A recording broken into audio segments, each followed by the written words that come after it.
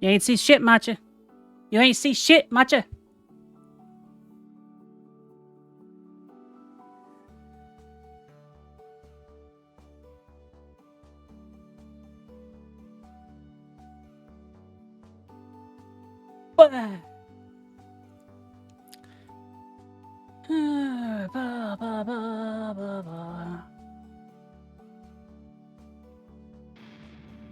Wiki feet page.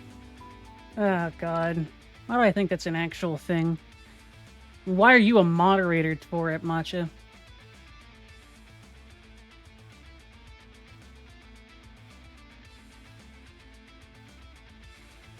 It is me. It's okay, man. She has had good food today, but she always wants delicious foods.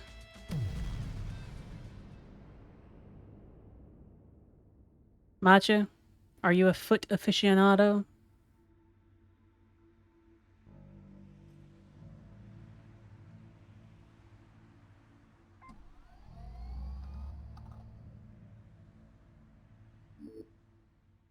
Okay, where did we get to last time? We were trying to hack the Wonder Disc. Thanks Alpha's doing their thing. I want to figure out what we're doing with them.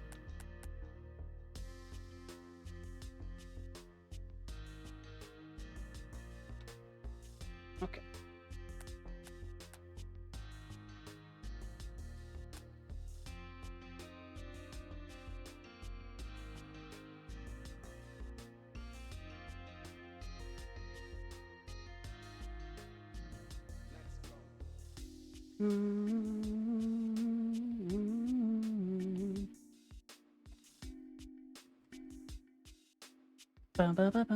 Hi, Stellantis. Foot sommelier. Thank you for the streak, Plastic. And thank you very much for the streak as well, man.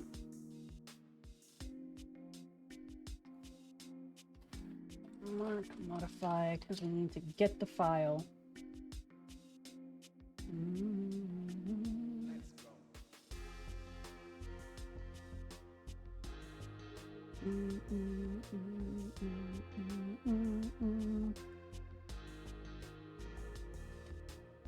Like 800.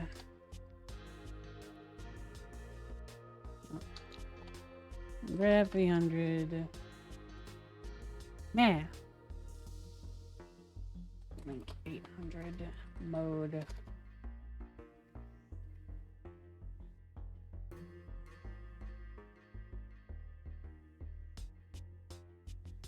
Perfectly okay, man. You get some comfy vibes and whatnot, okay?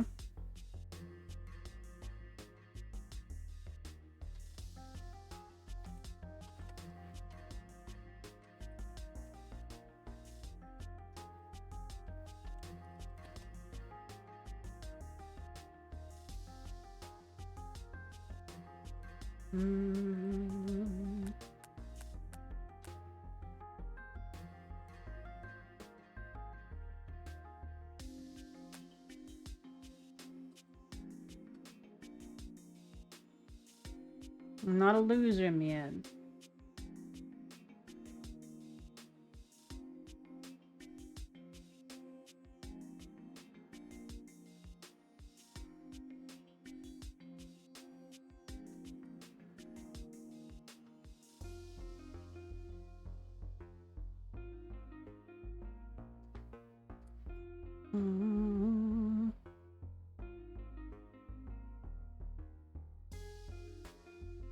Okay, I need to know some stuff from our mag.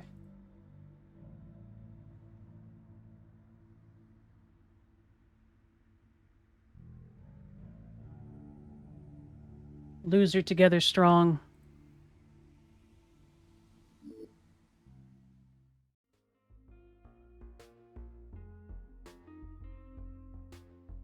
Let's see. Okay. SSEC. SSEE.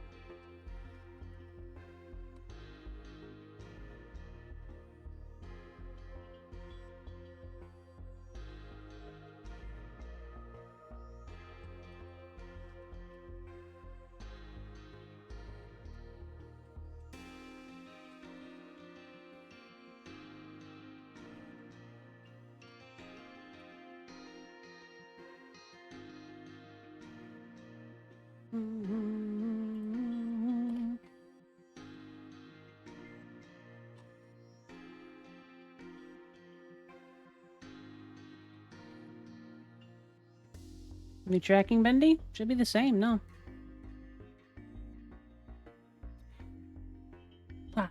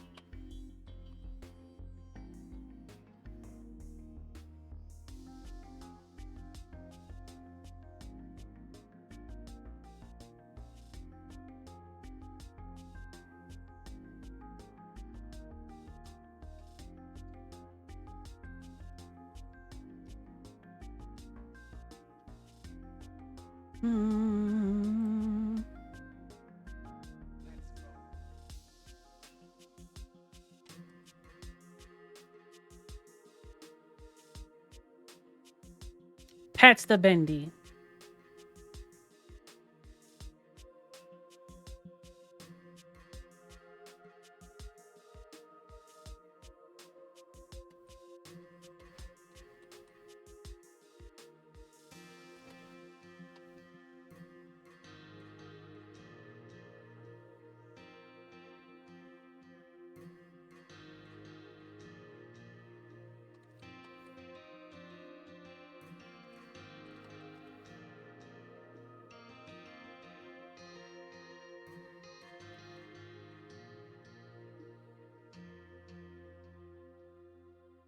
No, that's not gonna work.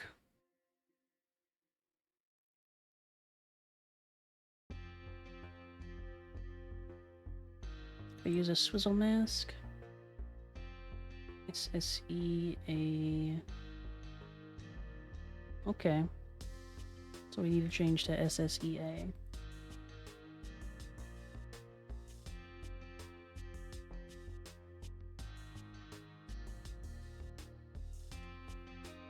Well, some people wanted to see a programming stream, Plastic. So, we're doing another one.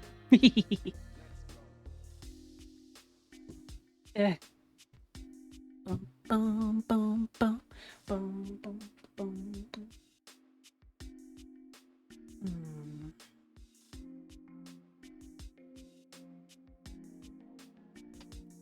Don't need to do that right now.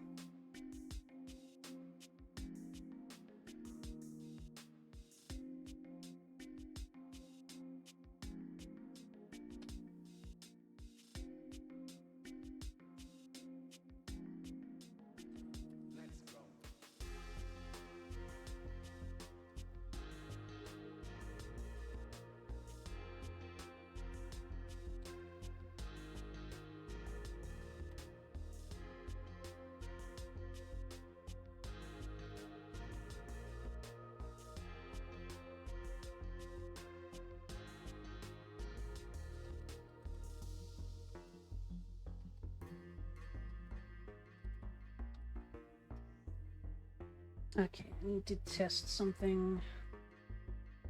Copy 9999 X Swizz X.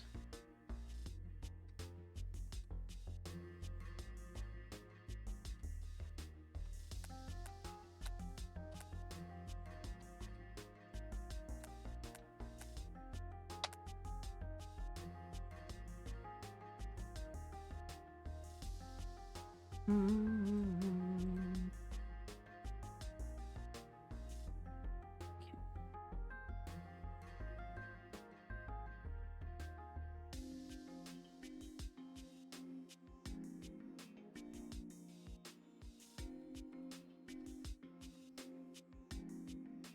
Mm.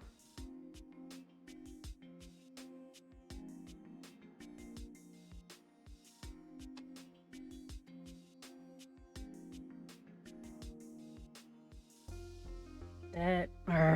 Come on now.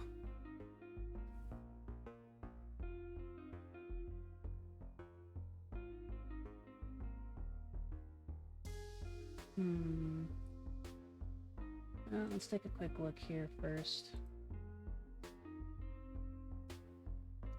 Swizz FX. F1X. Oops.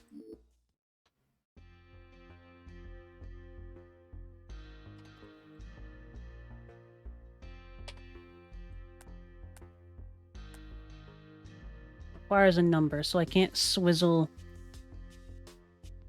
numbers. Okay. That would have been nice, but oh well.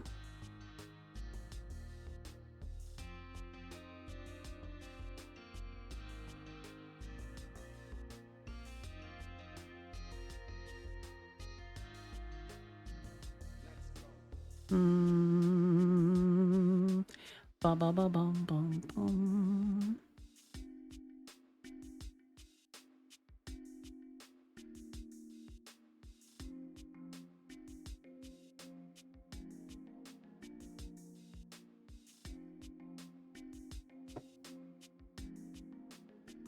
Question is,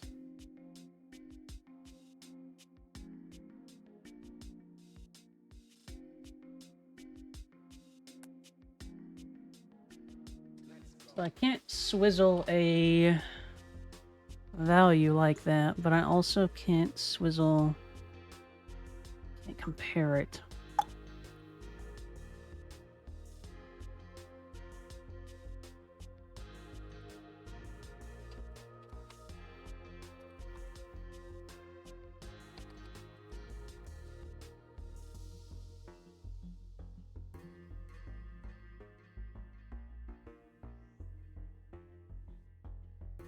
A value.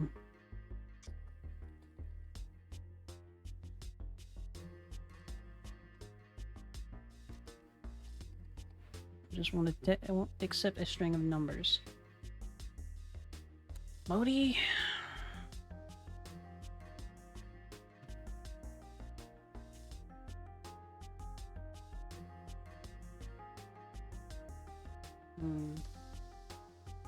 Audi FX.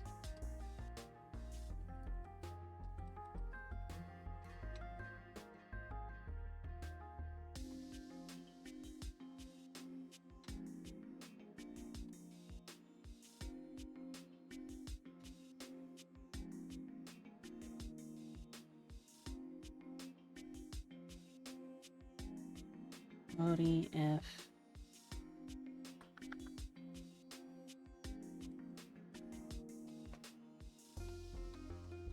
Won't work either. So I need a way to pick out the value from some of this.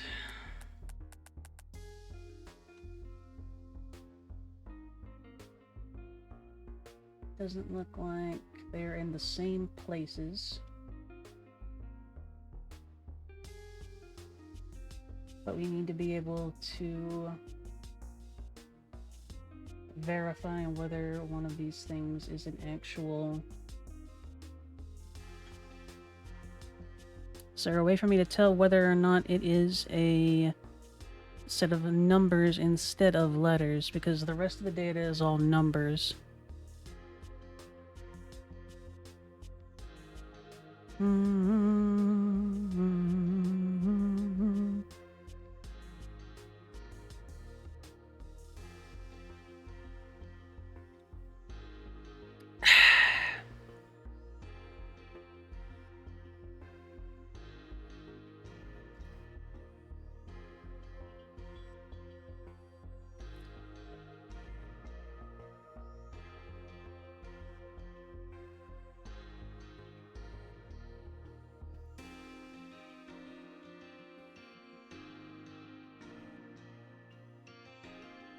No, that wouldn't work.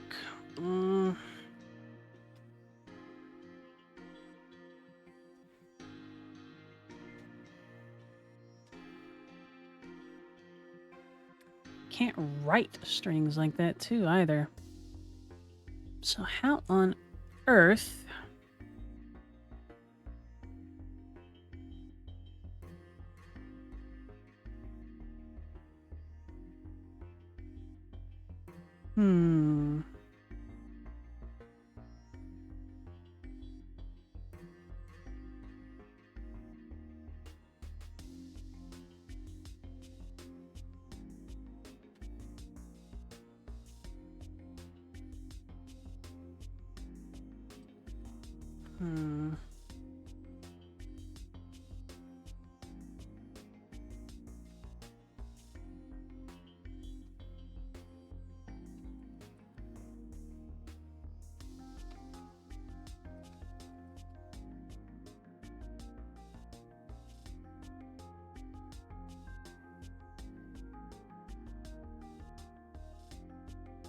Hmm.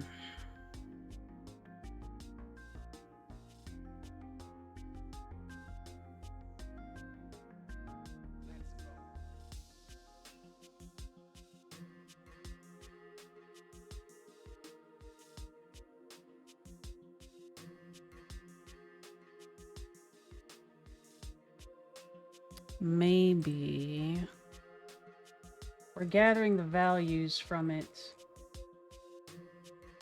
and testing them. So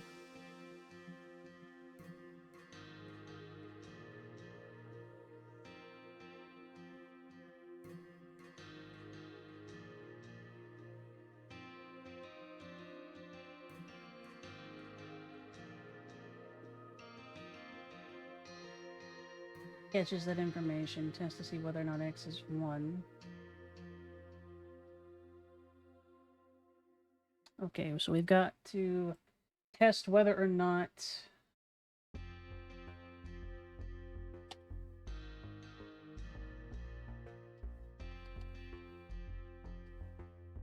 copy M to X.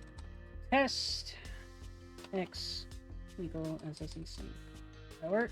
No.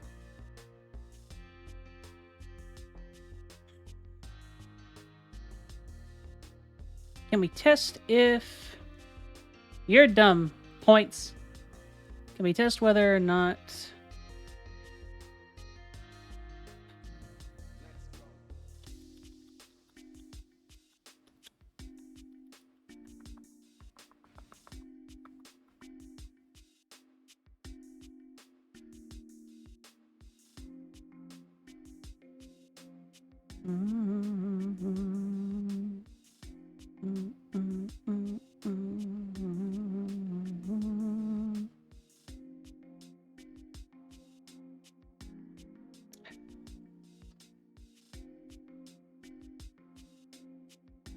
trying to think of a way we can do this.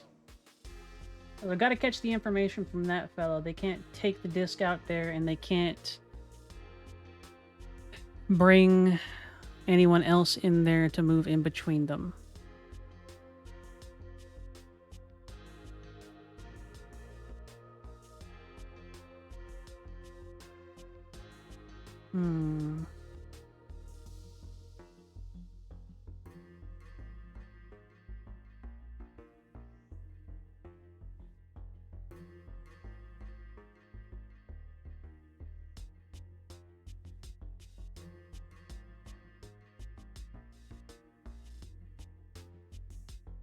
I'm a big dumb butt, and I'm sorry for projecting my insecurities on you, Plastic. Please forgive me. I said that in the fit of dumb butt. However, Plastic is also a punk ass.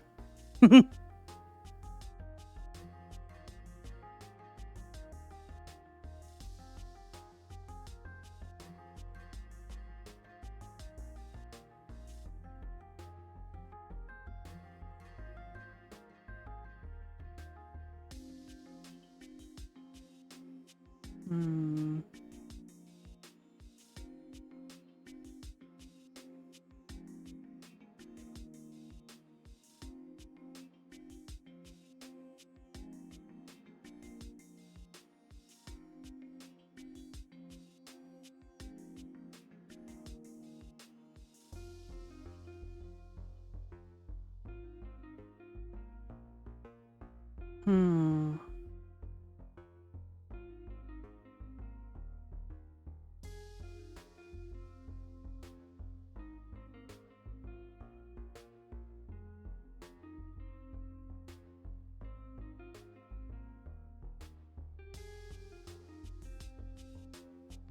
I think...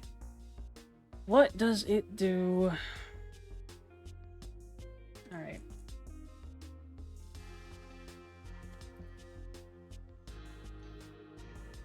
Test F.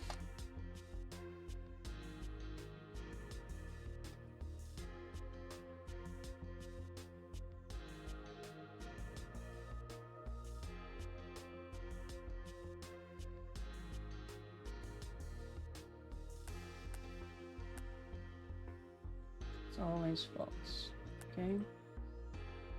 10. Always true. Okay. I think we have a way to get this through. This is gonna be funky, though.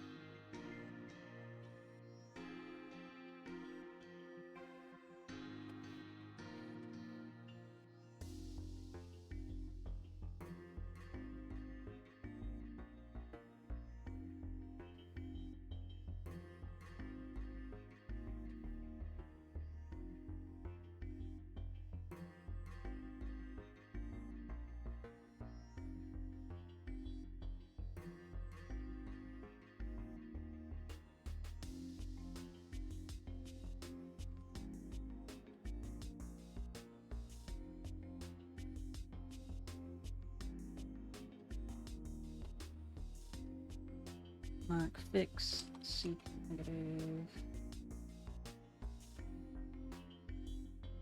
Test if x is greater than negative 999. Okay. Need to put this here.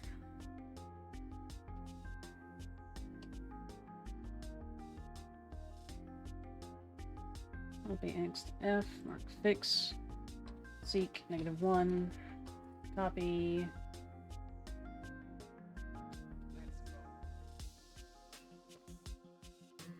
Mode. Copy M F.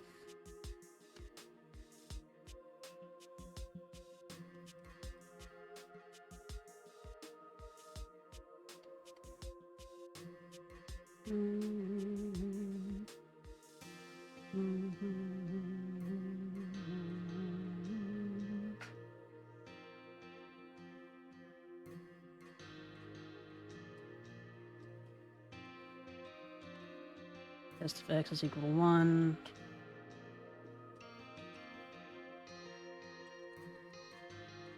Okay, let's see where this fucks up this time. He feeds the correct information. He jumps in there. They trade this info.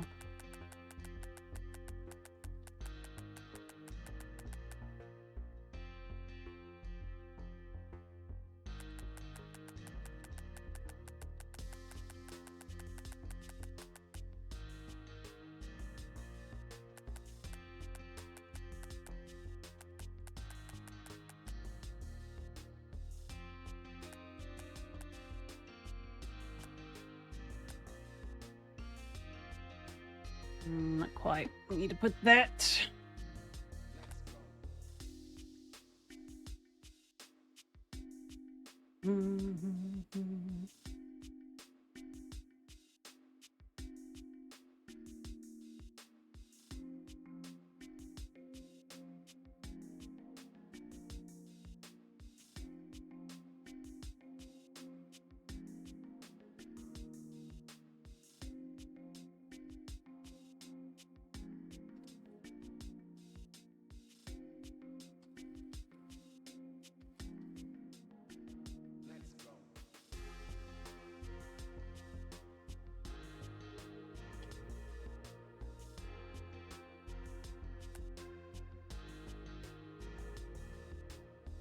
Okay.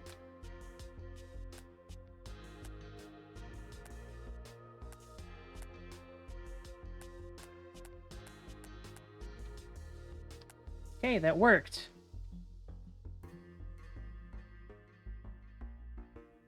What?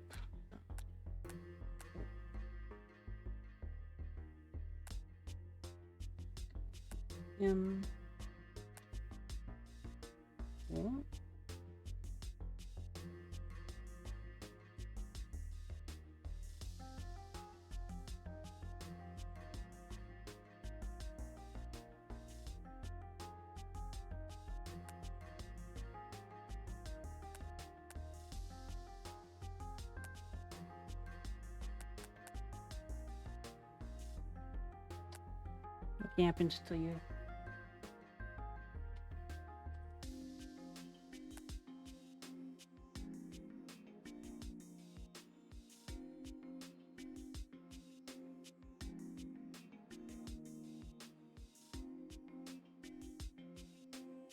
Why did you kill yourself? What happened? So you get one, you do it, you copy the track, that function's fine.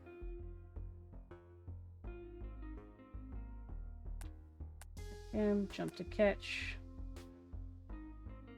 copy M X. Gonna make another file.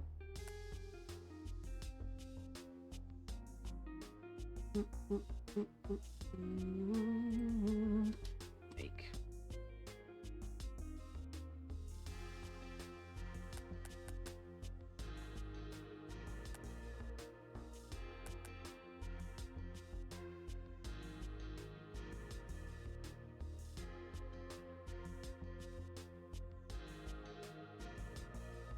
Okay, I think that'll work.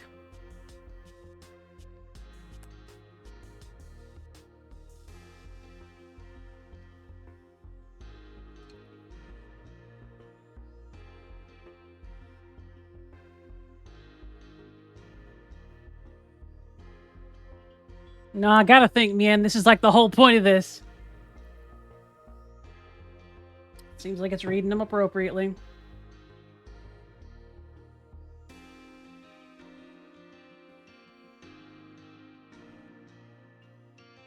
Button go brrr.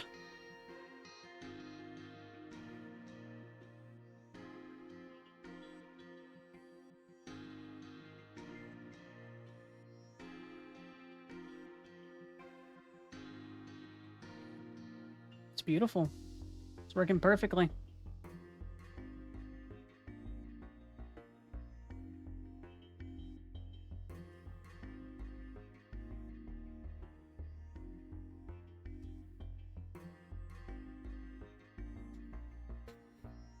Don't think there's anything that can catch it up either.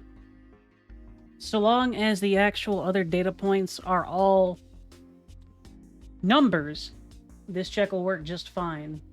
The thing that this all hinges on is it testing whether or not the value that it's receiving is greater than the lowest possible value that it can. Now, any number, which is what all the data points for the actual disk are that it reads, will always be higher than that, so it'll always test as true. But if it tries and tests a string, which is like a string of numbers, or a string of letters rather, SSEA in this case, it'll grab it, mark it as false, and then it'll jump to correct that issue. And it appears that it does indeed work. So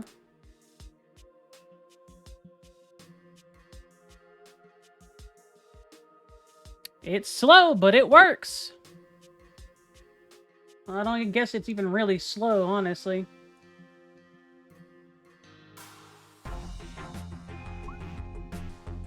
It's a lot of data to travel.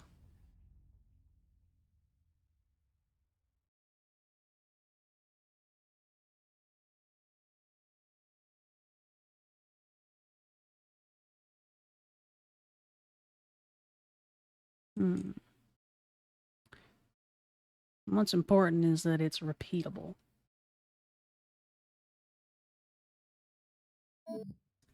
That was a lot of work just to play one game. Think it'll be worth it? Yeah, gives it its own reward. It's fun. Sure, especially when you get something tangible out of it. Time to play. Hack match. Finally got my third phone line. Now I'll be war dialing at triple speed. Wow, that's dedication. You aren't worried that looks suspicious? I told them it was for business. They don't care if I'm a telemarketer. Haha, wow. Calling thousands of numbers to sell shit, it's okay. But not calling to explore the system. Yep, that's how it goes. I don't...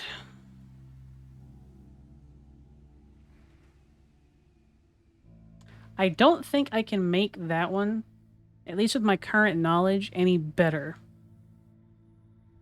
Because if we go back into this one, like, that's a lot of cycles, but primarily, all of the things that are ending up taking all the time are just copying the data from one place to another.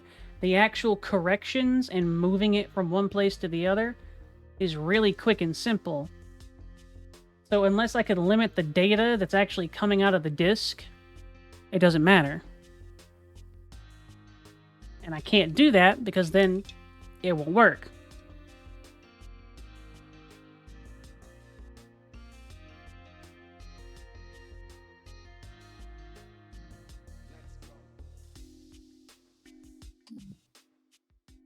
I couldn't even streamline it by making it to where it stores the value in one of its own sections. It's just not going to work. Because even as it is, the little exa that just basically is just holding it to tell it, hey, you need to replace that string with this string. That's all it does, and that's all it needs to do.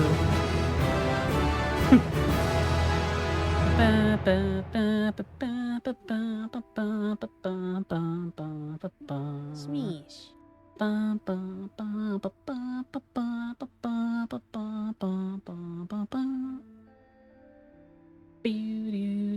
Wow.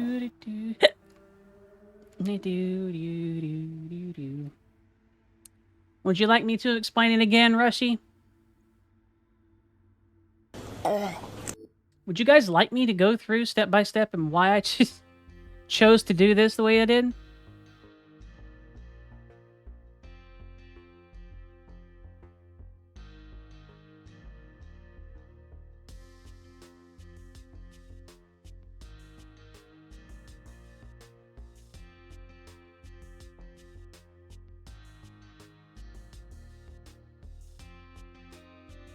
I like being annoyed.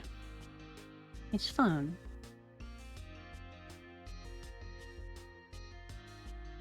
It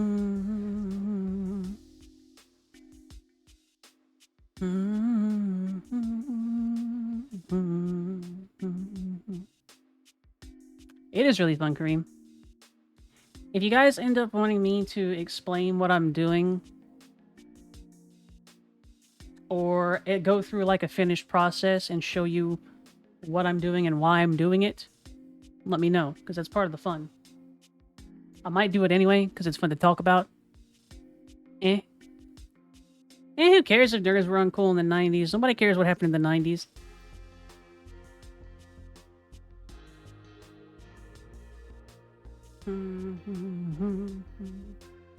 Because coding boils down to you teaching a very dumb but very mechanically skilled little fella.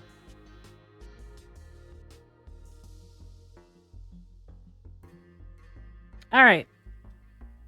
So,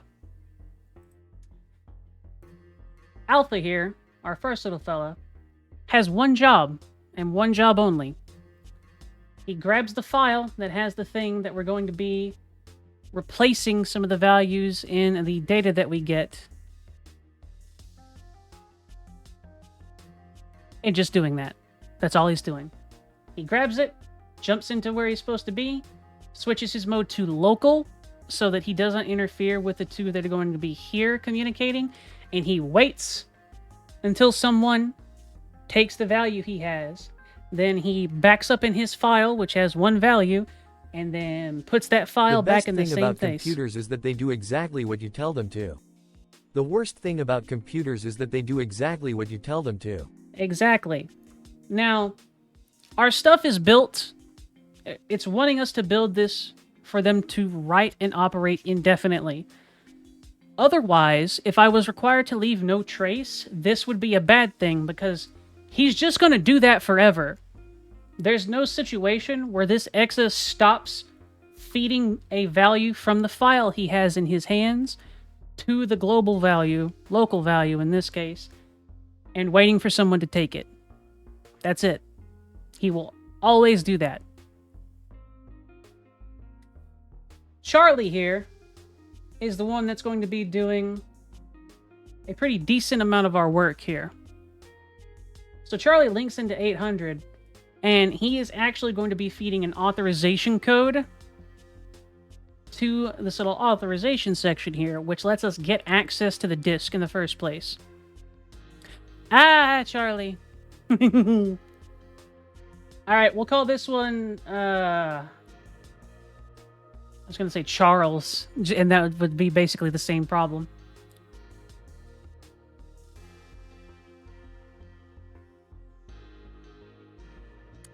It's really not, Kareem. It's fairly straightforward.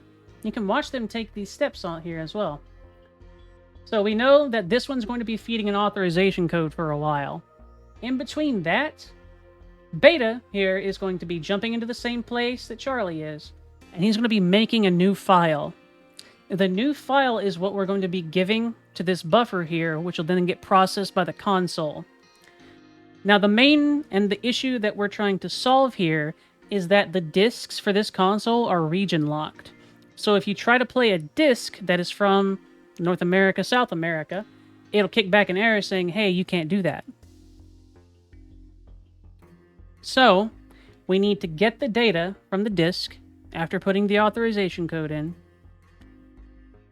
We need to take that data and make sure to replace the values that we don't want with the ones that we do want. However, exes are incapable of differentiating strings that are letters. They can store them. So for example, a exa could store the value SSEA from the file 300, but it couldn't compare it to anything else. They can only really compare values of numbers. They're just little nuggets. So we have to work around that. The way I do this is actually kind of neat. But first, let's jump ahead and where the code goes for a little bit. You see Alpha jumping in here, and Alpha is doing his job. That is all that Alpha is going to be doing. Beta has jumped in here. They are currently waiting to catch a value from Charlie. But Charlie hasn't done anything yet, because they're right here. Right now, it is feeding an authorization code to the disk so that it can then get access to the disk, jump in there. It actually also copied a value from the track so that it knew what the first file it's going to be looking for is, and then it grabs that file. It copies the name of the file, and then it grabs that file. Once it has that file, it takes the value from the file, copies it to its global value, and you'll see a little line move here in between them, between Charlie and Beta. Now, Beta here has caught a value. He has 9965 in his little brain here, which is what was fed to him by Charlie. So he takes that, copies that value to his file, and this is the important part. This is the linchpin around which everything turns here. The lowest value that an exa can work with at one time is -9999. So any number that can be fed to an exa that isn't -9999, which it shouldn't ever be because it's used for other things, and if you're ending up doing that, you're doing something wrong. So all values should always be greater than that. However, If you try and test a string, since a string has no numeric value, it will kick back a false, as if x was not greater than that lowest possible value. So we're basically saying, with this little thing, if it is anything but a number, and the only thing that can't be a number are the region codes that try and identify and basically kick in the DRM where it won't read, you'll jump to fix. But right now it's not doing that. So they continue to go through it. He's testing here as well, on this little part. He's testing whether x is equal to 1. The reason he is testing if x is equal to 1 is because when Charlie, hi Charlie, gets to the end of their file, which is to the end of this full string here, and he's done with it, and they don't need to copy any more information, he will instead feed beta just the digit 1. If the digit 1 is fed to it, he will immediately jump to being a delivery boy. He's going to be taking it to the buffer. But he's not doing that yet. I'll get into that in a moment. We're about to hit the first non-number value.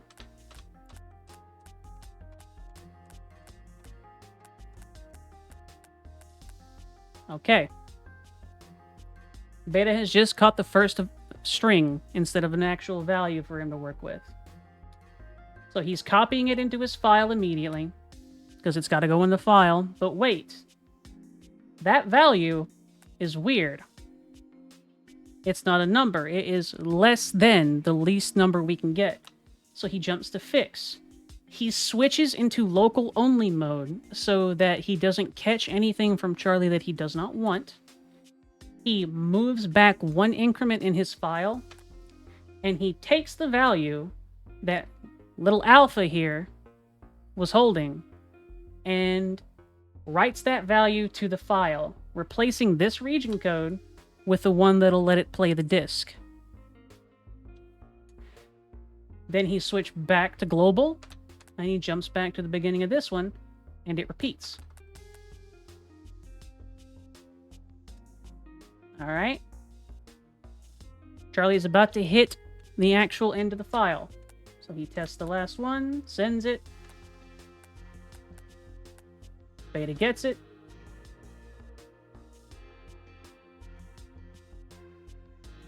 He tested it whether or not it was the end of the file. He saw that it was, so he did not jump with this false jump here.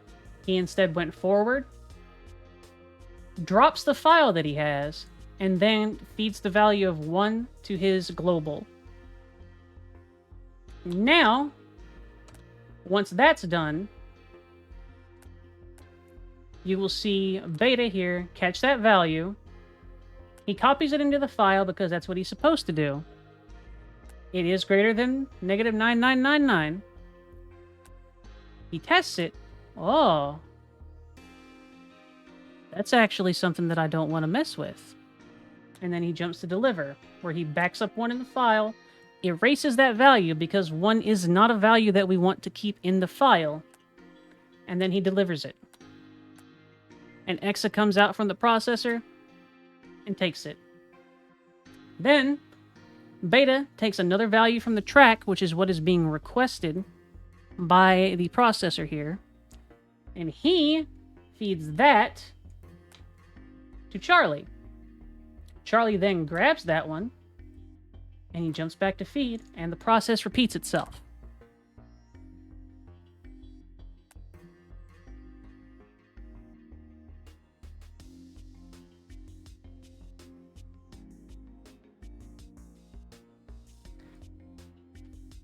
To summarize, Charlie is grabbing the information from the disk, which is being requested by the processor. We are taking that information, copying it over to a file of our own make that has the information identical to what the disk is providing, in addition to modified region codes that lets it then play the disk. The data is identical. The only thing preventing the disk from playing on this natively is the region code. So we're just saying and taking that data and telling it that the region code is this one instead. And the processor's like, awesome. And it will do it for any of these. Because all of the data points look to all be positive, first off, so they cannot possibly be less than negative 9999.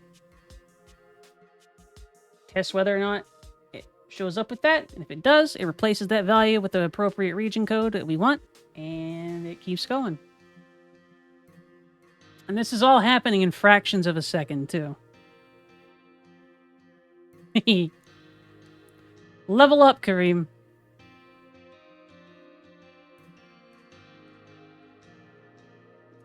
And the fun thing about this is, too, is that this will function indefinitely so long as we use this disk.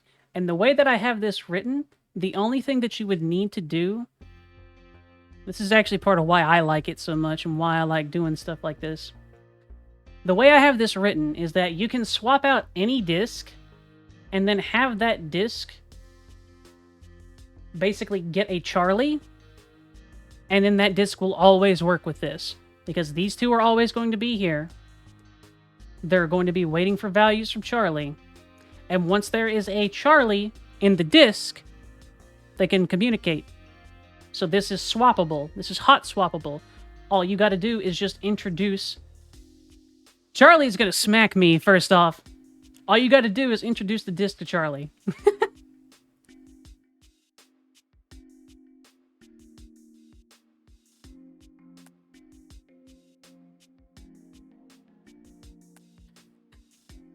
Pat, Charlie. Pat.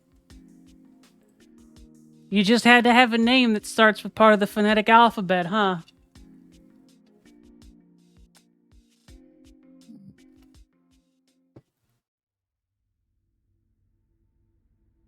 That's that. We got a whole bunch of other stuff we can go over if you want to.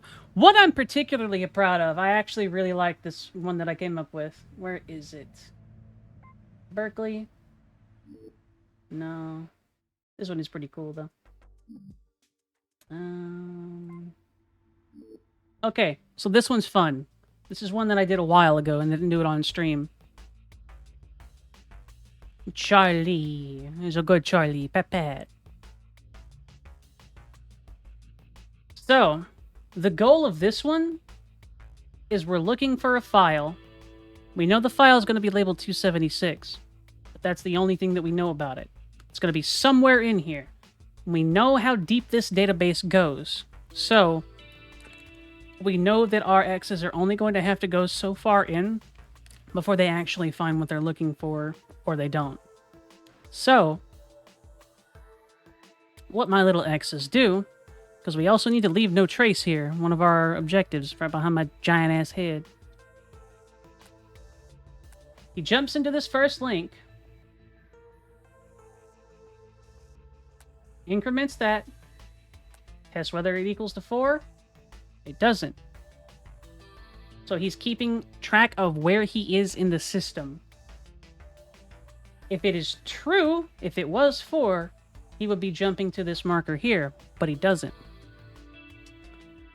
Since he doesn't, he goes to a replicate command. Cool. I could have probably just made this a jump, but I didn't. It's whatever. So it jumps to that. We make another exa that starts at the start 2 marker. And then our little fella jumps.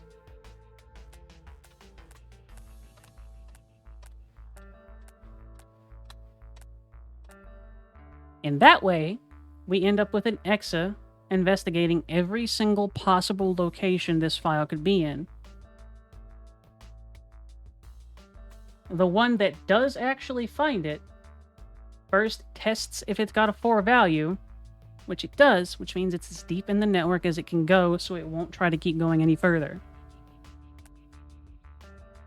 It realizes it's done, so it jumps to this marker. What it then does is marks a kill command, which makes it eliminate another exa in the nearby system. Pew! In this case, is the one holding our file. All of them would try to do this, but you'll see that they're disappearing as well. if an exa tries to grab a file that does not exist, then it automatically ceases. Basically runs into a fault and disappears. So that's our no trace left. Our little buddy here, who got the file, then, keeping track of his X value so he knows where he is going to be at home and whatnot, comes back. And then he drops the file. It's a search algorithm. It's a very simple search algorithm, but...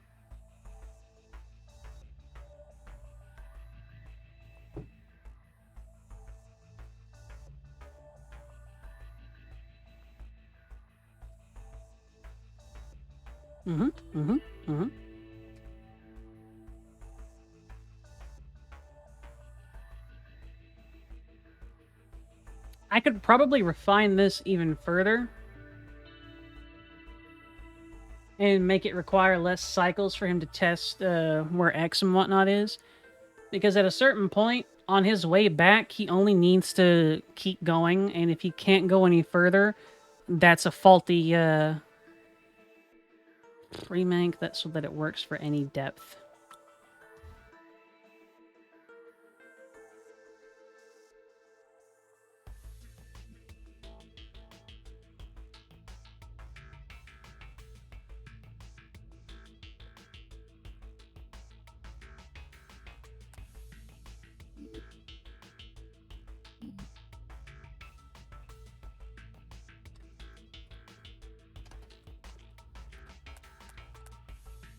And 001.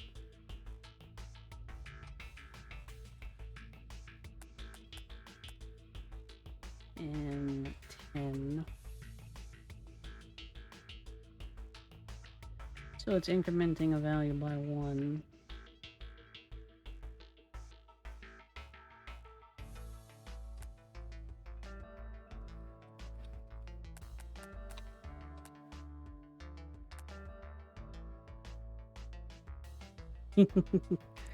Maybe. Maybe.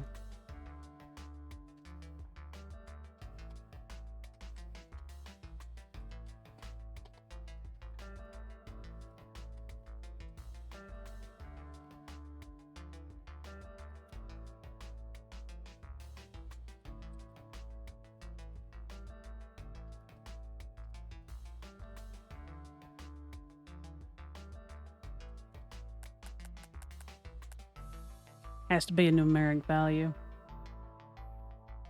That Russian character there messes that one up.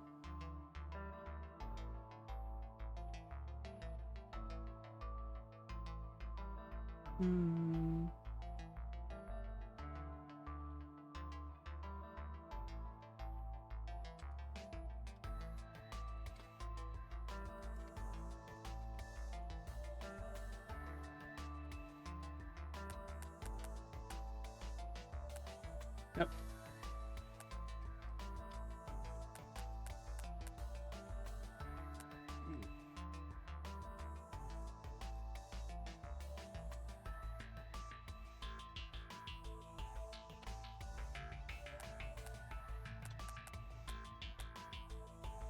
Can't work that out.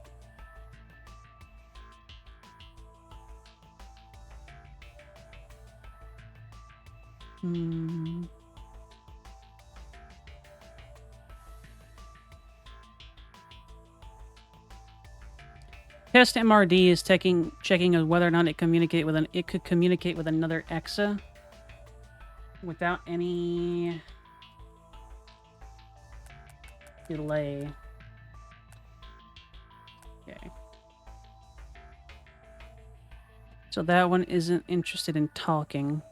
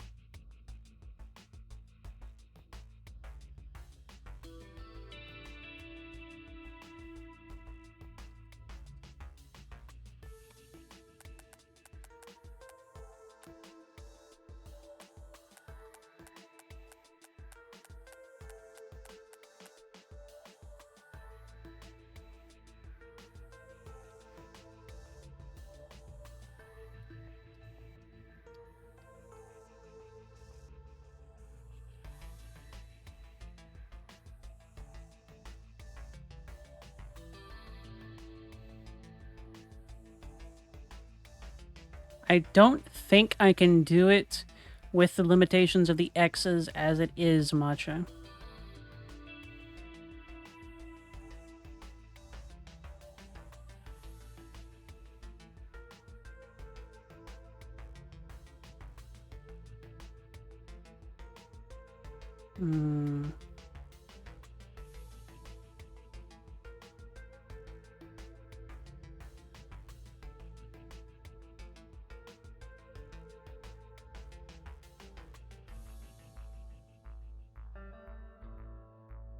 Because I need something for it to key off of whether or not there is another Exa in the system.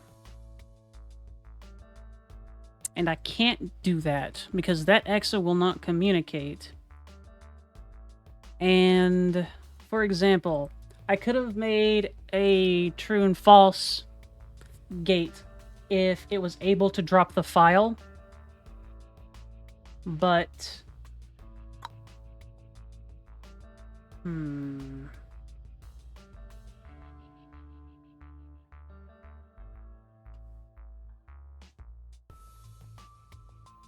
I suppose I could make it a kill statement for just about any of them.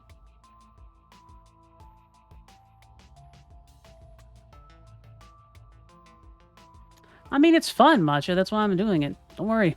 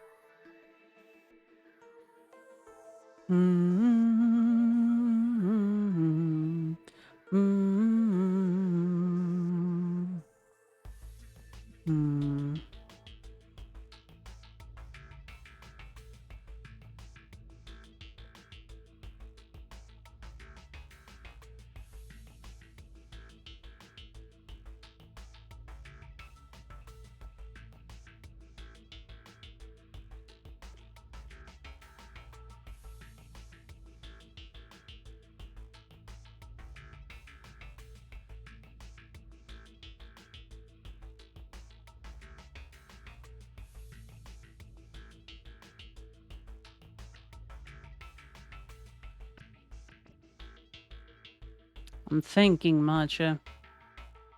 My brain is braining.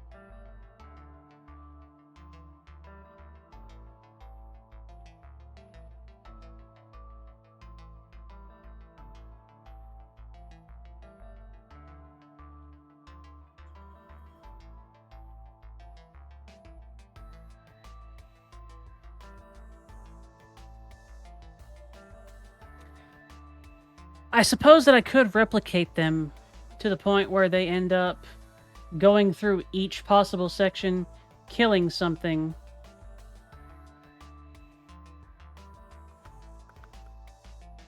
and possibly having a secondary Exa come through and pick things up if anything was dropped.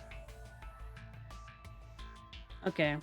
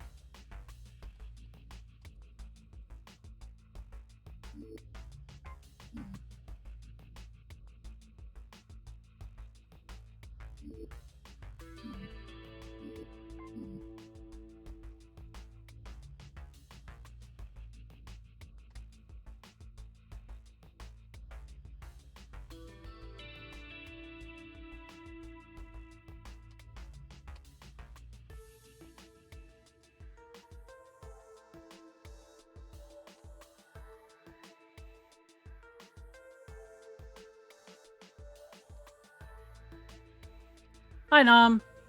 Matcha has given me a possible challenge.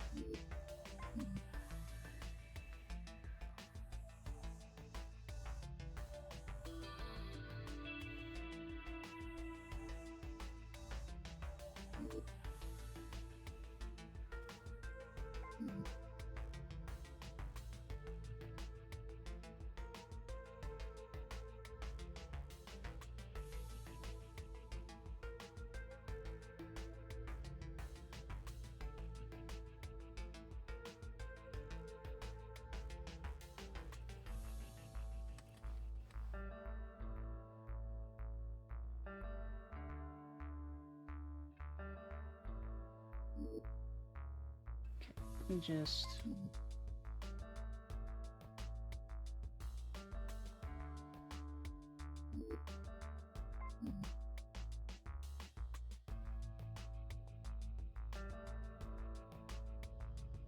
Aries is actually asleep.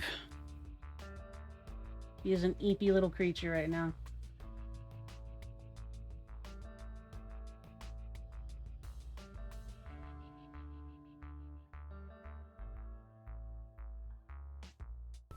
Don't need this.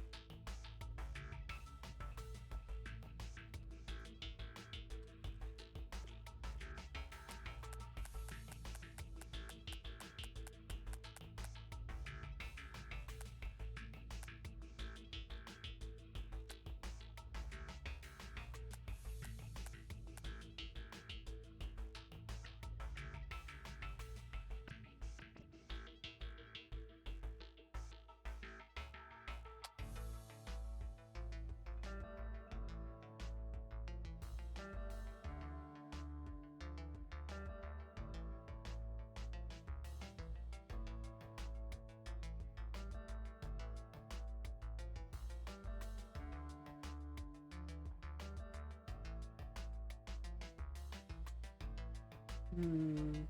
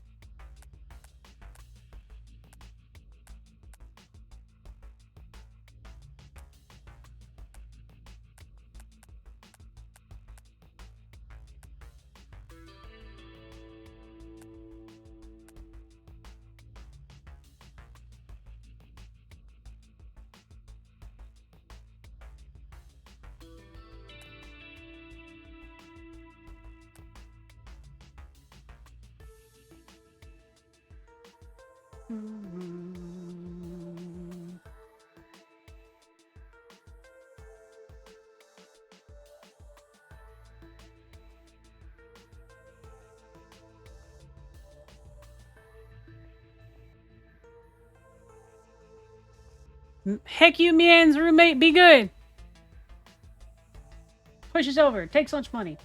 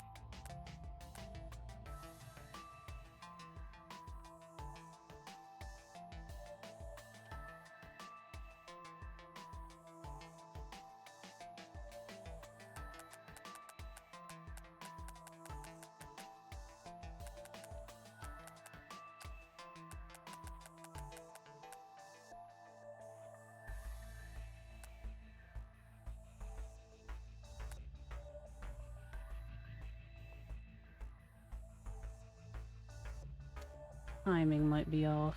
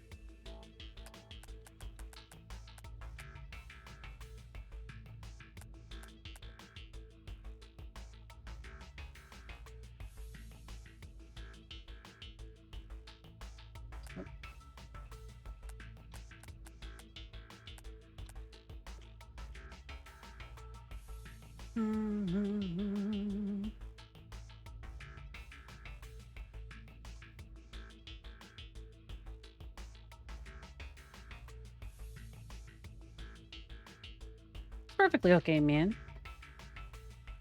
I can go over the rules, or actually, give me a second. I have an idea. So they offer instructions, essentially, in the form of little zines.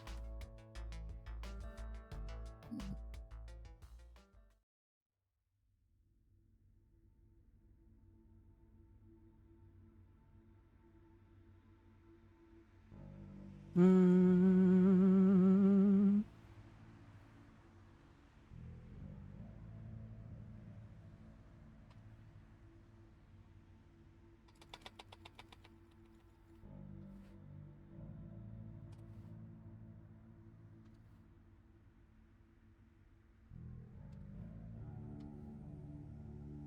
Mm.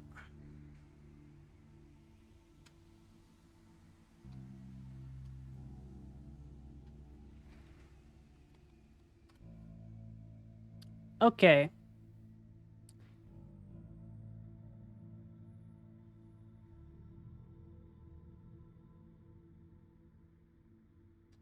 I'm just curious. Exapunks.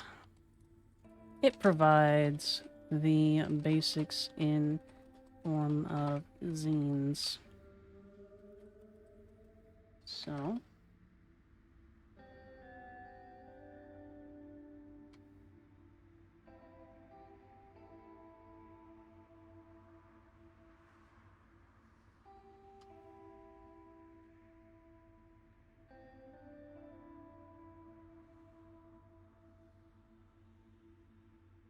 wash.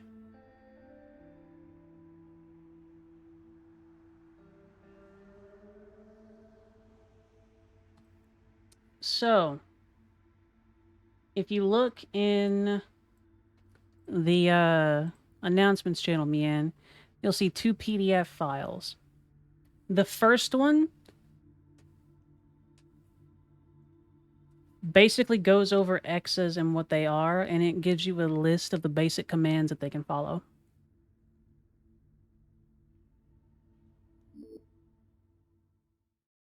That's dedication, man.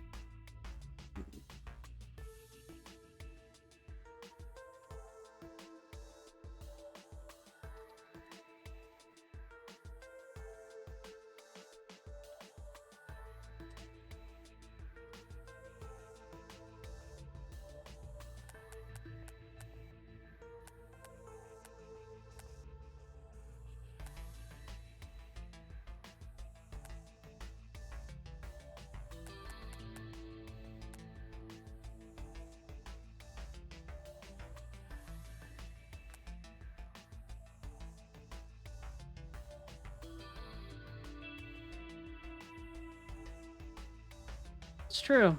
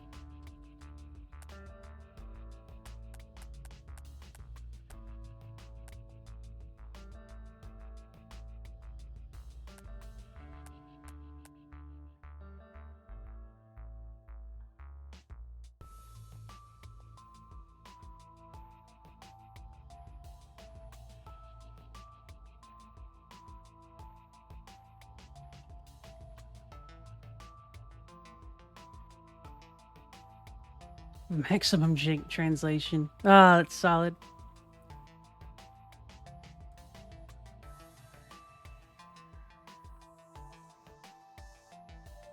I wonder if there's an actual de facto really good translation app out these days.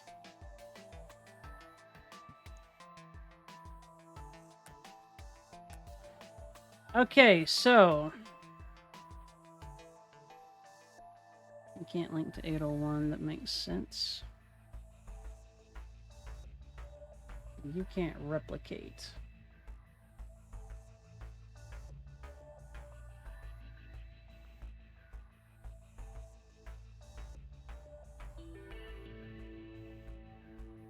I'll see if I might be able to find something.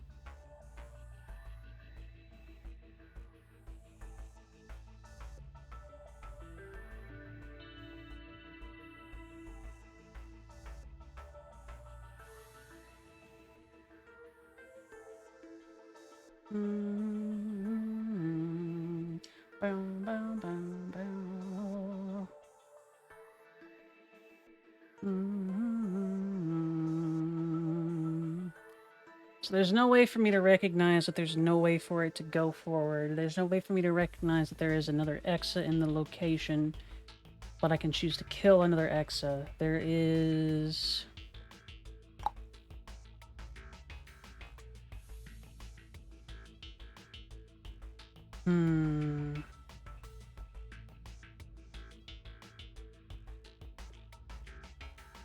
That one should have self-terminated because it can't follow down that link, but that's acceptable.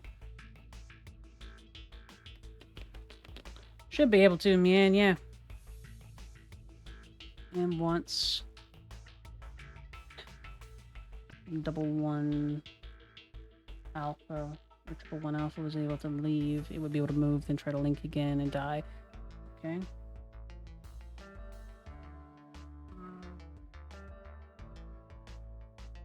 We still need some way.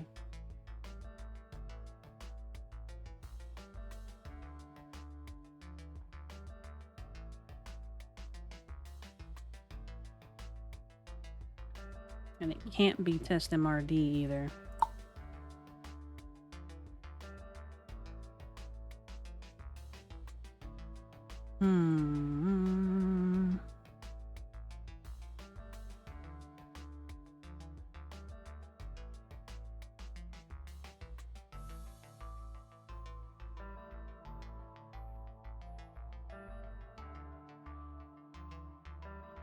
Am I overcomplicating this?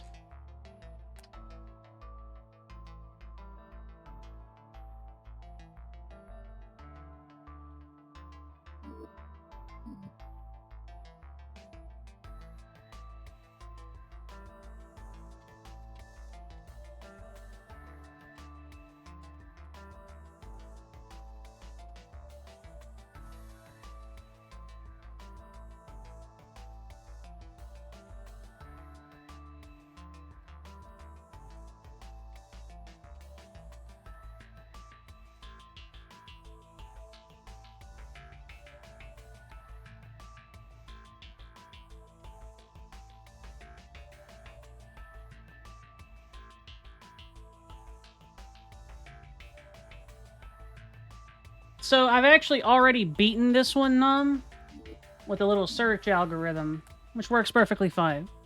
But it is a depth-based algorithm because we know the depth of the database that it's trying to do.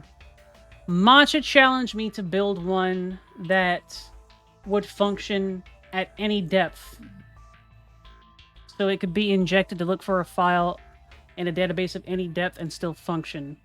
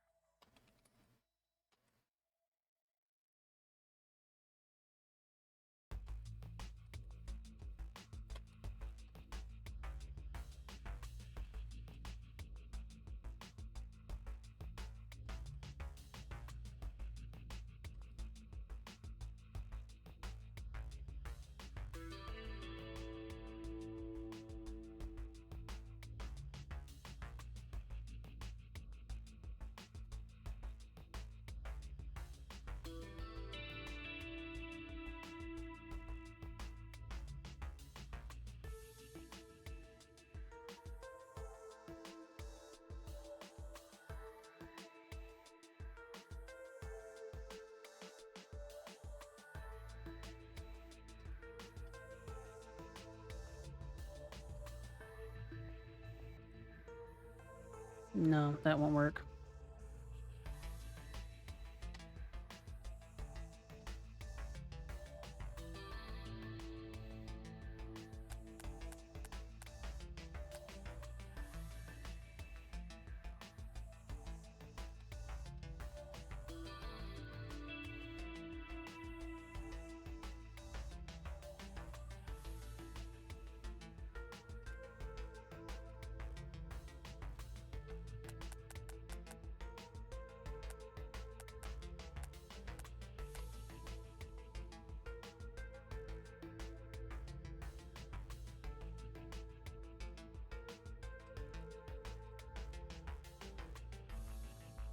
Yes, that would be the way that I would do it if X's were capable of recognizing if there is something else.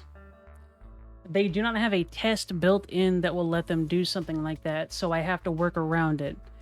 Very similar to how I did the most recent one that we actually solved on stream. I'll actually show you that one because I think it'll tickle your brain a little bit. But let me schmooze this one a bit too.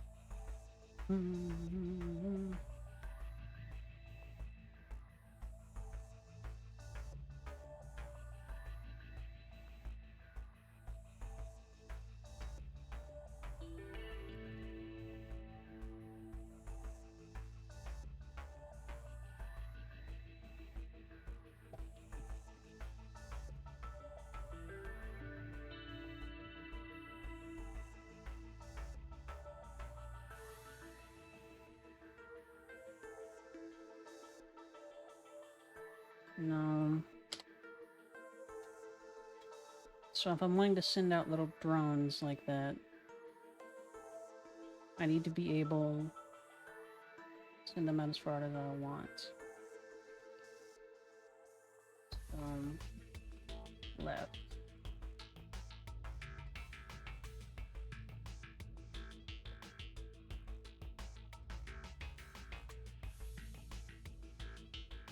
Right.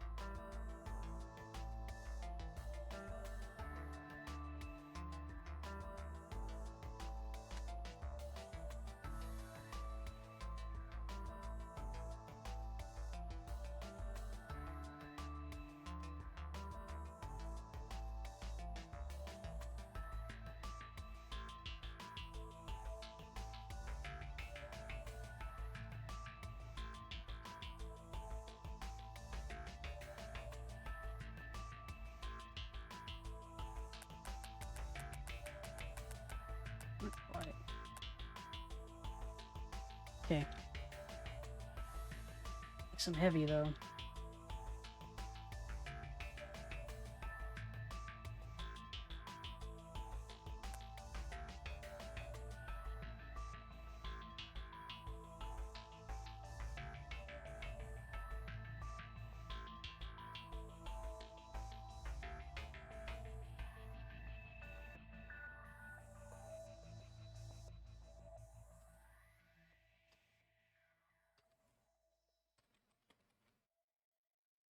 Six. And hi, Czar. How was your nap?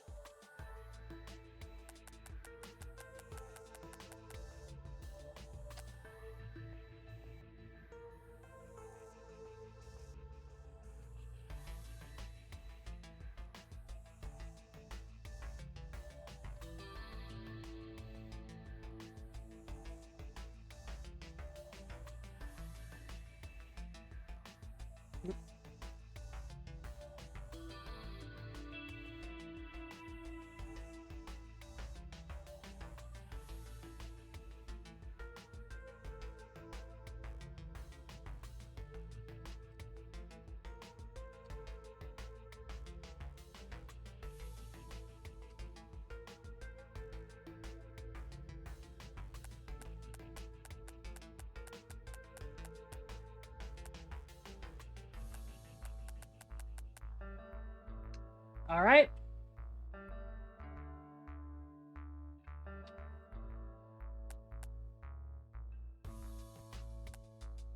Hmm.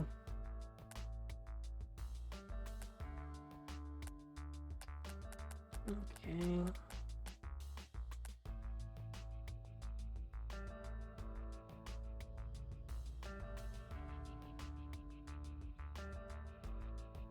I neglect. There's another branch there. Hmm.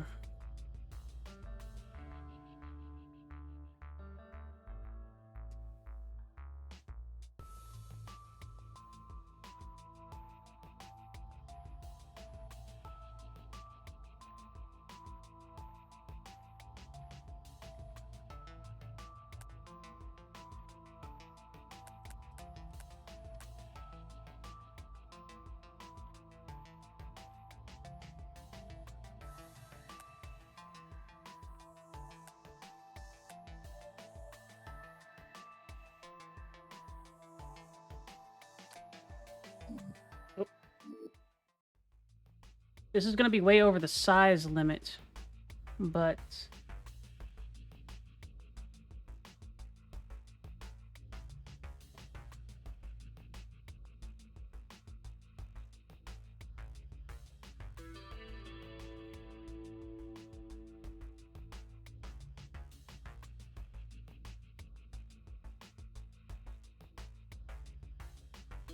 all right, Matcha, you still there?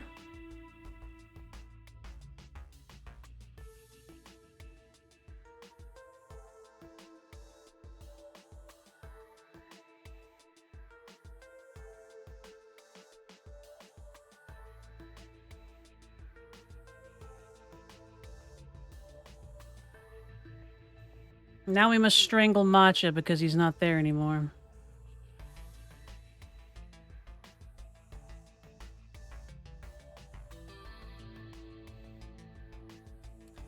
Either way, this is functional and it's modular.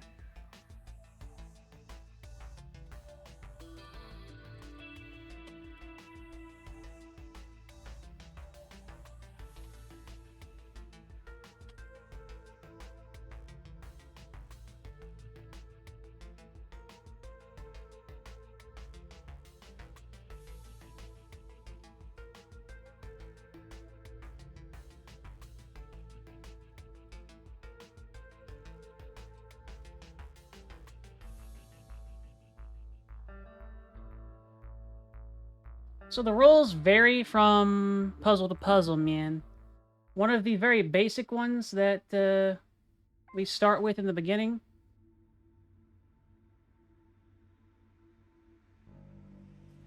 Yes, plastic. Yes. So, man, one of the very basic ones that we did in the beginning is we're trying to have a pizza delivered to our house. This is a very basic one. It looks like trash because I haven't really messed with it recently, but you're wanting to append your order, which is file 300, to the end of the order list file, which is file 200. All orders, including yours, are exactly 5 keywords. So we have a little X to jump in there and start doing stuff. And pretty much every single one of these is just variations of this done in different ways. Quote from a video I just watched. Foxes stink like a kitty pee skunk baby, but they are so cute and fun to work with. And it slowly gets more complicated. So you got Euclid's Pizza. You've got removing the ingredient of peanuts from a factory's manufacturing list so that they produce peanut-free peanut blast bars. Which is a very similar situation, but a little bit more complicated because we had to make some loops and stuff. Then you have restoring an antiquated file from a backup system on a tape deck.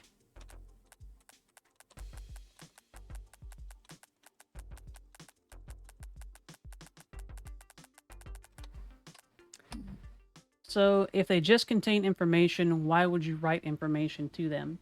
Because files are also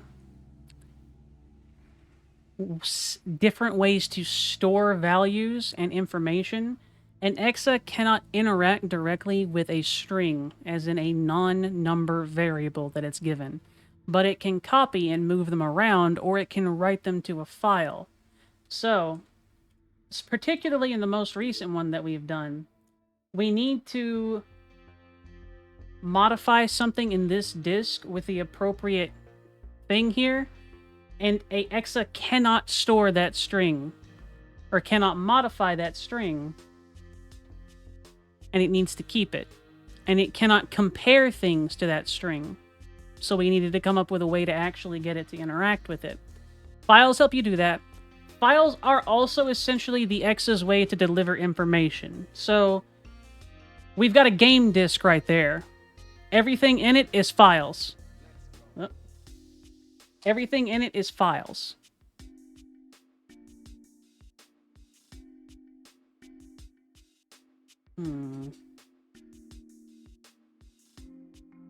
Uh-oh.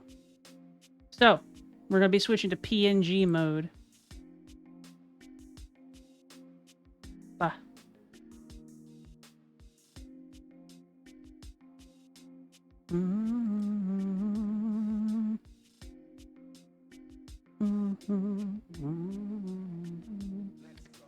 Because of the storm, my little phone did not charge last night. Meaning, it's starting to go dead. What is the point of the string? What are you writing it to? So, what exactly do you mean, man? Because a file is literally just like a representation of data that the X is holding.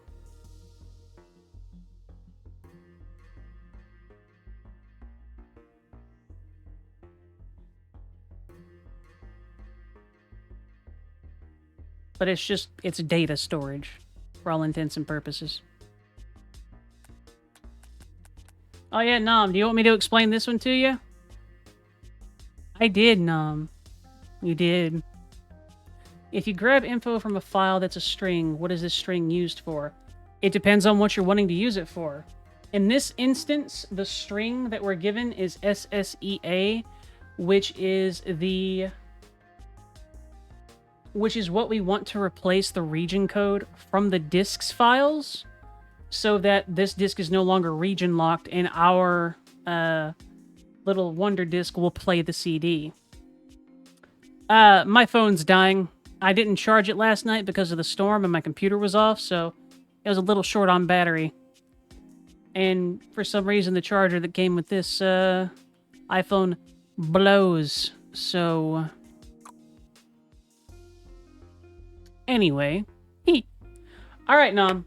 So this one's fun. And this will actually show you a little bit about why we'd end up using files and whatnot too, man. So, Charlie, I'm sorry. I'm going to be using Charlie a lot again. I love you, Pat Pat. You're a good bean. All right, so.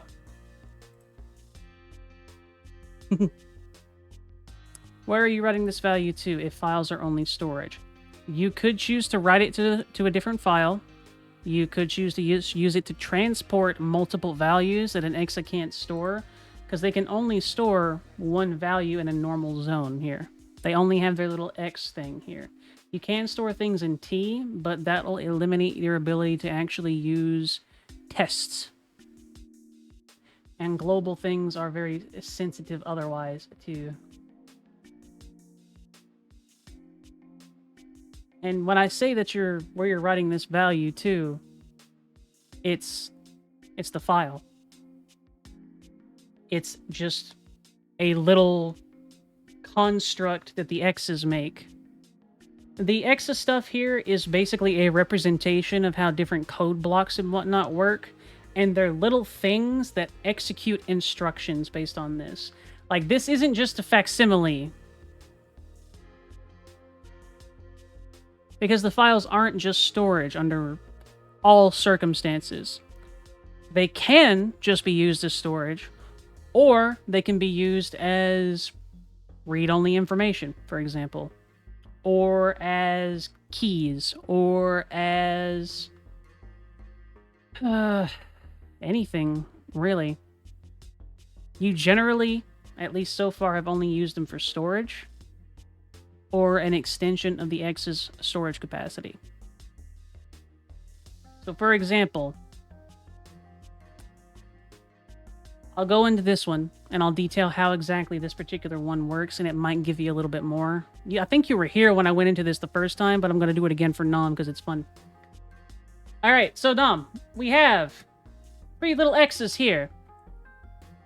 We are trying to break the region lock on this cool game that we want to play. It's perfectly fine, man. Don't worry about it.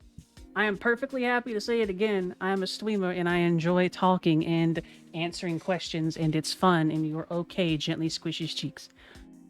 So, we're trying to break a region lock on this disc because our friend gave us a system that was given to her originally that she can't play games on because it was a system that was brought to her from Japan. So, we need to be able to get it to where it'll play discs from our region, North America, South America.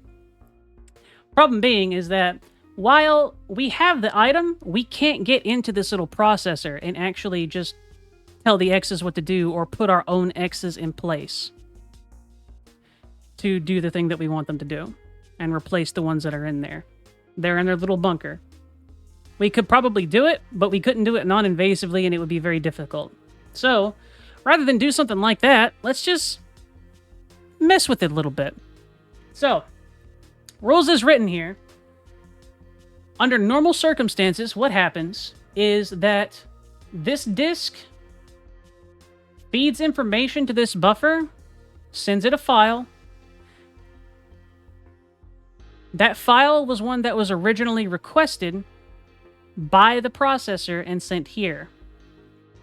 So, they exchange this information, the information is fed to the buffer, and Exa comes out of here, takes that file, brings it in here, which then outputs whatever the game is and whatever the game does, etc., to the modem, whatever you're connecting it to. But if you do that, and one of the bits of data that ends up coming out of the disk is a region lock ID, in this case, anything but SSEA games. Well, here.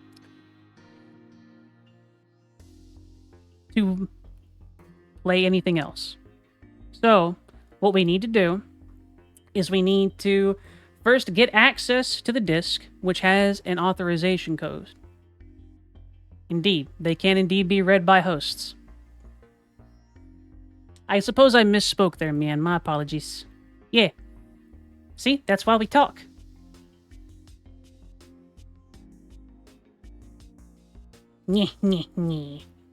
Okay, so first thing we need to do, we need to get our little X's in place and then get into the disk, because the disk has the data that we want. We want to be able to play what's on the disk, and we can't get that data ourselves without it letting us in there. So Charlie here, Pat Charlie, has our code, and it's a pretty long string of numbers, but it's whatever. We acquired the code through mysterious means. They all jump in. The first thing, Alpha here is very, very simple. Alpha is holding a file with the code that we want things to be read as. And all he is going to do is stand here and hold that value out, that string, for the other ones to use. So, Matcha, I did not write the full thing, but I found a proof of concept for the thing that you asked me to do. All I would need to do is write it out, but it was going to be very big, and I didn't want to. So, it can be done. It takes a lot more effort, and it needs to be tailored somewhat. And a little bit of guesswork goes into it, because you need to kind of determine how far you're wanting to go in based on how robust it is, but it works. That's okay, Nom. Where'd you get lost at?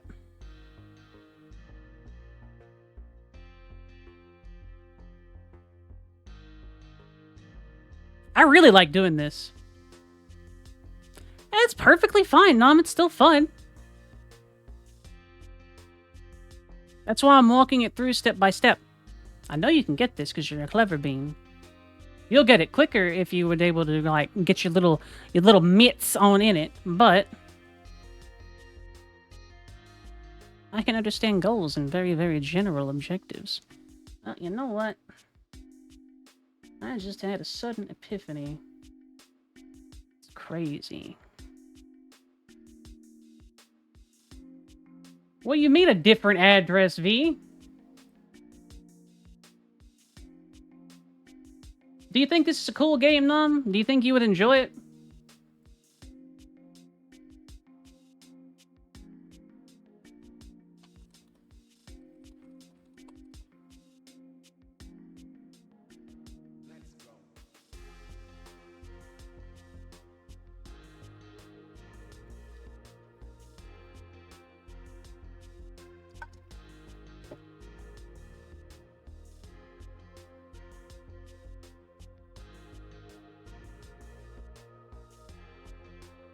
Nah.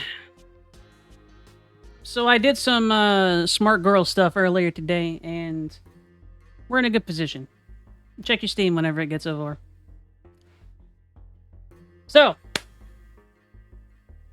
I'm going to continue describing this because Mian wasn't here whenever I was going into it too, and I think Mian wants to hear it.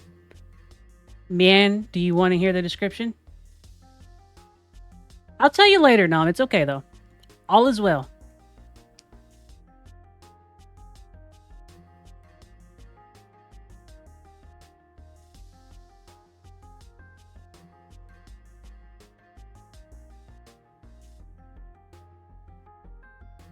I think you probably get the picture, too, but I'm also particularly proud of my cleverness here.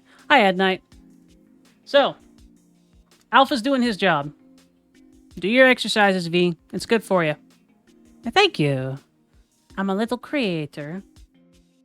I can't use my model right now because my little iPhone is dying.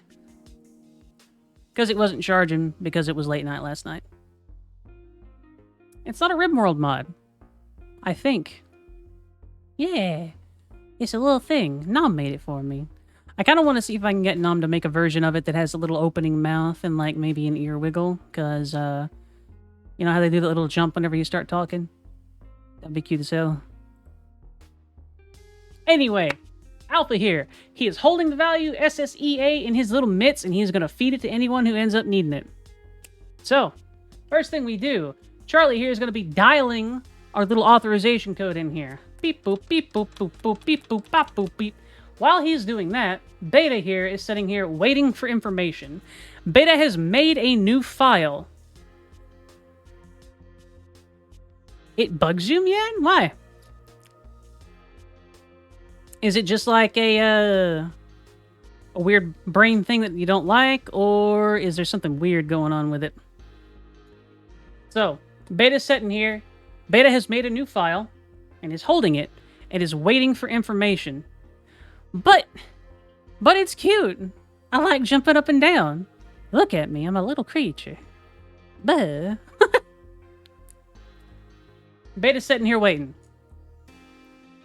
Charlie finishes dialing in, gets the first bit of information that the processor is requesting, grabs it, stores it in their little X value, goes in here, and now we need to find the file with that value and grab it, because that's the information that we need. So we do it. Now that we have access to the disk, you can see that it has SSEC in part of the written values here. Now, X's can't really interpret strings very well, so while they would be able to store the value, they can only directly compare them, and that won't work in this instance. So, we're going to be working around that a little bit. Exactly, V. It tells you, it teaches you the right methodology and whatnot.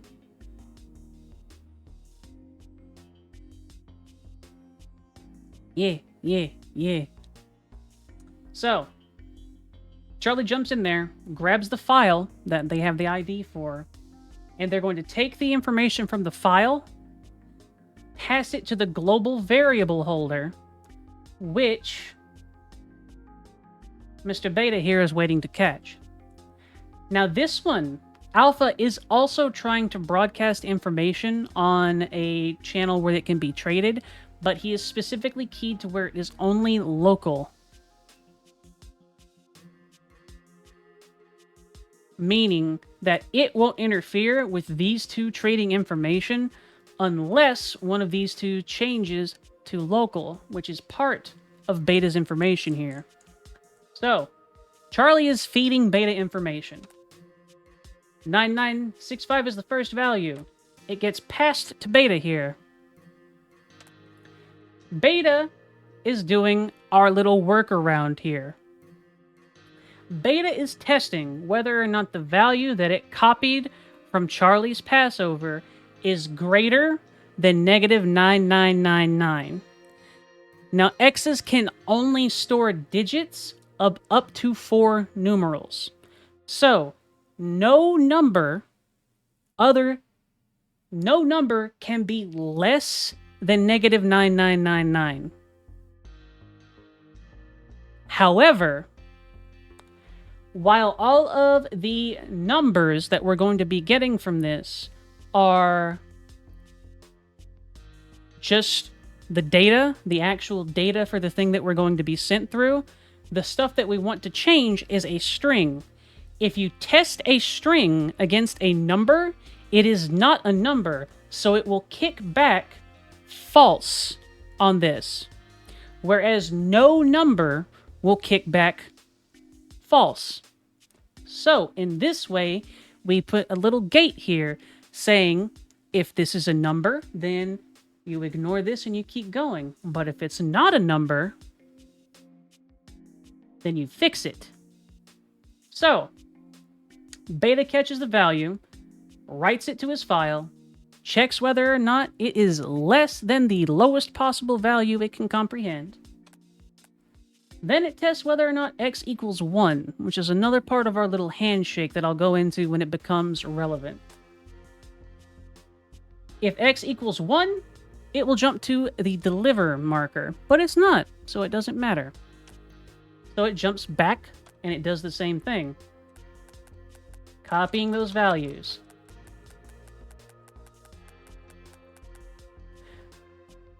Now, no, because if the value was negative 9999, it wouldn't be less than negative 9999. It would be equal to negative 9999, which is also a fail.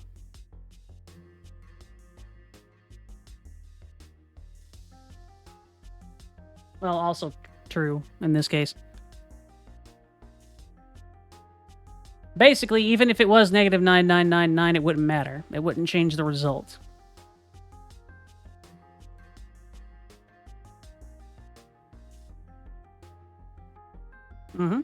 So it's checking if the value is greater than. So, if the value is anything other than greater than... I think I see what you're saying. Sorry, I'm a little bit of an amateur to it. But, yeah, you're right. So if it were actually negative 9999, it probably wouldn't work. Thankfully, that's not a problem. Because all of these values are positive. Yeah, V. That means you kind of loosen up a little bit. So yes, there is that particular fail state, Mian, but it isn't relevant to our engagement for this particular one. That's cool, though. You are very right. Under normal circumstances, like if I was writing in Lua, I would make it a greater than or equal to negative 9999. But these are little X's, and it's basically assembly code, so... So, Beta has just caught the first string and not a number.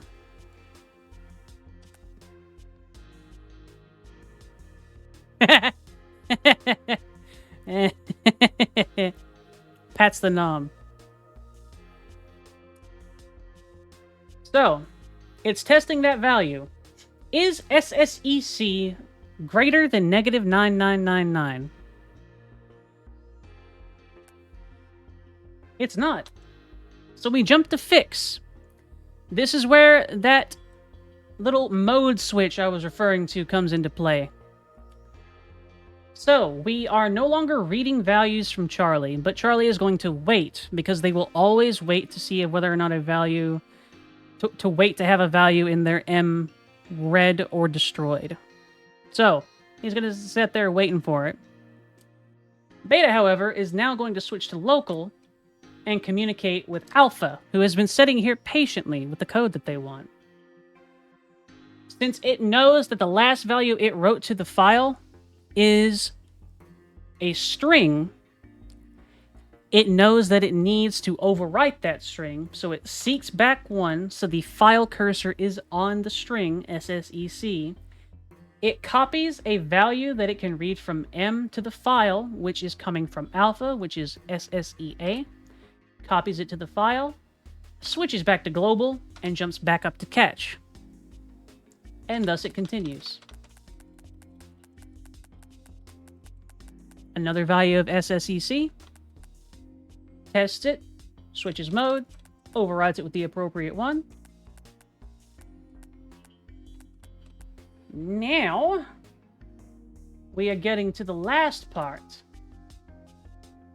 Charlie is now done with that file, so he wants to tell Beta that he's done with it.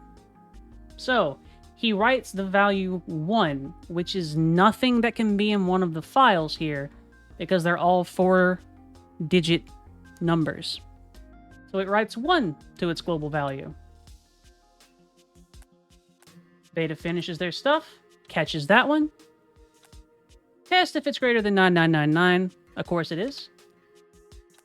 Test if it's equal to 1. It is. So we jump to deliver. This is where it's going to be delivering the finished file to the actual processor and the buffer where the EXA will come and pick it up. So, it seeks back 1 because it knows the value that it wrote from that, which is 1, is not actually part of the file.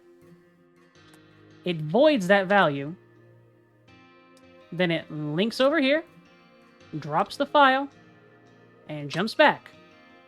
In that time, an EXA from inside the processor, who has the necessary authorization to move in and out of it, comes out, grabs the file, and is going to go back in.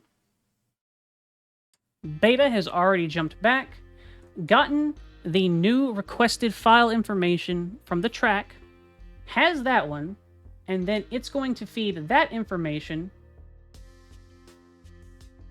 to Charlie, who is waiting for a value right now because it was told to jump, or it was bringing itself to new. Boop. It grabs that value. Okay, I need this file. I get it. Then it jumps to feed, and the process starts all over again.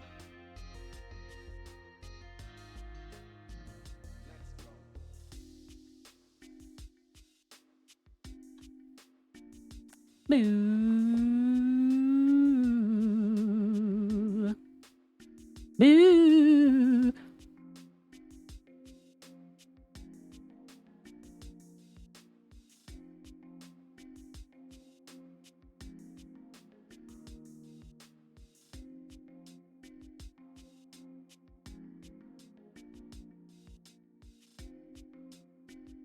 And thus, piracy, or at least circumventing region locks.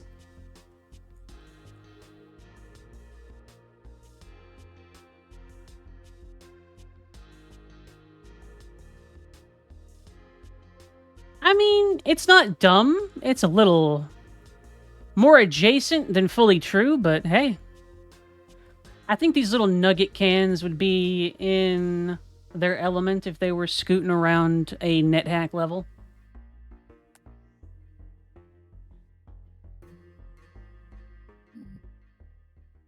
Everything is Vidya. What's this? Score 10,000 points in a game of Hack Match. Optional. Play Hack Match. Think the console version will live up to the arcade classic?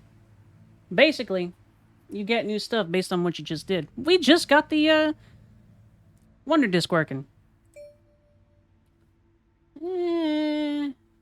Doubt it. There's a feeling that gets lost. That's what I've read, anyway. I knew ingesting the corpus of gaming magazines would come in handy. Warning, this game is to be used in Japan only. Alright. Let's see. F-E, enter. Oh boy. Is this Tetris? Look at the little X in the bottom left. Ain't he cute?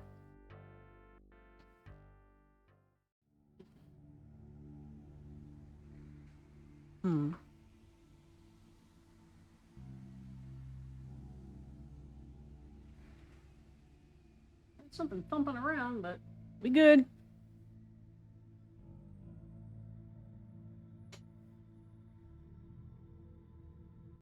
Hack match. Backspace.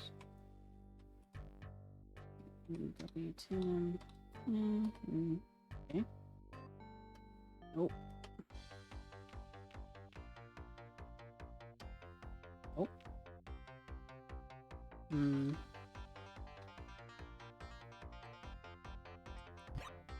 Oh.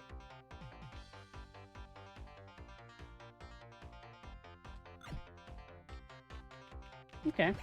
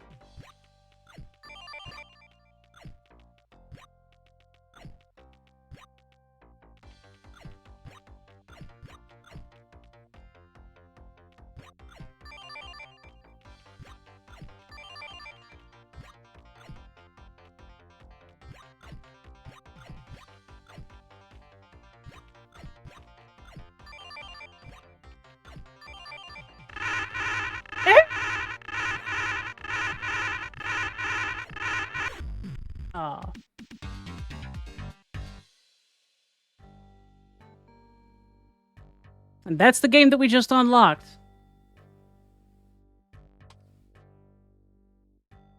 Neat. Hi, Plastic. Get an update on the status of your medication supply. Got bad Boo, news. Plastic, boo! The farm was raided. Farm was raided. The cops hauled off the equipment, the sheep, and the pigs, the whole thing. It's a real shame. Well, It was a lot of work to genetically modify those animals. They'll probably get cold, too. Sad. Huh? So is that it then? There's no more medication. I can't slow the spread of the phage. I'll be finished soon. This might not be the end of the story, though. The people I work with, they're looking to get their hands on the real deal now. Okay. There's a shipment going out soon, and let's just say, a lot of people with better resources than you or me want these meds. Yeah. There's gonna be fireworks. Oh boy. Neos pauses for a moment to study my face. So, here's the offer. If you help us grab that shipment, we'll let you buy some of it. Market price. I know it's a lot higher than before, but it's your only choice if you still want it. Your part should be easy, too. That is, if I understand what you do correctly. Just cut some power. Snip, snip. We'll take care of the rest. Oh boy, I get to be a actual... I'll send you the details. Oh boy. You can decide then. See ya. Alliance Power and Light. And if you check out this digital library project, digitized books you can get online. Nice! I love it. I have. It's a good resource. Needs more books, though. Imagine that. All books online and freely available. A digital utopia. Maybe. They keep it accessible. It's a non-profit. Sure, I'm just saying. You never know what a guy who thinks he can make a buck will do.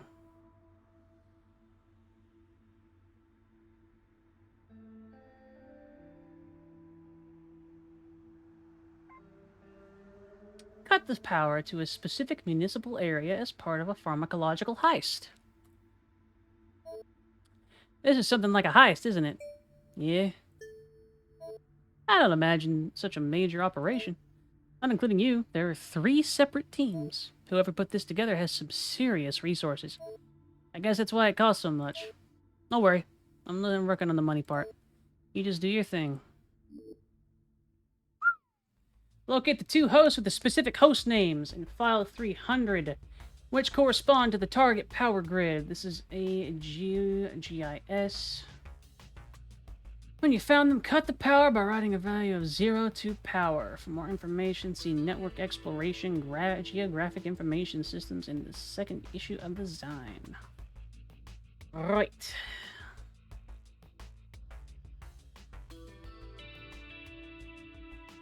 Could just knock out all power.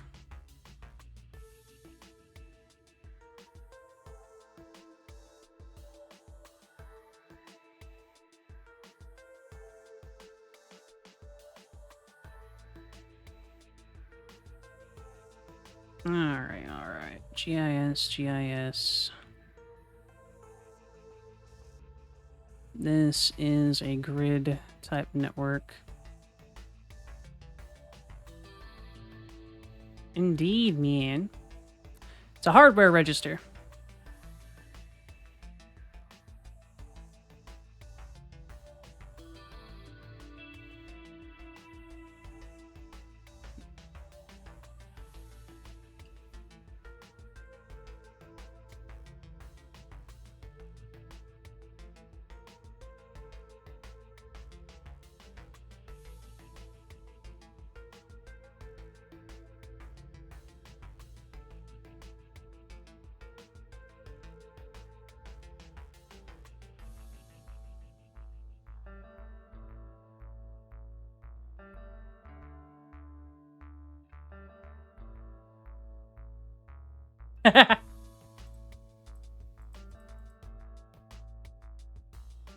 A little creature.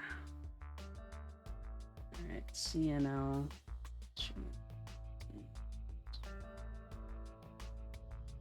CNL, okay, host numbers. PY0.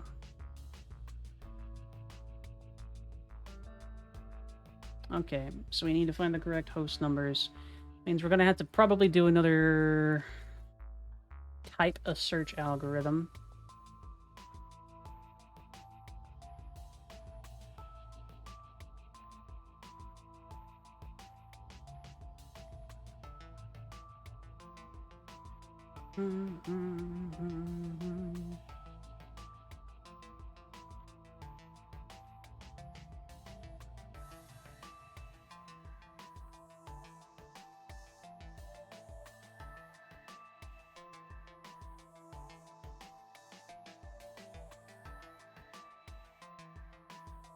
How do we want to do this?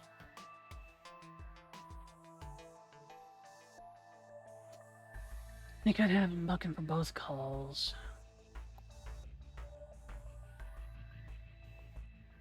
Would end up being a lot of activity, but we could make 2 markers. Yeah, alright. So...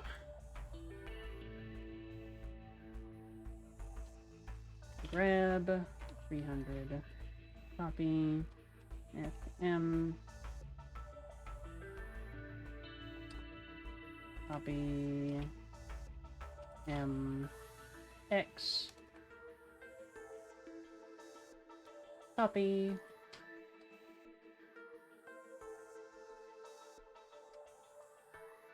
Nope. No up. No up. No up. Copy MX.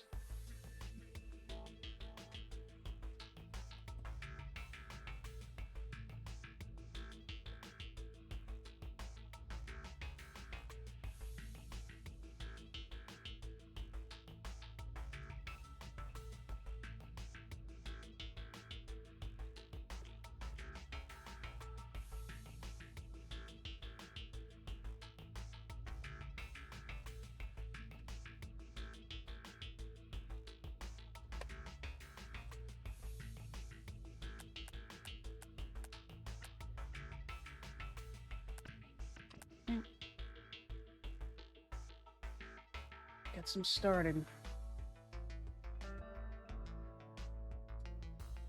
So, you two are gonna work from there.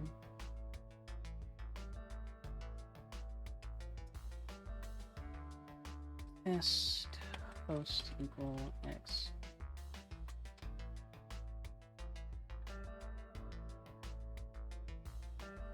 Host.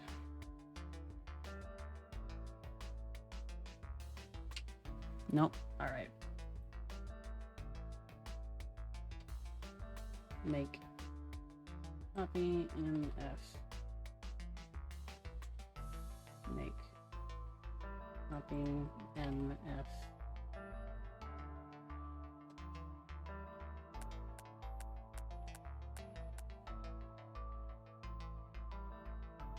Okay.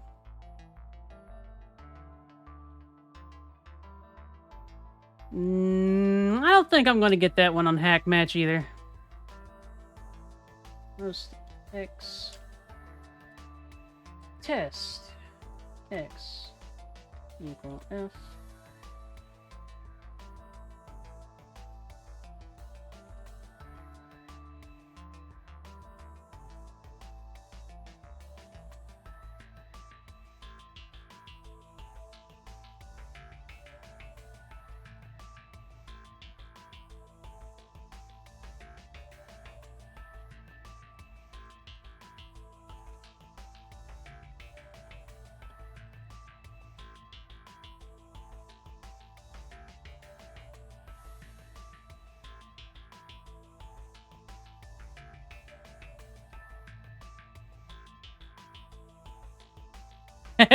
Nobody wants to stop me more than I do. Ah.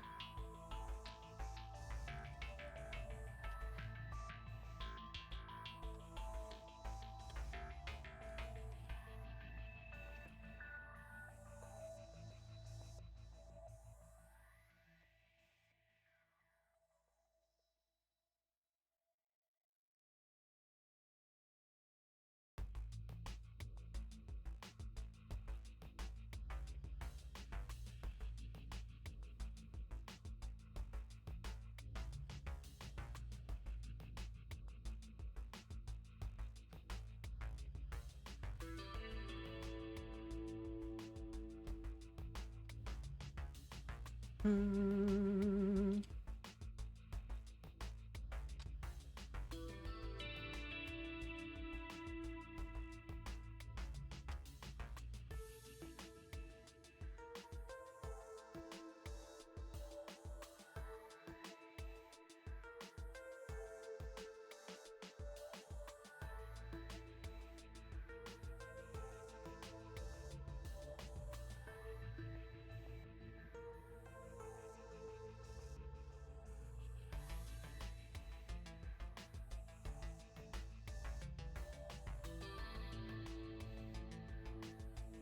Bendy Senpai!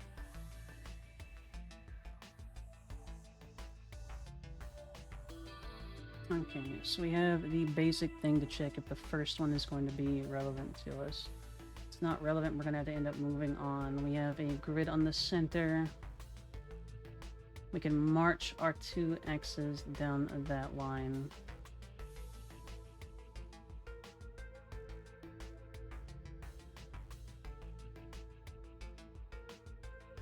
Problem being...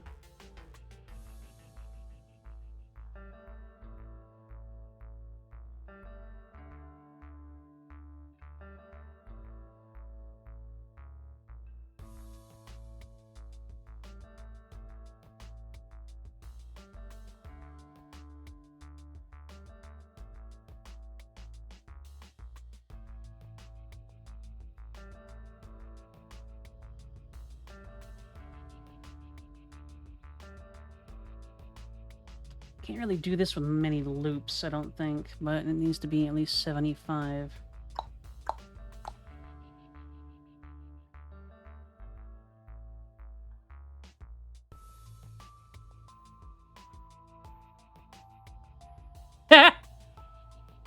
Wow.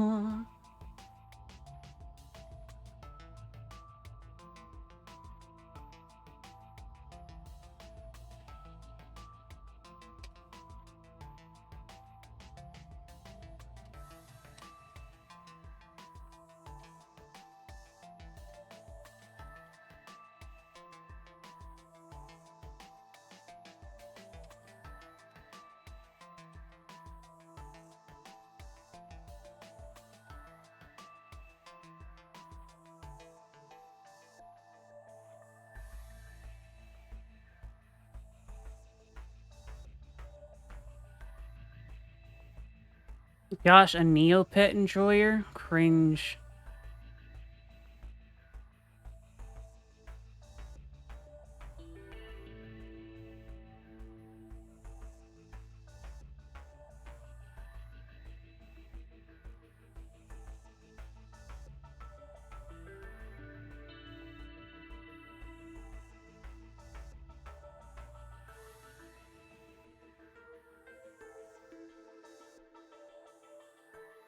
I'd be going about this wrong.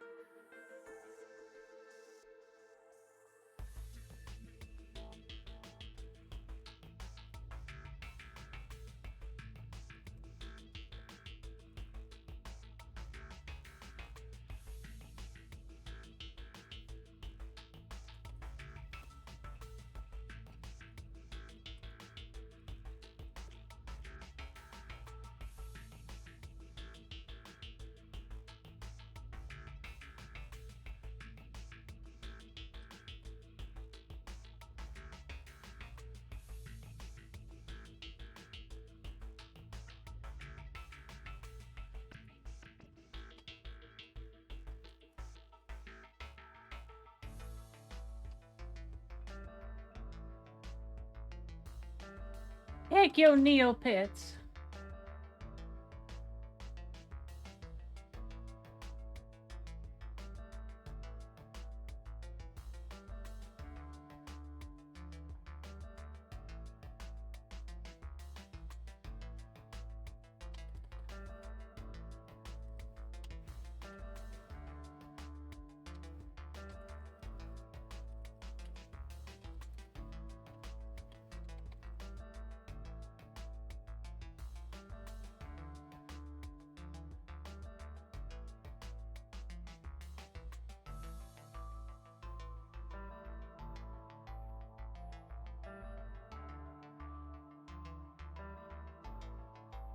Hmm.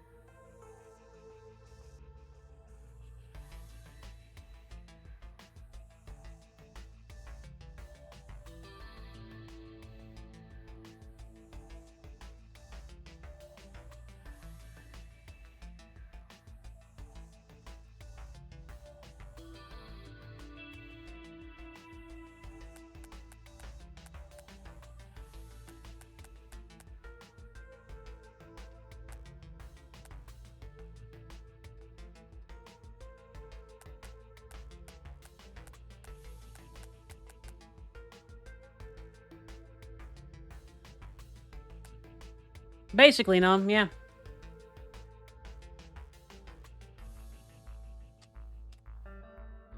Mm.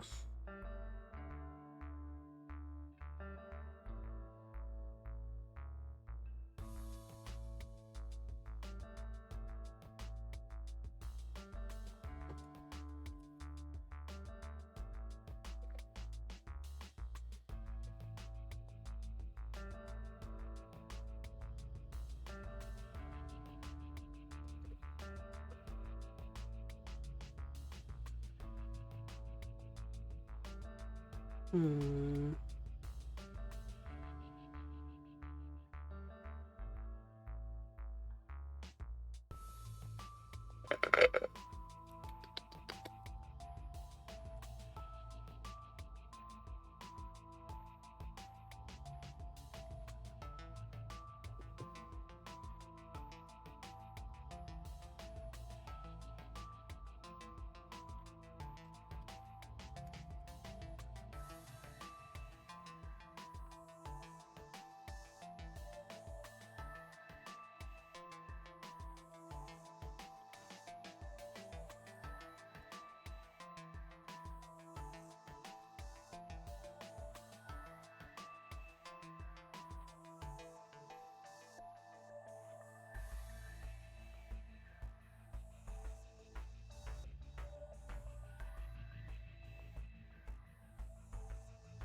I want them to be able to test this while they go, but I don't think I'm going to get that quite the way I want it to be.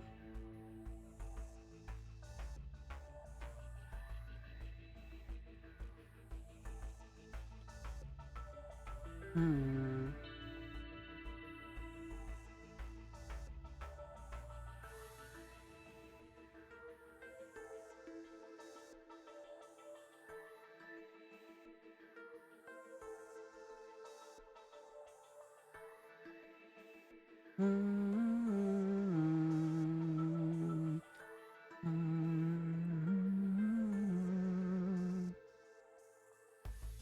We're gonna have to use a replicating system very similar to what we did before with the search function.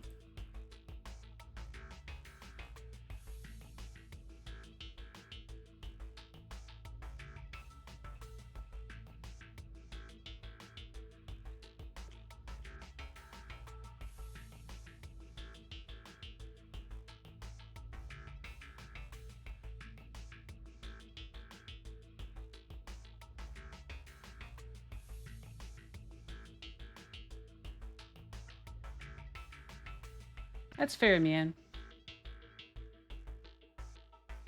Hmm.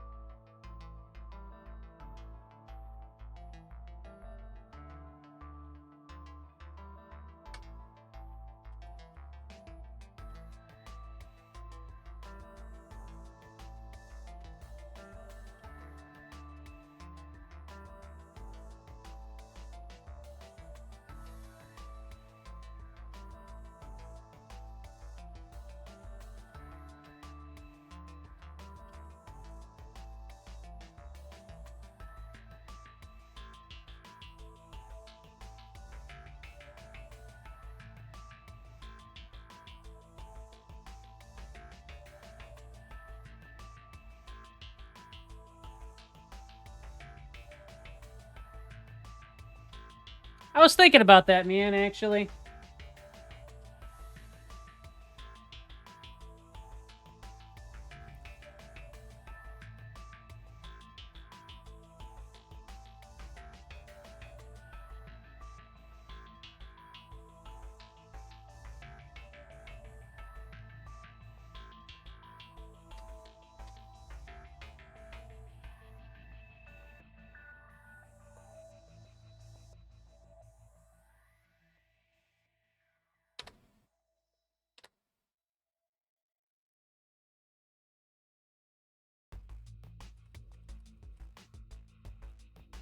Release an EMP on the general public.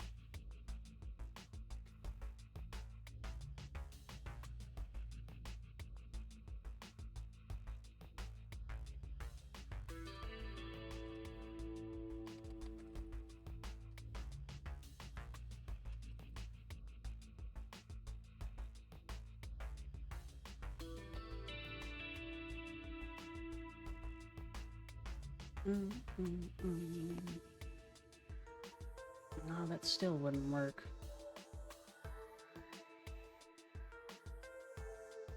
I could possibly send them out in teams, but that's too...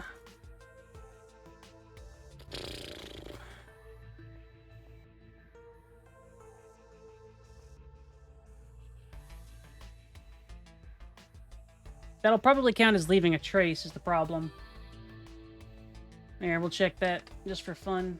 Link 800 copy 0. Yep, that counts as leaving a trace. So we can only knock out power to the specific places that we want to knock out power to.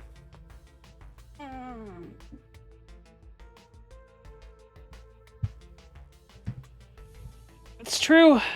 My giant head is in the way. But look at my cute head. Aren't I adorable?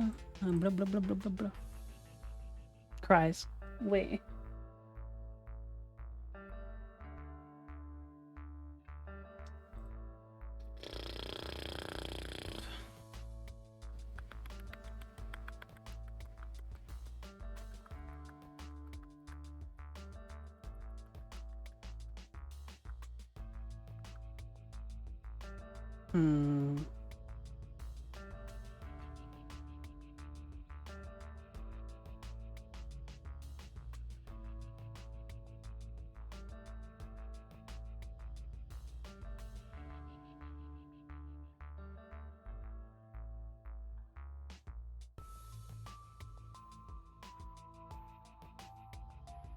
Hi, Aspen. Thank you. Yeah,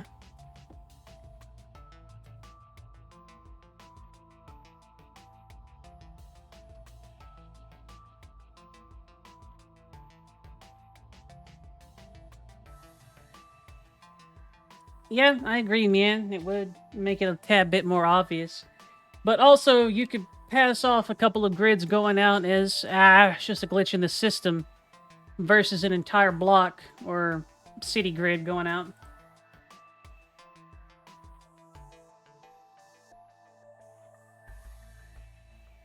I don't care about the white. We don't need to do that. So we have two variables that we need to deliver.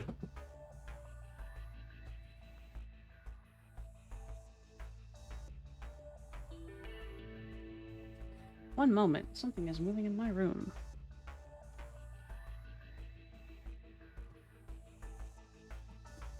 Addie, what was that?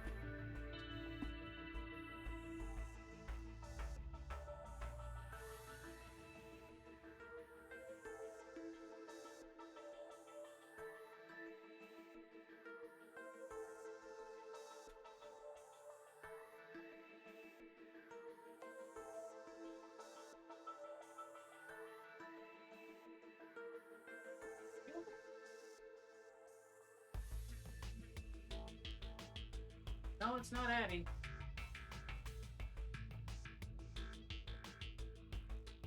Look, something...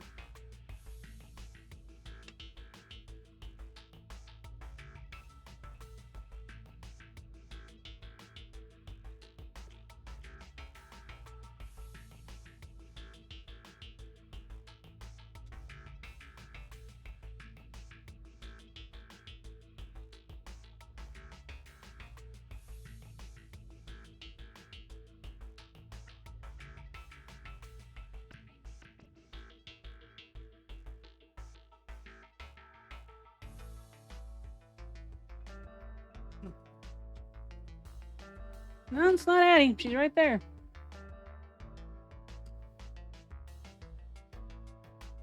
You're a variable.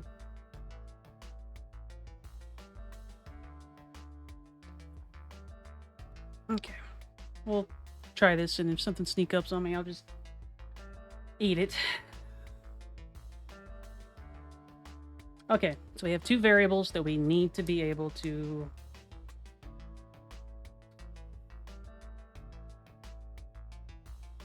It's gonna have to be... It's gotta be a search engine similar to the other one.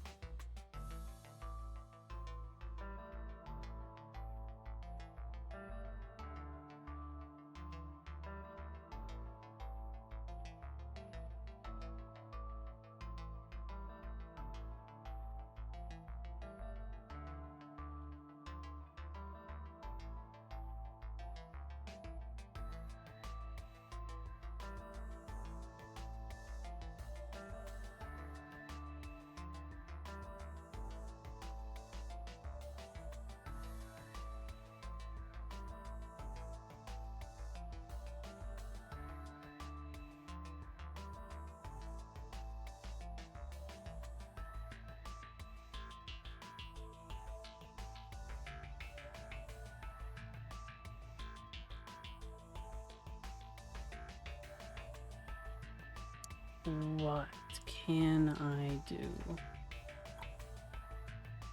I had a little trouble with this one, so bear with me.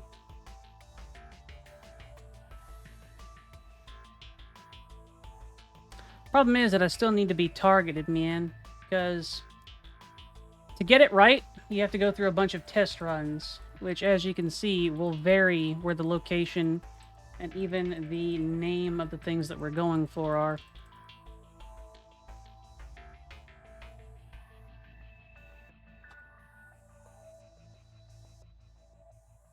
Hey, if you're going to be a hacker and you're going to deploy a hack, you need to deploy a hack that's going to work.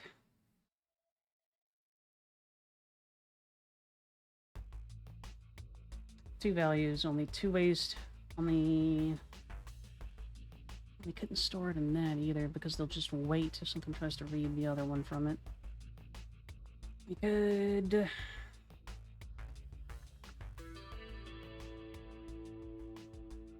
a file sweep. It's a lot of activity, but it would work. Gram 300. Copy. FM.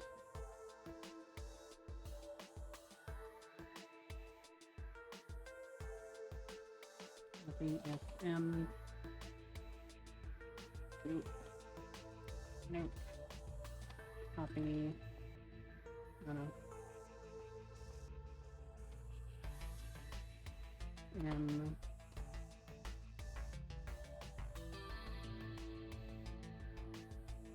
Make. Nope. Copy.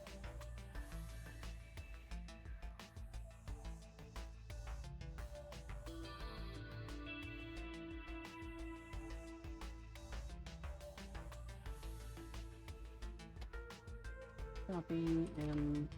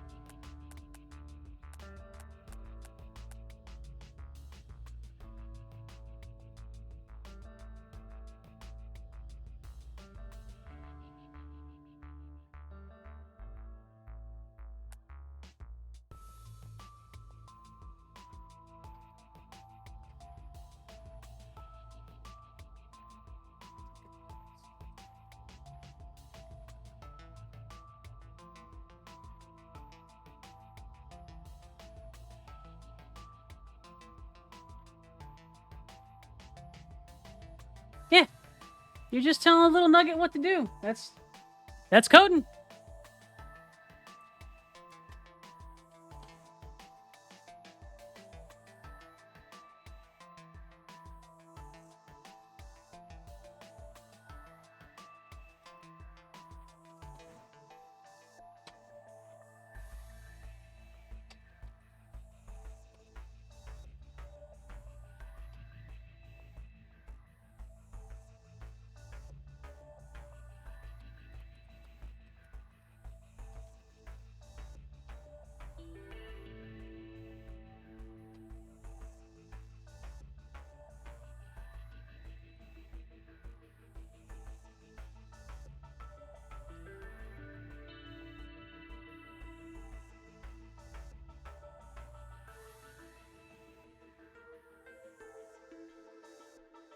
Yeah, Spicer's a witch. Don't look too much into it, Nom.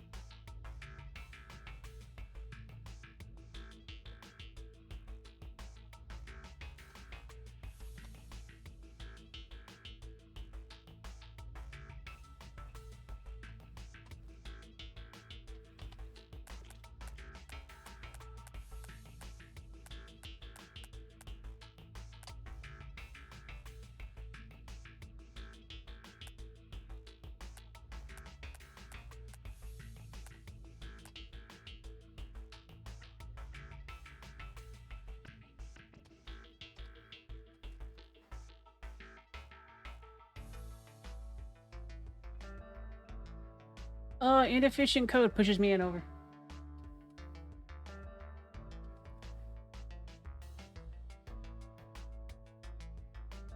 I'm making that one jump around.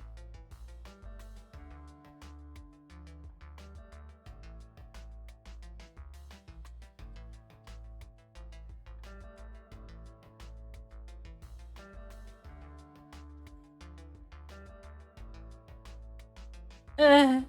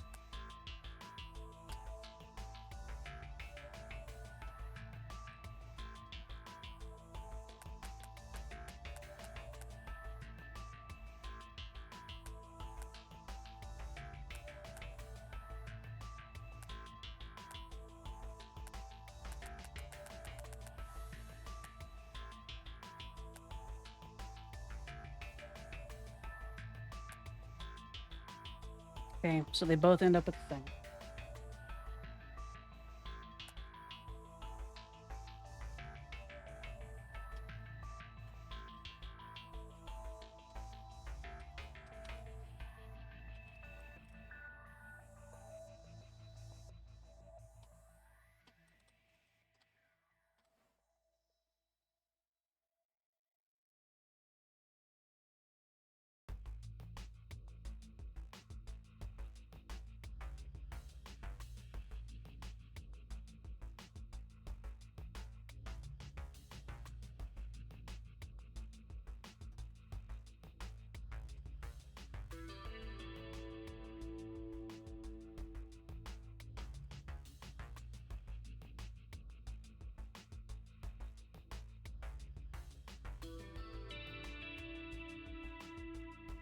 Need them both to end up with a file.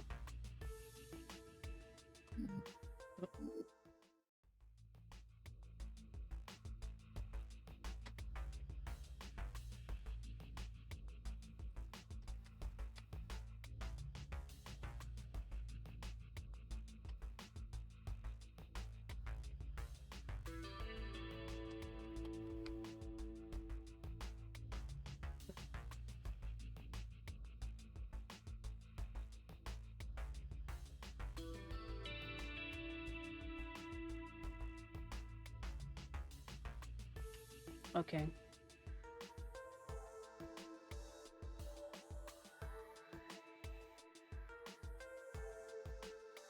I'm thinking. BFM, BFM, that's fine. You guys are good, these guys are good.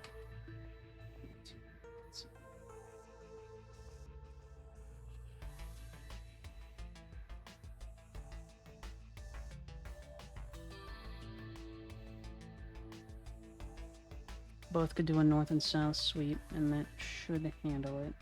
So they both only need one value at a time. If they both only need one value at a time, then...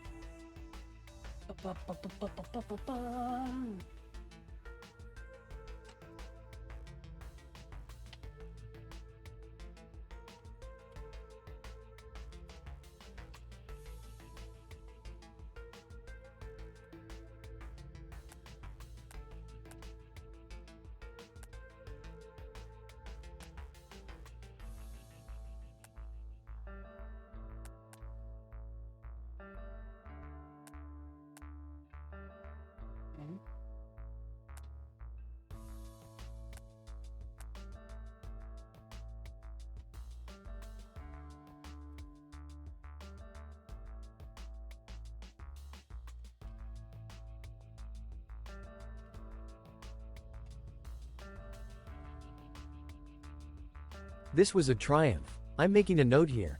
Huge success. It's hard to overstate my satisfaction. It's hard to overstate my satisfaction.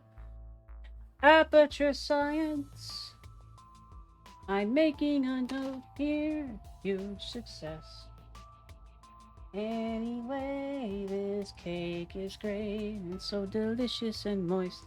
Look at me here talking when there's science to do. When I'm out of beta makes me glad I'm not you.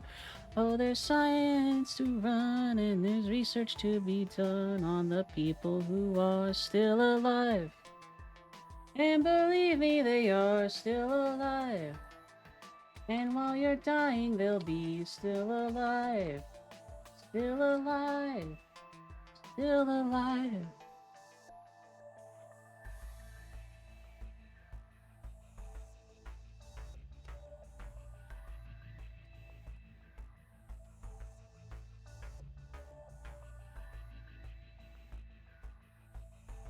I'll need to stagger this, is the problem.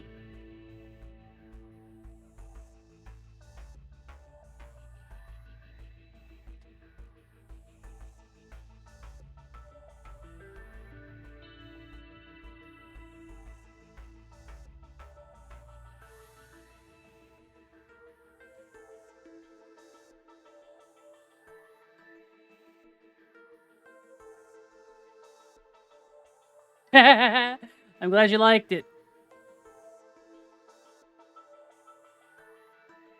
It's on purpose.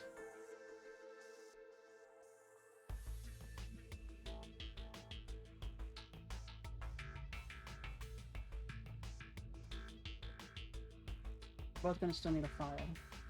If they have the file, they can't have the riplets.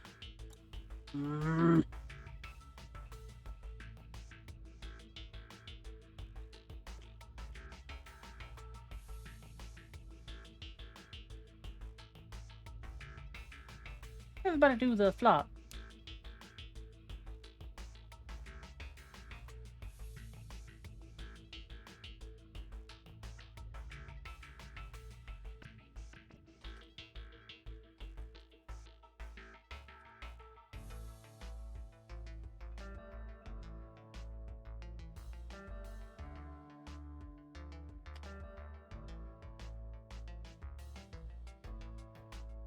Do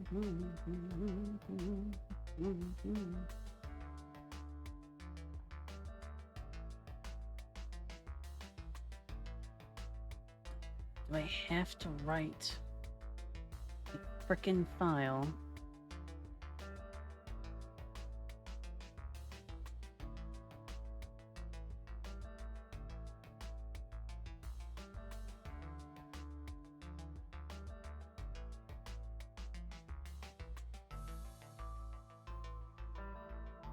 All right, B.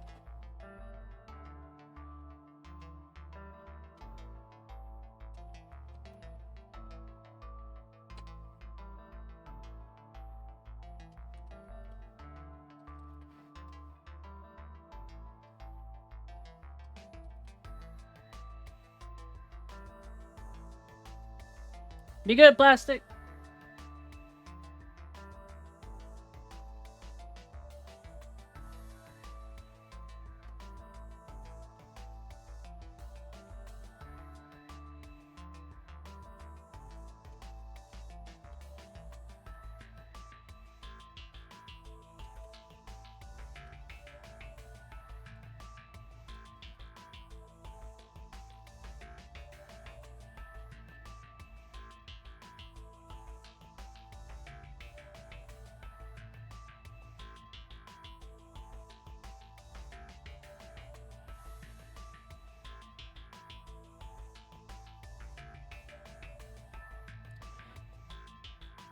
The Crow Mystery.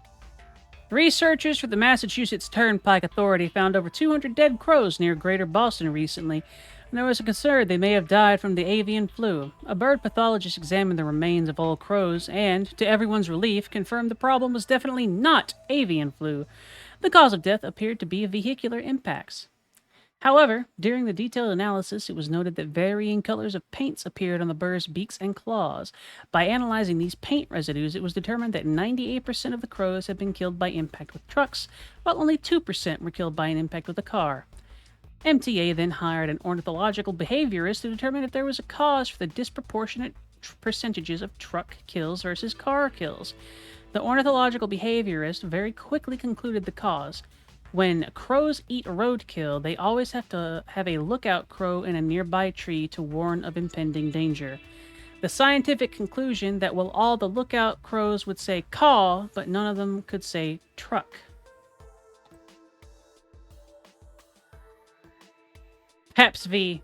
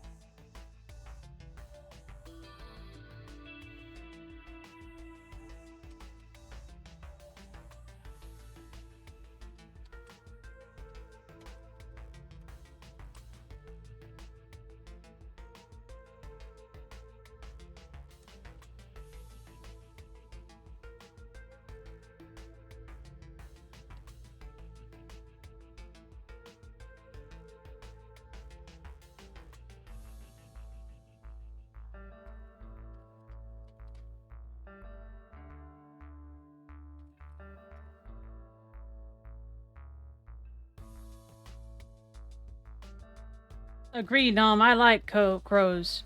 Holds Aries up, who's dead asleep.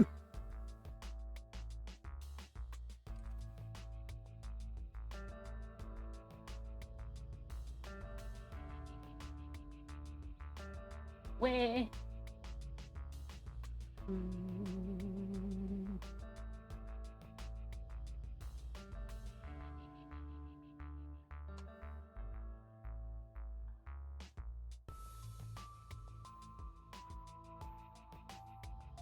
Let's see. 1, 2, 6, 7.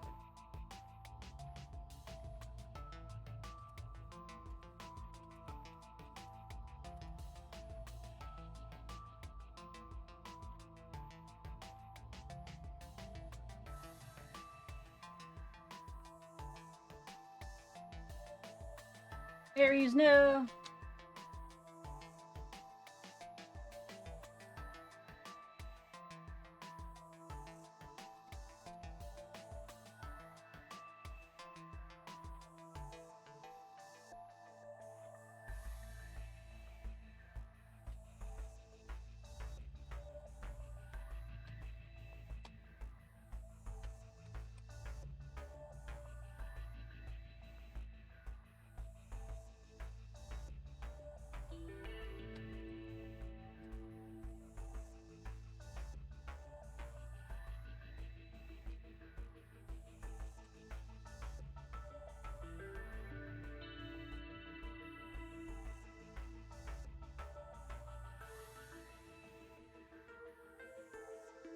That's fair, Nom.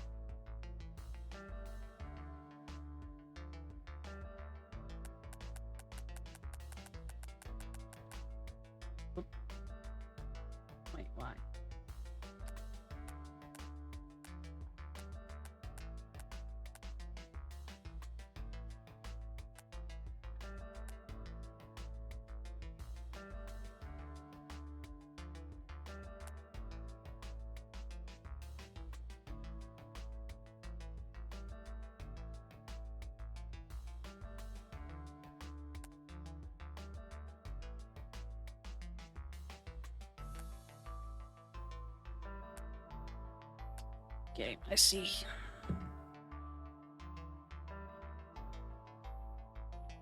It's gonna add so many.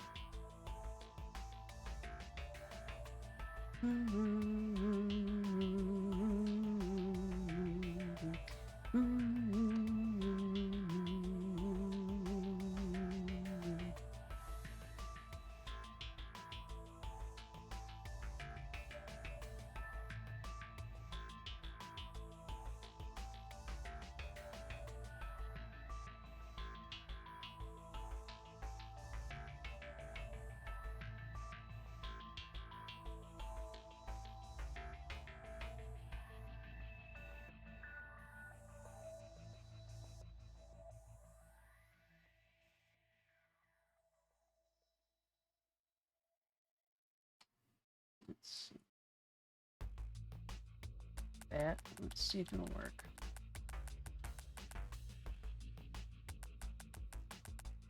Not even close.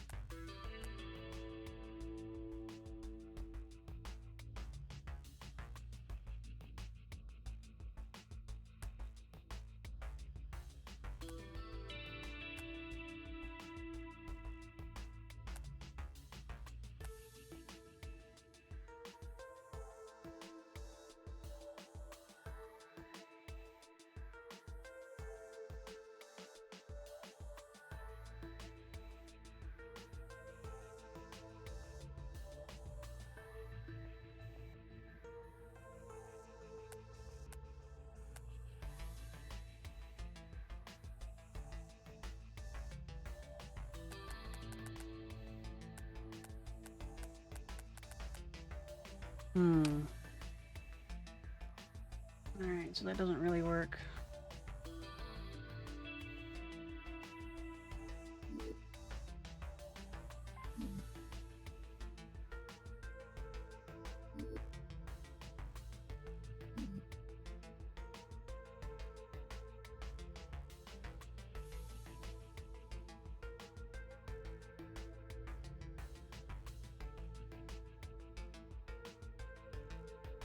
Pinches Mian's nose. I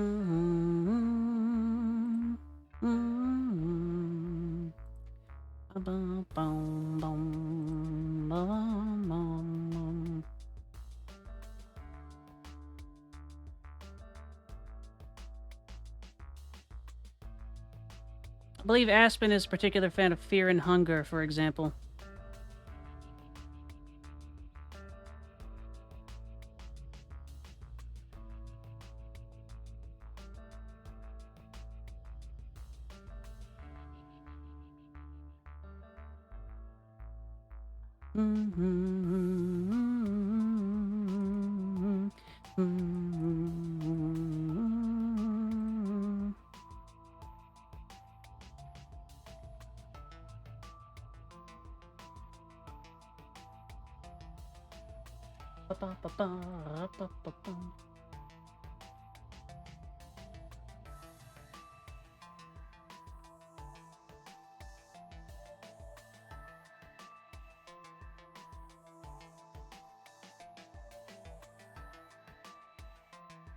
It's still so much.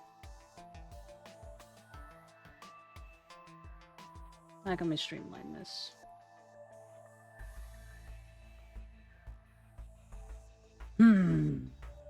Okay.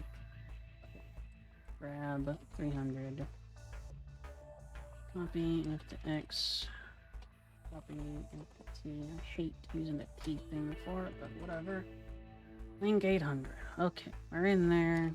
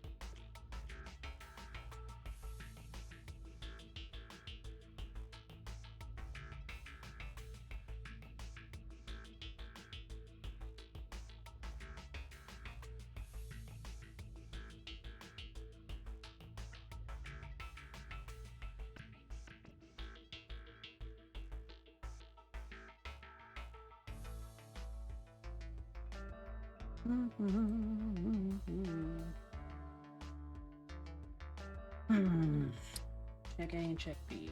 Mark 1. I'm gonna go with order on this. Post X. It's only gonna need one value in it. We can trade this around a little bit. St equal X.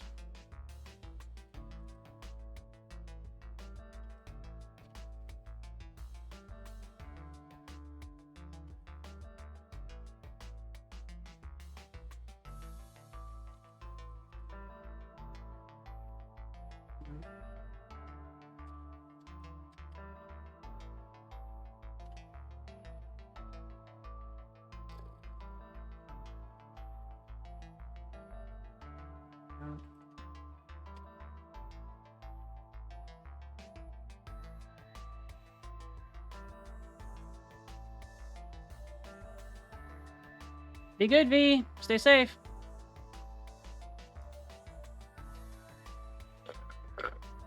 Yep.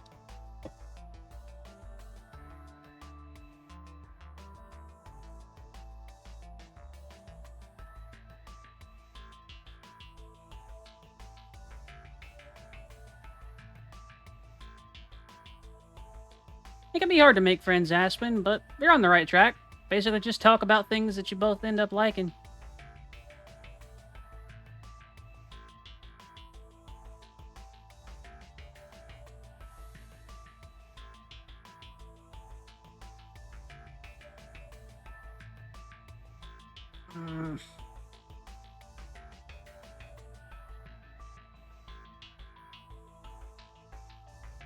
Yeah.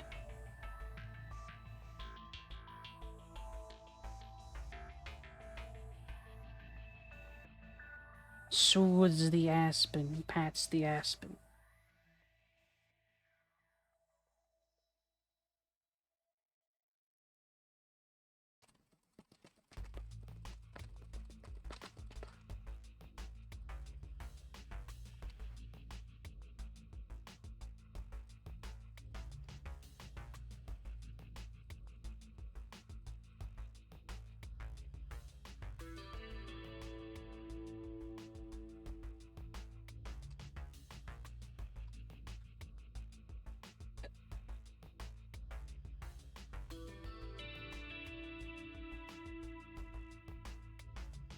Getting that stupid host where I needed to be is annoying.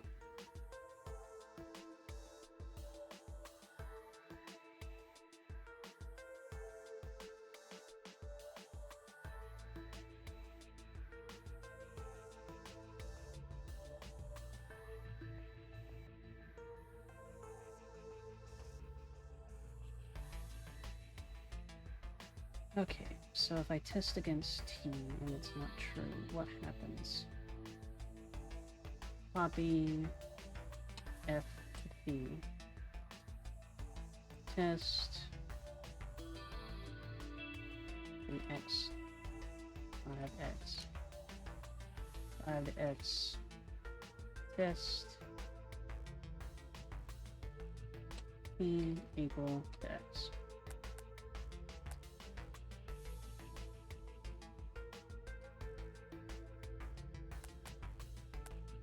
You know, that'll be 5 to x test it. It wipes it.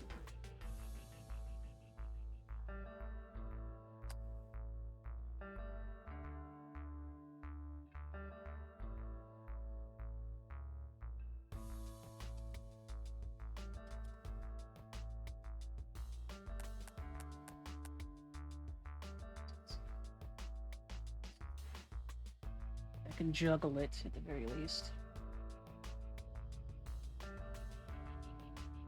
No, it couldn't. So the T always change values, which means I need some way to track the damn secondary value. If I try to track the secondary value,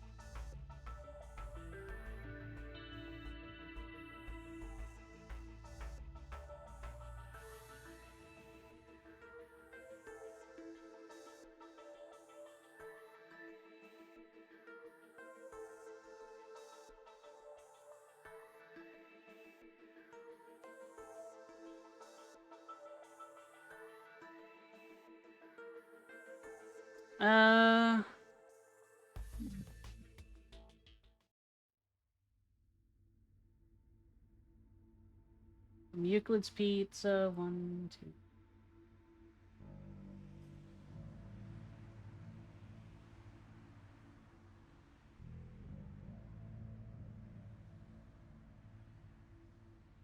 $30 levels or interactions? Question mark.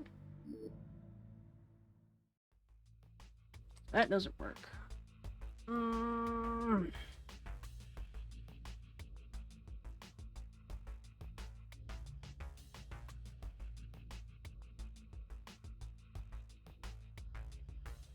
What was...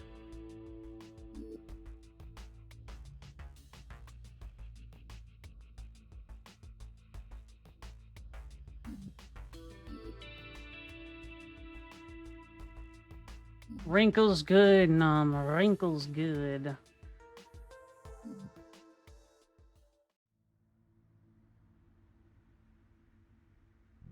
We were messing with a kiss earlier.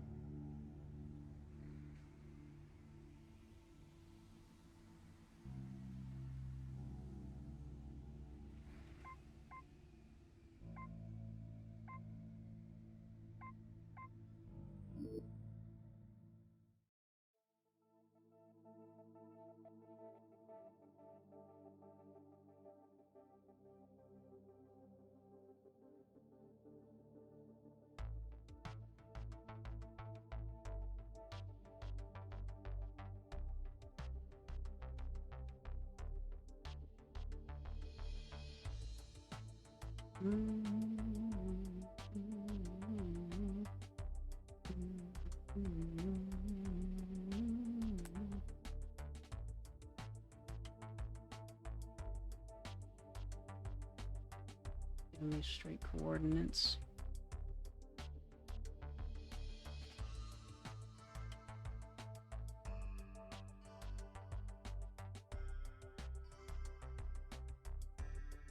Welcome back, V.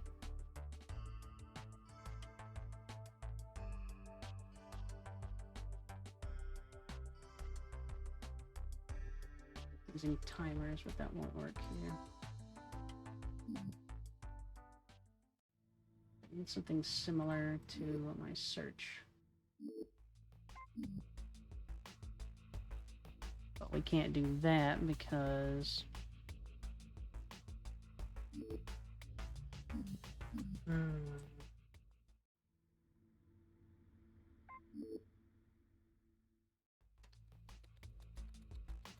Golden Sun is rad. I love that class system. It was so cool.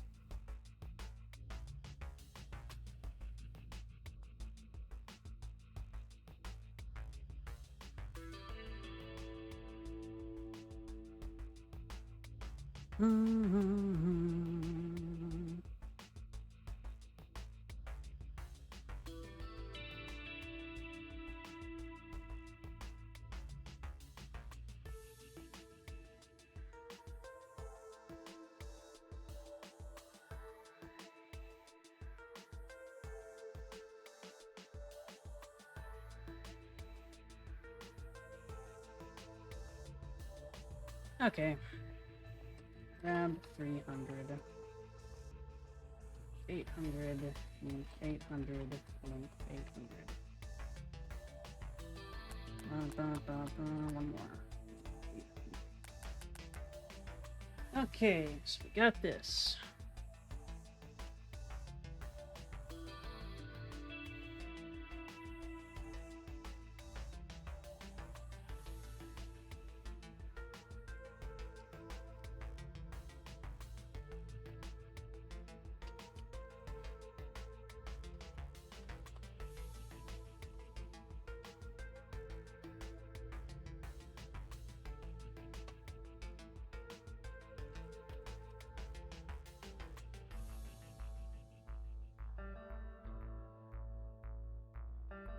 What's up, Nom?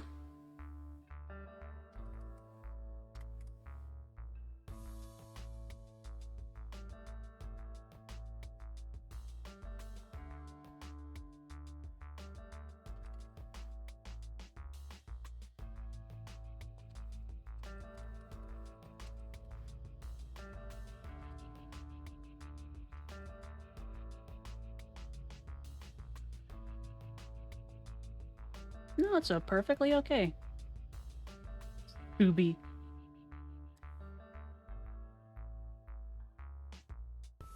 Because presumably in the creation of this little language, they wanted to keep it similar so that they knew that operands or something working on an operand like that would be very similar. So Addy, Subi, Muli, Divi, and Modi, they all end with E.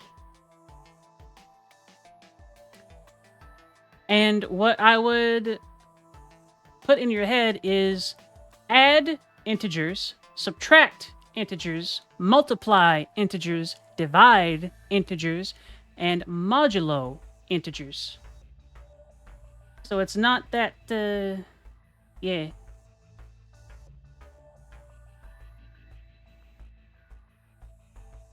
Yeah, those words.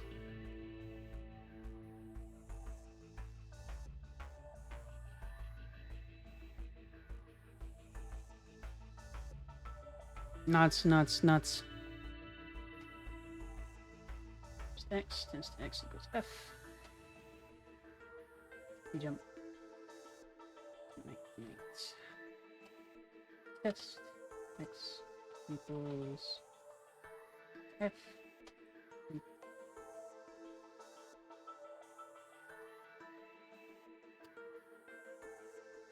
Right.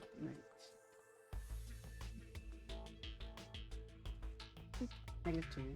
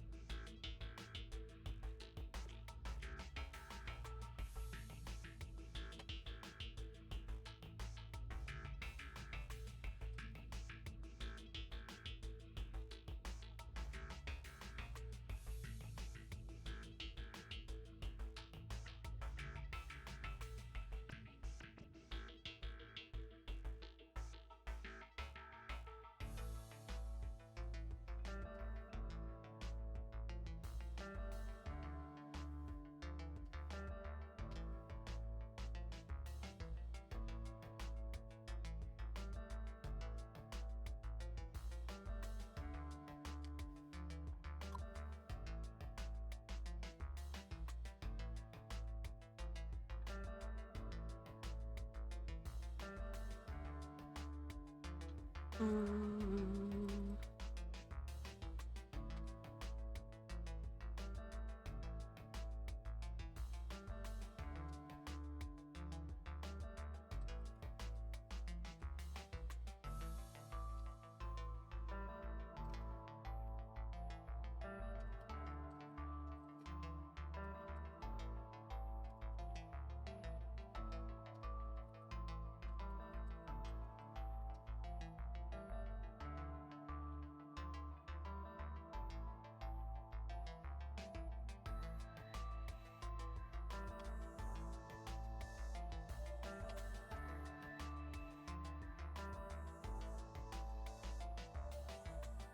Need some sort of marker.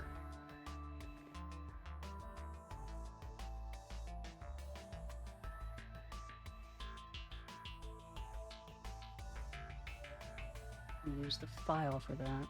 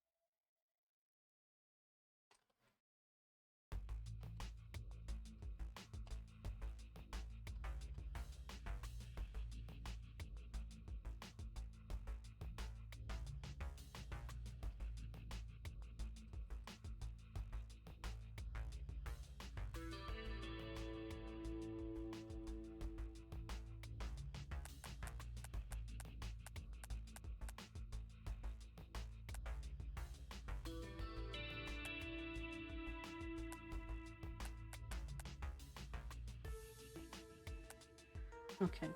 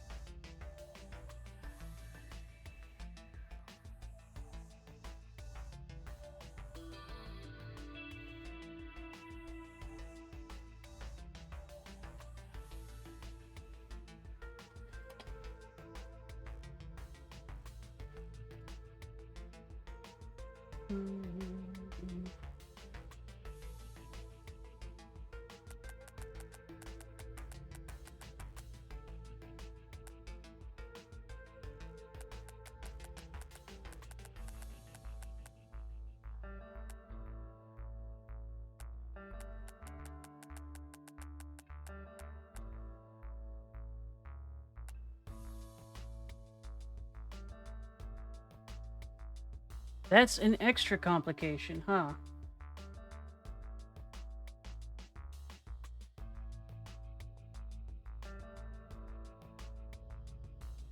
Oh, that's actually a huge pain in the ass.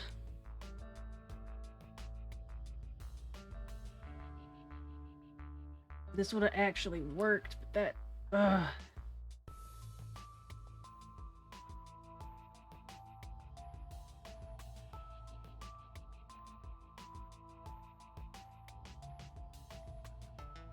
Okay.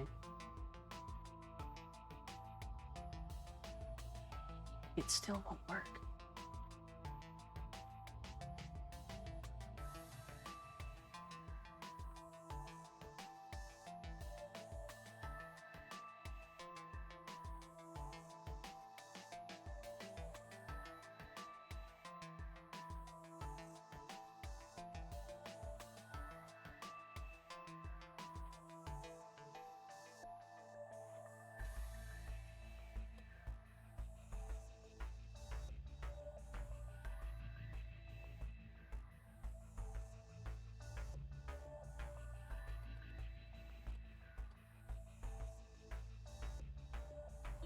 Okay.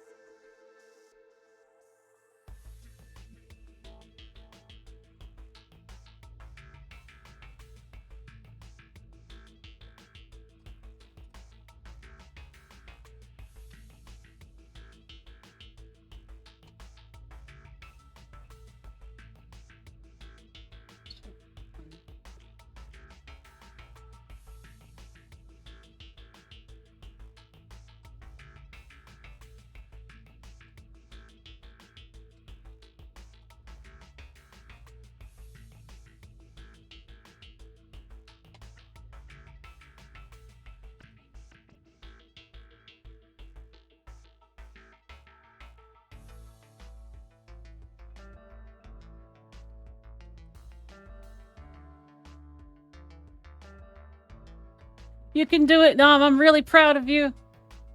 You can do it. Hold you up.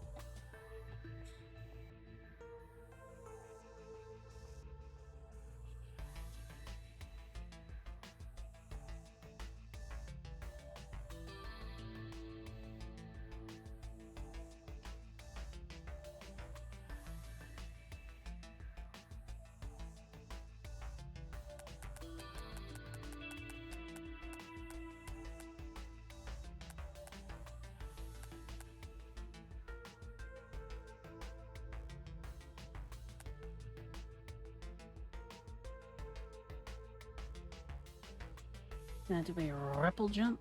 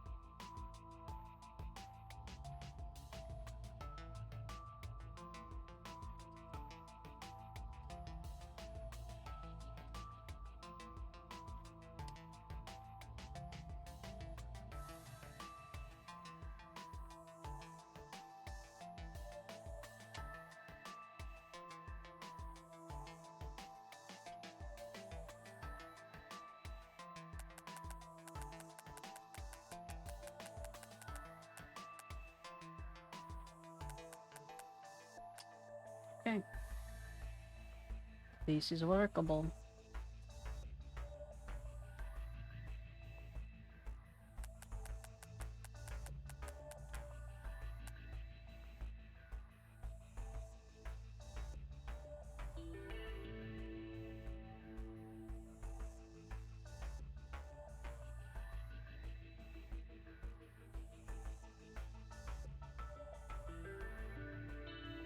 I used to think it's workable.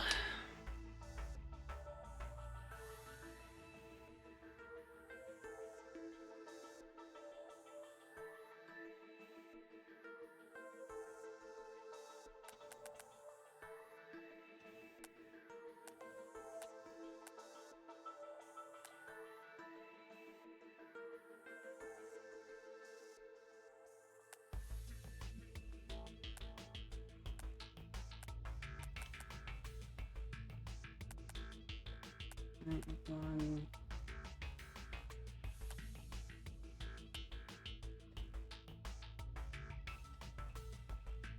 Seek in 9.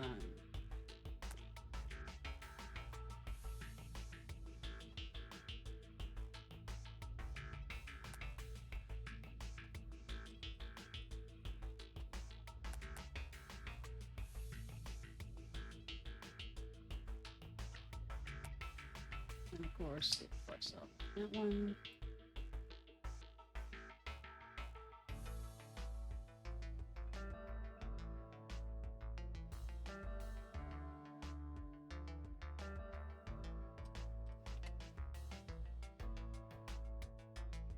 Ah!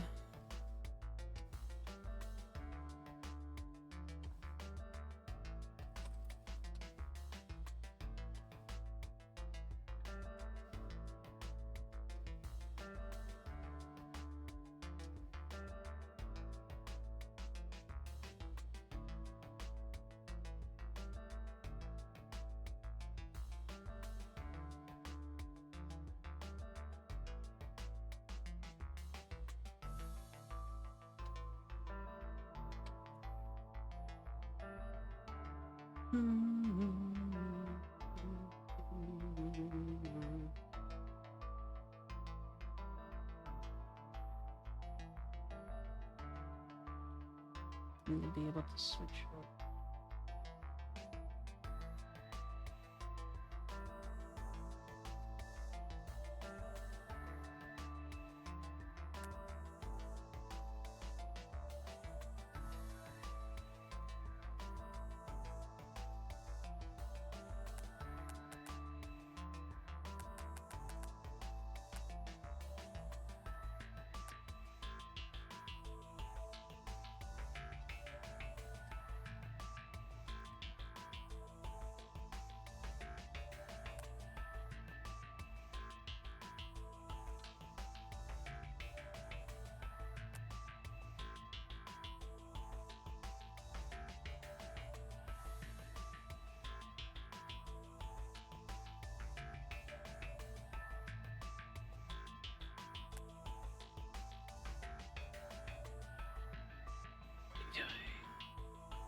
There is indeed.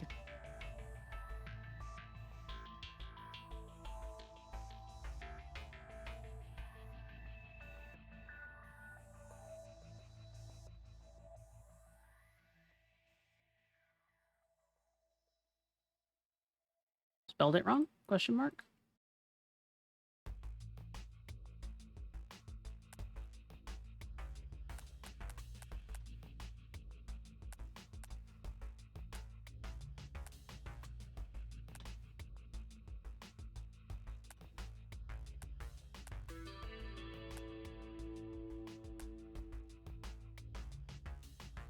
Why did that not enter properly?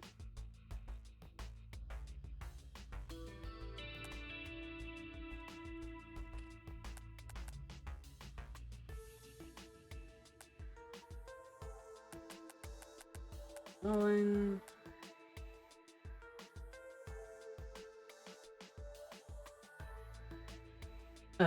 Seriously. So that won't work either.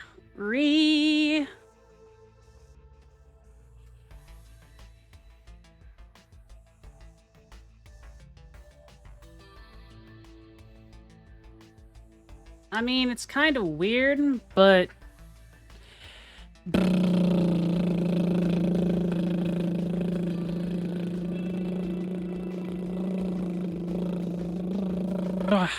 does depend on whether or not anybody is actually trying to steal food or something like that. Okay, so we got this. We got a light switch. Got that.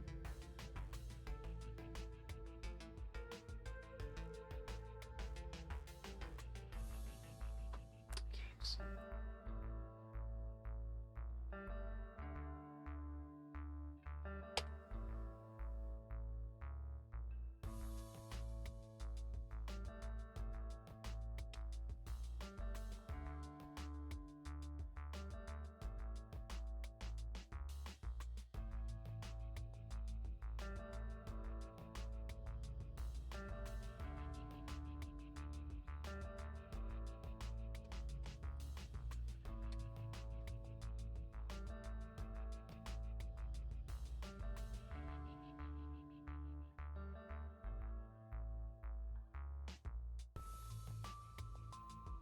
that.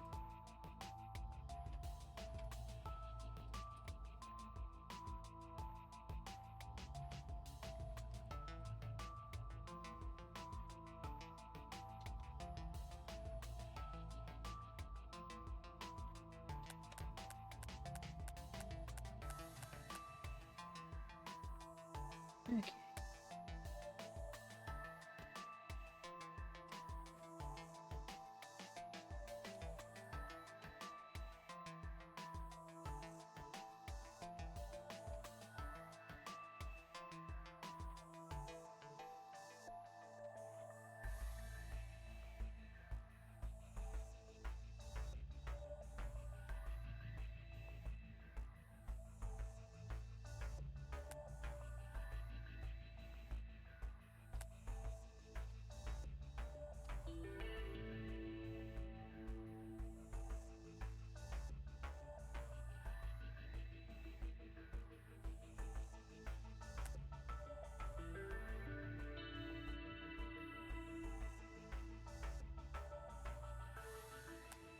Did you not work exactly?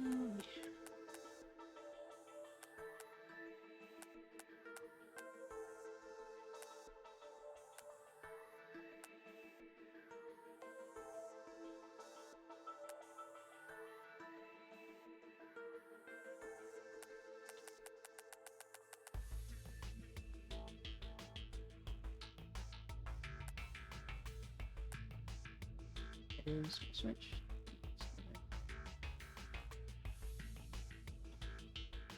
Okay, I see.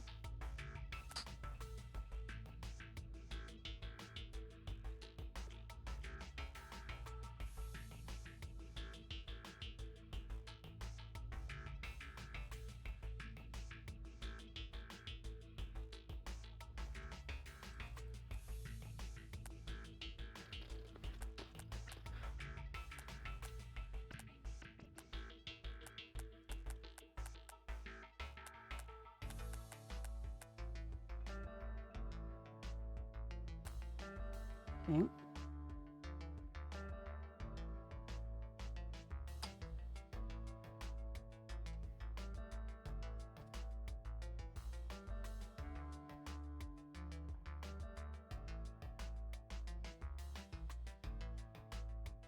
It's just not possible. We need to use less X's.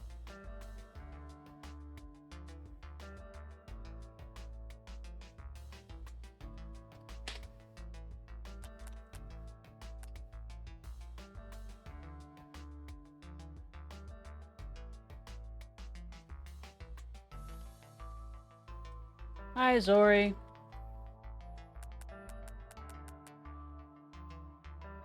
He takes the file 300.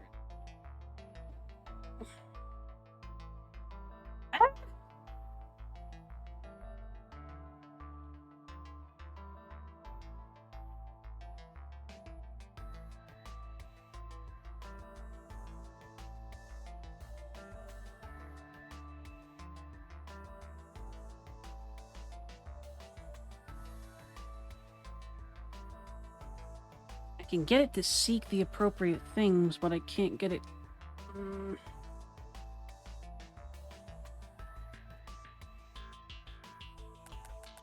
That works.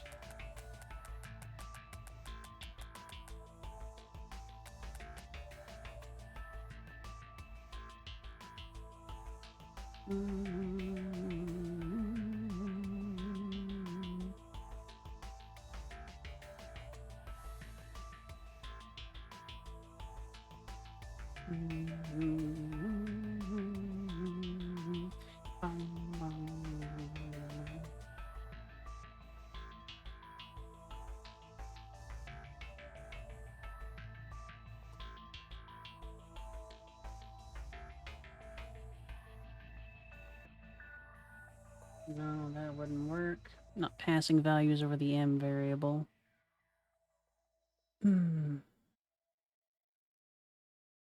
This one's really messing with me. I'm not sure. I'm gonna have to chew on this one for a while, I think.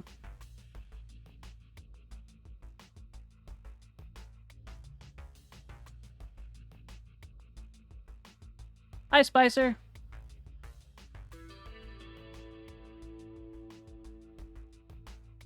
Thank you. Smeesh. Indeed, Aura.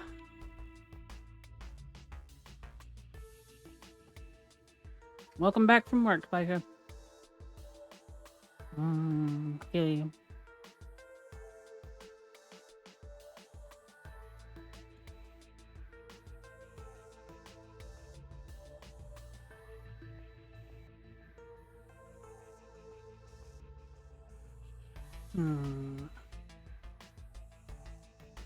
Good.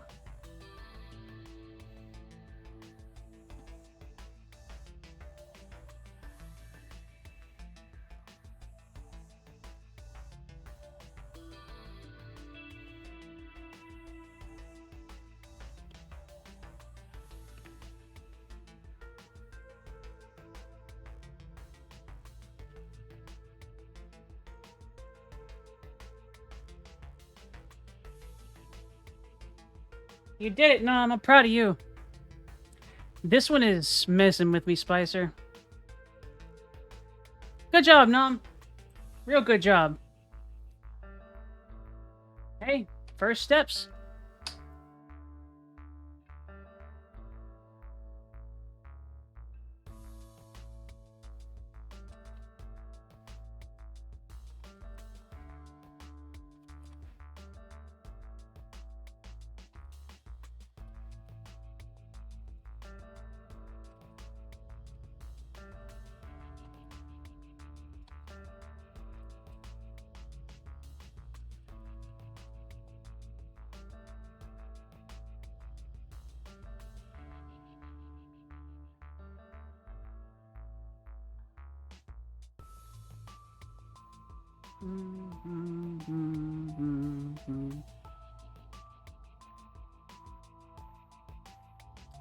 What did you end up doing? You don't have to tell me the exact solution, Aura, but I'm curious.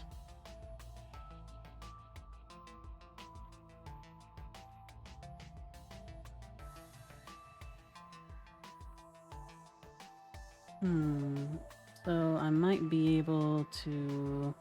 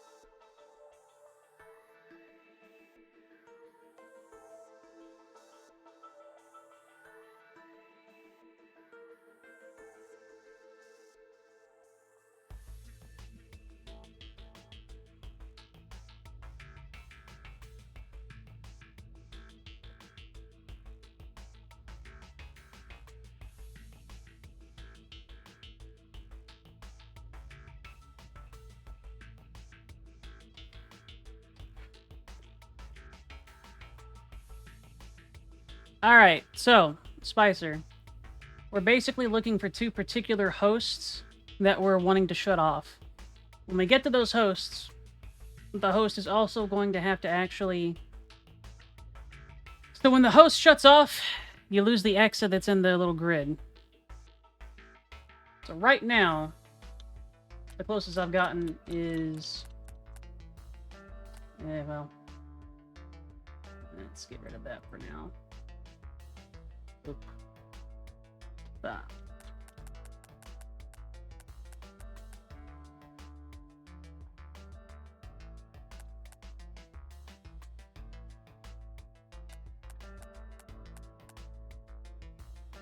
So I've got that working. Once it finds the thing that it's after, it replicates one to shut it off, and then it continues. Problem being, I needed to be able to check 20 of them.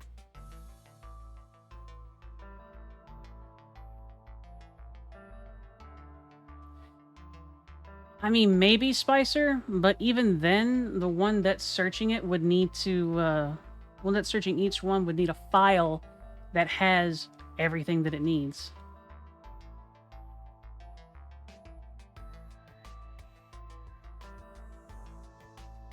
So each one would have to have a file with the correct stuff. I could probably get them to make one of those. But, problem being is that links that are turned off are offline. So for instance, Alpha can't go back to this one.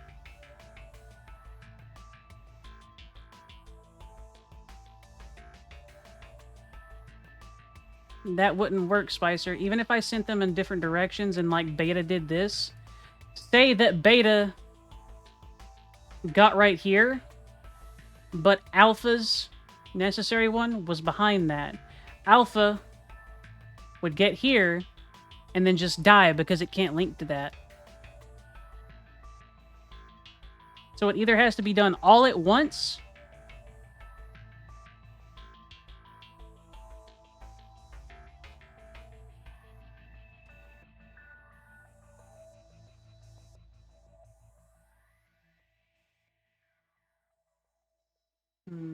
that could work. Let's give it a shot.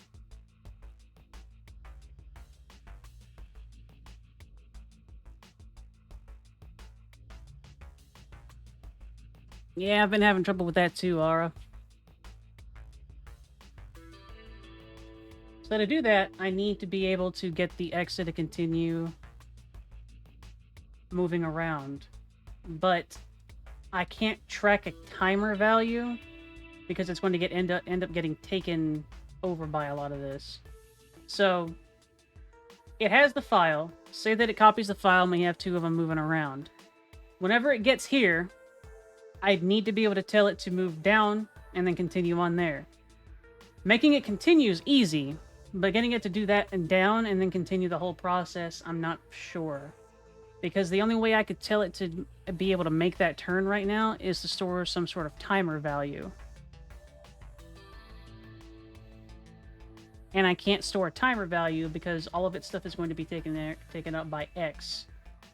X is going to be the host.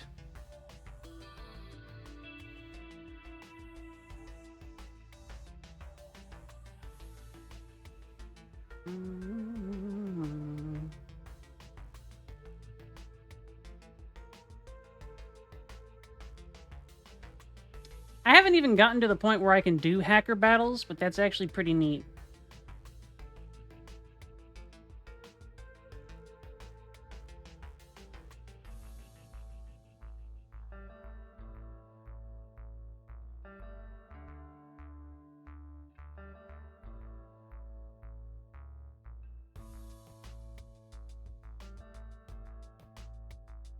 I mean, well, I don't know how to trigger them then, Aura. And use the file to store some state if needed. Problem is that you can't increment data bits in a file either. Oh yeah, I guess I have. Okay, so say that you store a value in a file and whatnot. You can increment it, but it's going to put it in the next value for it, or at least it did when I tried it. And that's annoying. I don't think that'll work. It didn't seem to work. But I can try that though.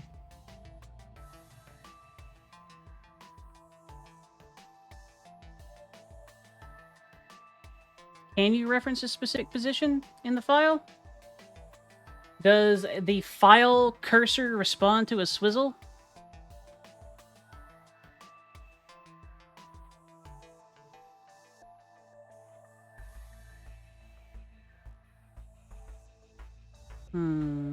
Okay.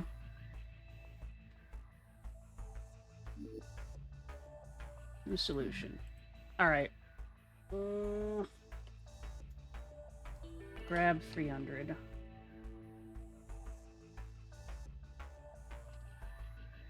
Take 2. Copy 1 F. Okay. Take 9.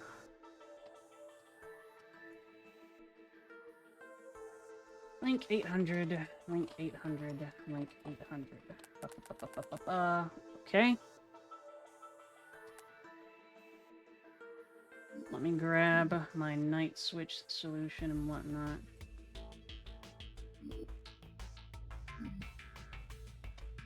Pop this in here for now.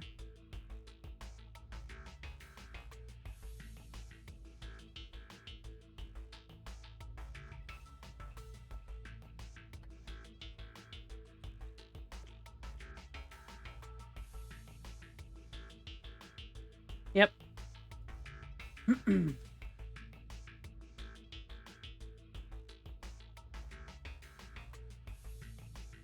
Yeah, you can keep a lot of complex data. Spicer, I know that there's one in here that you'll like, and you'll probably like my solution too. So, basically, this is a little game console.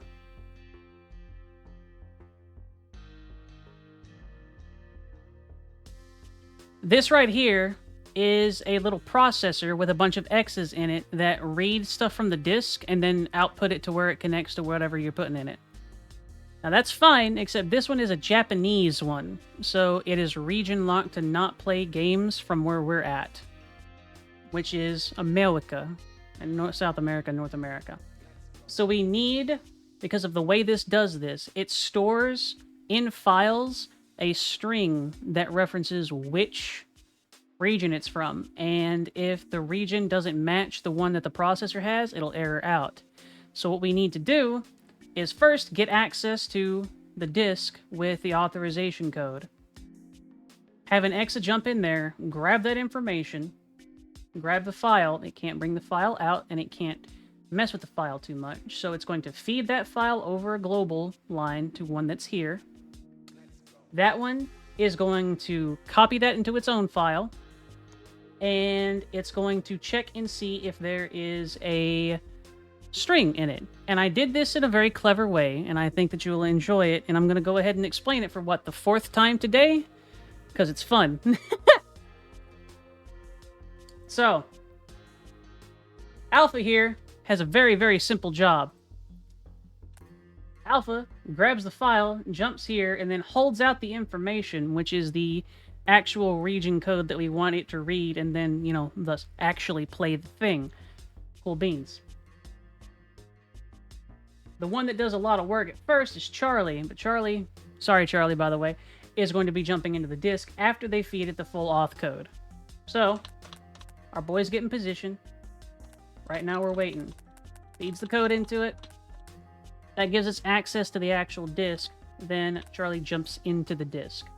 Right now, Bravo is waiting for information from Charlie, and Alpha is sitting here waiting to give Bravo information on a different channel. It's set to local, so it's not going to interfere with this first part.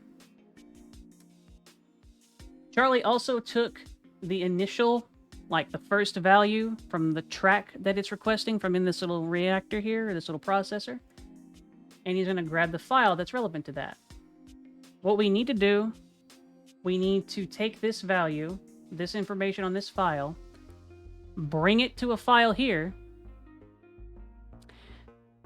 and then replace all of the incorrect region codes here with the one that'll actually let it play the game. So,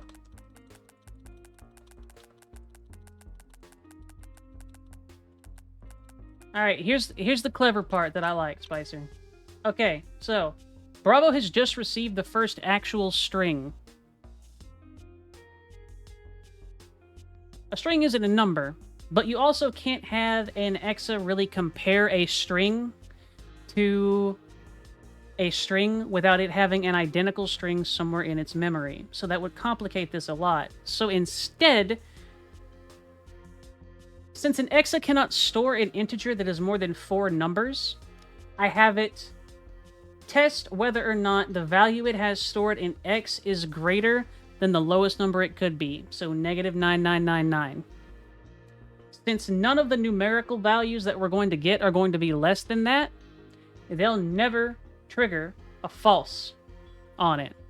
But strings do not count as numbers, so they trigger a false, meaning that whenever it sees a string instead of numbers, it jumps, goes to this, it switches modes to local so it can communicate with Alpha, goes back to the last value, which in this case is going to be the string that it was given, copies the value that Alpha is giving it to the file, which ends up replacing it, and then it continues to do that. Once it's done, Charlie gives it a value of 1 in M so that it knows that the file is actually done. Once it receives that value and that little handshake, it seeks back 1, deletes the value of 1 from it because... hi, Cozy! Because it's not needed and it's not actually part of the file. Then it takes that file, drops it in the buffer. The processor detects that there's something in the buffer. An Exa comes out from in the processor, takes it, and it works.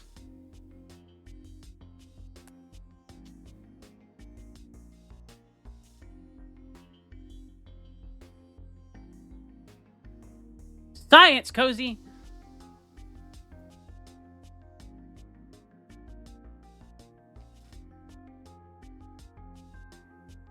I thought it was pretty cool, Spicer. I'm pretty happy about that one. Yeah. I didn't know what that was called. I didn't know what that was called at all, but yeah, that sounds about right. I'm very happy about it. It's so cool. And it's so simple. And the fun thing is, Spicer, and why it tickles my brain so much, is this is all repeatable. So these two little X's are going to be here for as long as they need to be. All you need, if you're wanting to put in a new disk or something like that, is to then give this disk another Charlie, which you can just feed into that. So this is modular. You can do this with any disk. Happy noises. However, as you can imagine, this one's pretty heavy on cycles because it's copying so much data.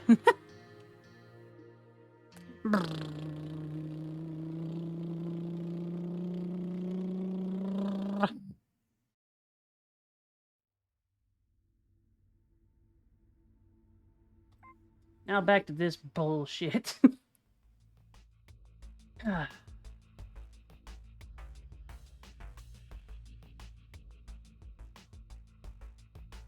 we got our night-night.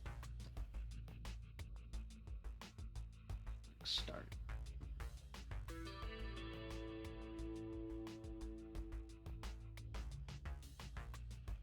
Post x test x equal f. Jump. Switch.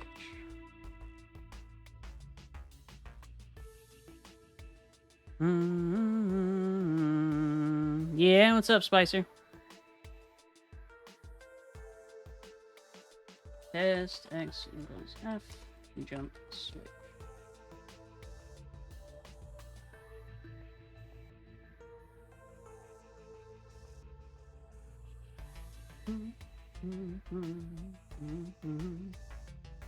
Link. Go 1.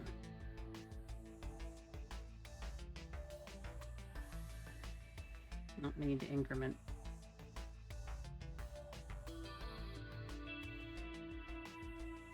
Addy. 1 1 1 F.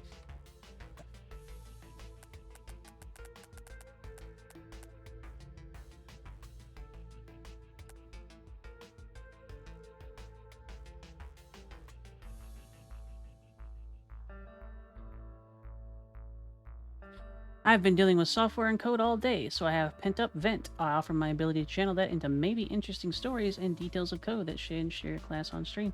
Yeah, I'm game.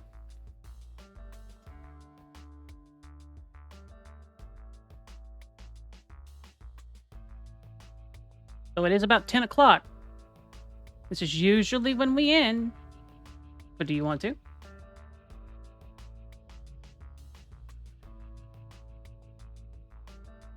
Fuck it. Join one of the lobbies.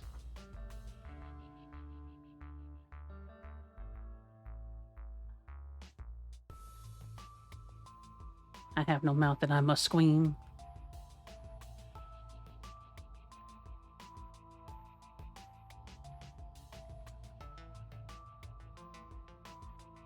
Do it, Spicer. Join one of the lobbies. Use your weird Linux BS to join it.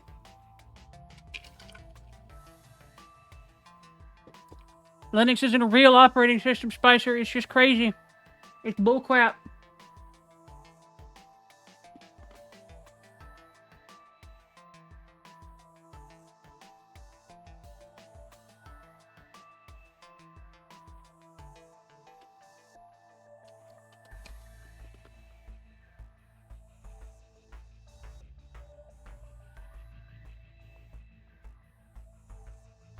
Okay, Spicer, while you're doing that, this is what happened to me whenever I tried to do this. So, this one's grabbing the thing, seeking to 2, copying a value of 1 to the file, which is fine, then seeking back to the beginning. Then we're linking up to here in the upper left, fine. So we're going to check the thing. Testing if x is equal to f, it's not. Testing if x is equal to f, it's not. Alright, fine. So it adds 1 to the value of f and then stores it in f. Turns into 1, too.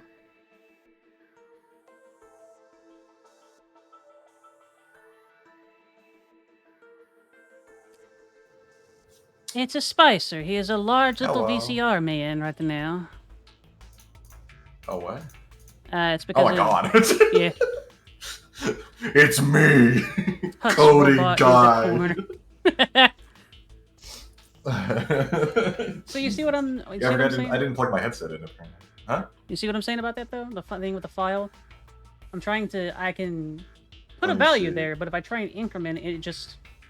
Bleh. Where are you incrementing it? Okay, so here in the beginning, grab 300, seeks to the end of the file, copies a value of 1 to the file, so it puts it in the third integer here. Then it goes to where it's supposed to go, does its tests and whatnot. When it doesn't realize it's there, it adds 1 to the value in the file and stores it in the file. However, that's interacting with the file, so I think it makes the cursor go forward, so... Mm-hmm. That's how all file systems work in real life, is So writing and reading moves the cursor. maybe seek minus negative You just need 2. to seek -1. No, I need to seek -2 and then void the old one. What'll that do? Oh, I see what you mean. Yeah, okay. I think they'll go too far. Oh, I see. Yep. I didn't realize what you were doing. I didn't realize you were doing it twice. Yeah, it's annoying. Okay. Test F Yep. equals... Yeah, no, something that I really wish this game had, but I totally understand why they didn't add it, because it like increases the ability to like what you can do in the system dramatically. Is there's no instruction pointer. So you know how you see where on the vertical list your like the current instruction is? Mhm. And when you do a jump, you can go to another label, but you don't have a way to store where you were to be able to go back. You don't have that method. Nuts. Or at least an easy one.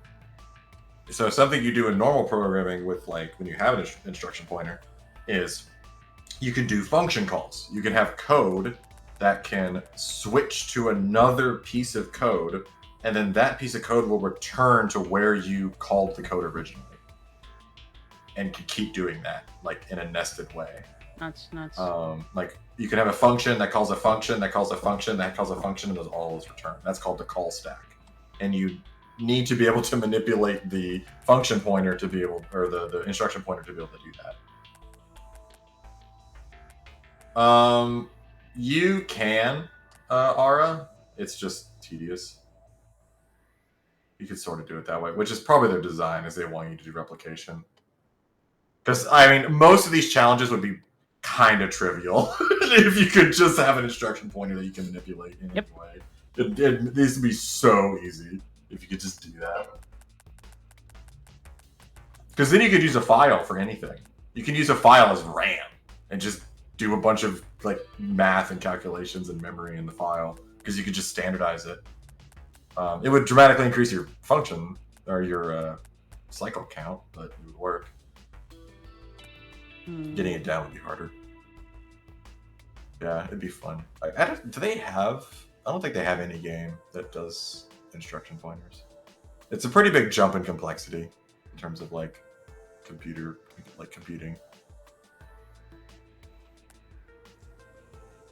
That works to get where we need to go. Testing it, Offline. but it's trying to link somewhere that it doesn't want to link to.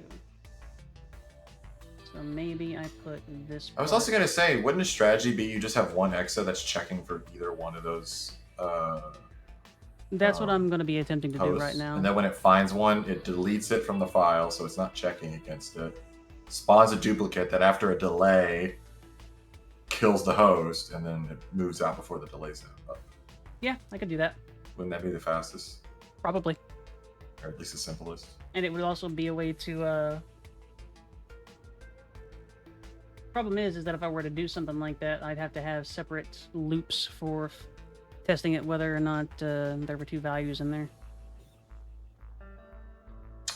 So like I have this here.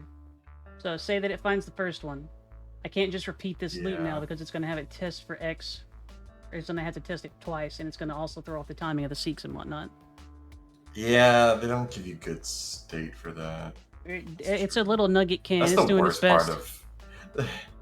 That's the worst part about this game is you get like 2 registers and one of them is for testing. Like, oh my god. It's so tedious. Like, I don't even think there's a computer that was ever made that has 2 registers. Like, how would you get anything fucking done? You'd have to go out to memory like all the time. It'd be so slow. That work. I'm pretty sure the minimum is like 4 registers is the fewest number of registers on a computer ever made. And it like dramatically increases what you can do. -9, host X, test the thing, test the thing. That's actually F, that's fine. that's why so much software is so slow today. F is equal to 4. Something that's interesting about computers is that doing math on machines is unbelievably fast. The problem is memory. So your CPU has several layers of cache. It has like registers, which are its fastest memory. It's like nothing. It's like a single cycle to use a register. But if it goes to the L1 cache, it takes a couple of CPU cycles to use something from the L1 cache, and it takes like another order of magnitude more to do the L2 cache, but those are each bigger. But once you leave L2 cache, you have to go to RAM, and that shit's slow as balls. It's like another order of magnitude slower, or even 2 orders of magnitude or something. It's crazy slow. It's like an order and a half. And that's the problem with a lot of software today, is they're not written with that in mind. A lot of programming languages and software is just thinks memory's fucking free. Okay. Which is why everything runs like shit. That is workable. I really want to like get you doing C and like without you knowing a lot of like abstract concepts on programming, just to see what kind of bullshit you come up with like so much bullshit, the primitives of C. So much bullshit. Like, I have no idea. I think you'll take to it because it's basically this, just way easier to do this. Like you could just put data in places and fudge around numbers, and like you just do whatever the fuck you want in C. It's awesome. Okay, down. I love it. I can't use normal programming languages anymore. It's so boring. 2. Copy. So inefficient. 1. C++ is, I wouldn't call that low. It like can be low, but it's also like horribly abstracted and like you don't even know what's happening anymore. I refuse to use C++. Everything I hate about programming. I just use C. C's my thing. 2, Void F. Nope. C++ is for people that don't actually want to program. They just want to abstract everything into fucking made-up concepts. That's why I don't like Rust. C# is about as high as you could go before you're like in fucking Haskell land or something.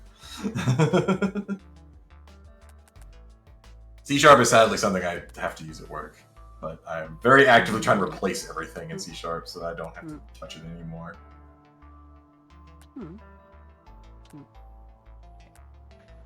I am honestly, Nom, I'm kind of torn on some of this gamification that happens in learning stuff. I think it can be kind of helpful for some people, but I'm a bit perturbed on it because I haven't seen a lot of evidence that it's like any better than what like Brilliant does.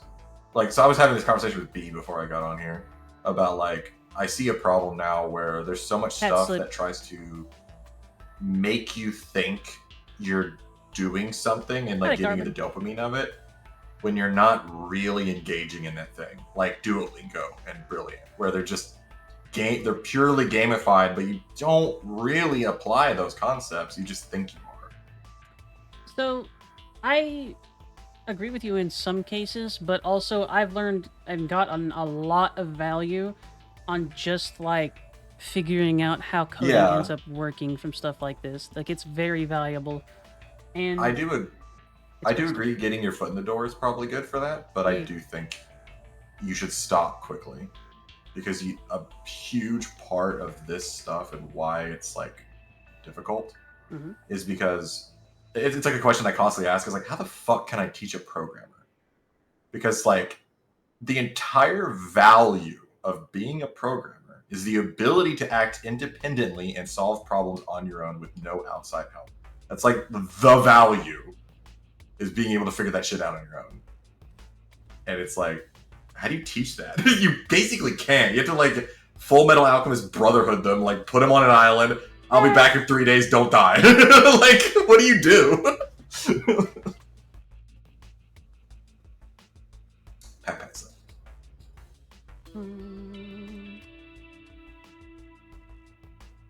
Will this work? The problem, Nam, is looking at a console is what you're going to be doing. That's the real thing. Yeah, but it's much easier to learn something when it's a little bit gamified. And looking at a console, I understand where Nam's coming from. Well, it's like, bleh. It's not easier. It's not. I think the point is that it's the gamification gives you some dopamine when there usually isn't, so that you're rewarded and you keep doing it. That's the trick. And I think that's useful as a way to get you started, because like getting into programming like cold feet, like cold turkey or whatever, I don't even know what the term for that is. Cold turkey. Is very, I think cold turkey is like when you stop doing something. You're a turkey. Cries. The issue is though that like you need to, as quickly as possible, develop an actual like appreciation for what you're doing and like getting the real dopamine from the thing as quickly as possible. Because like eventually the gamification is going to fail and like run out, and so it's like you need to focus on trying to get yourself actually into the real thing as quickly as possible and develop an appreciation for it before that like the dopamine hits run out and you lose interest. I think that's the problem, is that people don't think that way and they just keep following the gamified thing until it runs out and they don't go anywhere with it. It just stops. It's like when you finish a game, you just stop playing. It's like you need to actually develop an appreciation for it.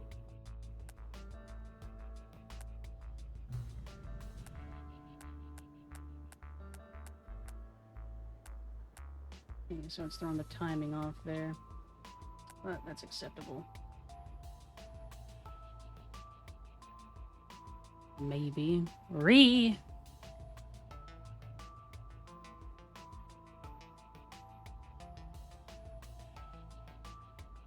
How about that?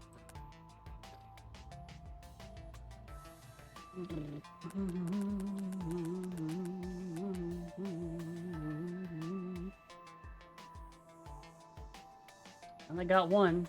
I ain't gonna get any others, but yeah, that's what I thought. But why did it... Wait a second. I'm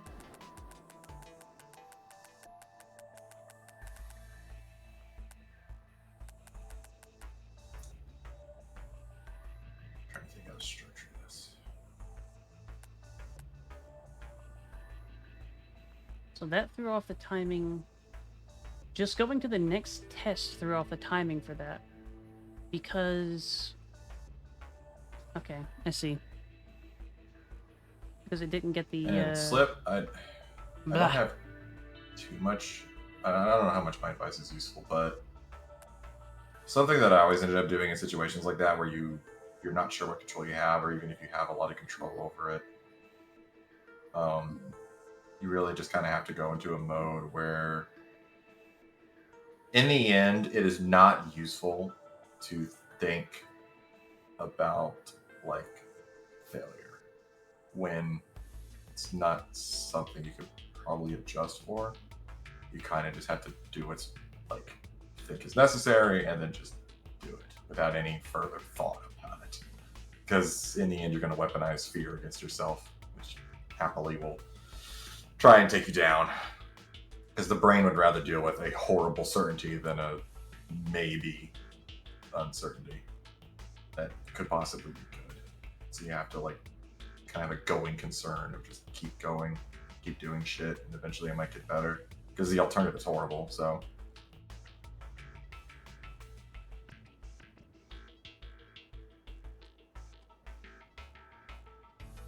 And that stuff's normal. It just has to do with how much you do it. But when something is difficult and like really worth doing, it's something you have to like do a lot actually get good at it and know it, because it's a knowledge game. You have to memorize shit and like make it a part of your mind, basically, because it's not simple. It's really complicated. That's why like I always like, I didn't believe my dad when he said it, but I fucking understood it later. Was like, he always told me I wasn't a real programmer, and I was like, "Fuck you, Dad." But then I actually became a real programmer, and I was like, "Oh shit, that's what he meant." Like, you have to just code a fucking lot and get immersed in it, because it's just so much depth to it, and like so much to know and to exercise in your mind, because it's just not intuitive. I started there too. My thing is just trying to figure out how to get people through it faster, because it took me a while. But the thing that got me wasn't gamification, and I think this is the best way to do it personally, is if you're into video games, video game modding games. That is like, because you get a dopamine hit of making something in a way that's kind of easier to do, because there's already code, there's already environment, you don't have to make a lot of decisions.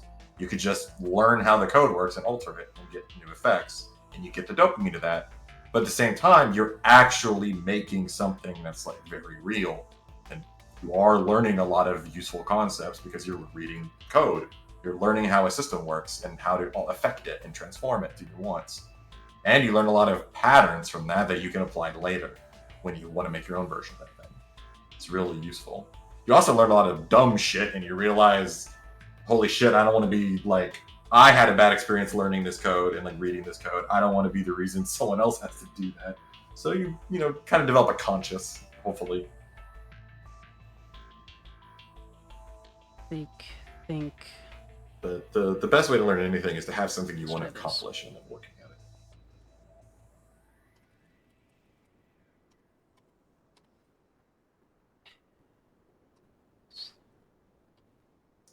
Well, yes, Nam, but you can actually look at the code and go look up stuff and try to reason about how it works and try to make changes to it.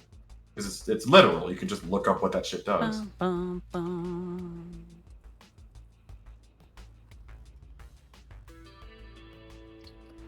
Editing text documents and like editing data is not really modding. You're interacting with the data interface.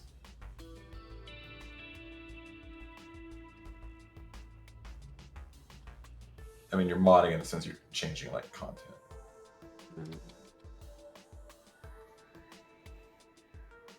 The thing, Dom, is there's no like shortcut. You just have to learn like this logic, and you have to find something that you can like, that your current intuition can digest.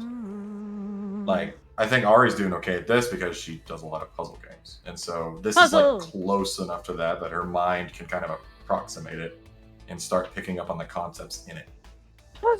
Which is why I gave it to her, because it seemed like her kind of game and also applies programming concepts that she can connect. This is why I'm trying to write a little game in Lua, because she's learning Lua and she has some knowledge of Lua now, and I'm trying to write a little asteroids game in it.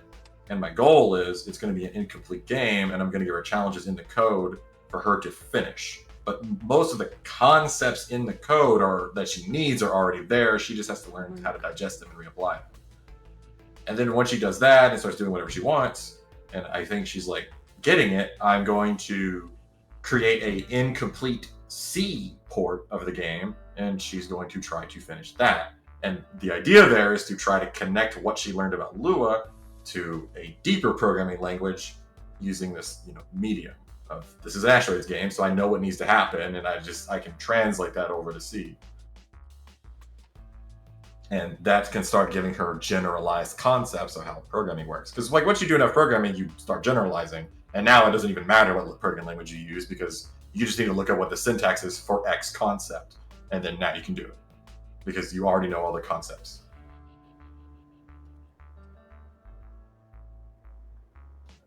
I'm not trying to say, I think it's fine as an appetizer. I'm just saying is you need to be done with it fast.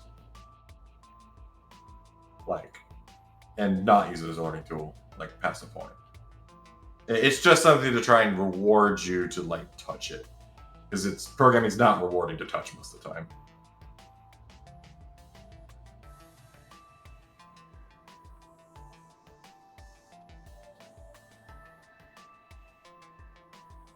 And when it comes down to it, I think there's a weird... To really get into programming, you basically have to be like a sadomasochist. Truly. And like, you can't really chase dopamine in that way sometimes. You do have to kind of just do shitty things and be okay with that. But I think that's a general thing that's useful. Being able to do things that kind of suck is super valuable in life.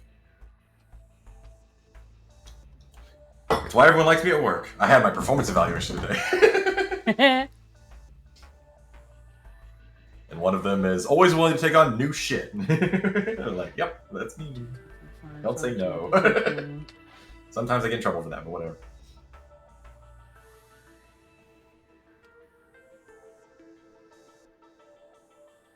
You can absolutely program for real, Nom. There's nothing that stops you there. It's not a function of like intelligence, like in that kind of like intelligence is a vague concept. It's not real.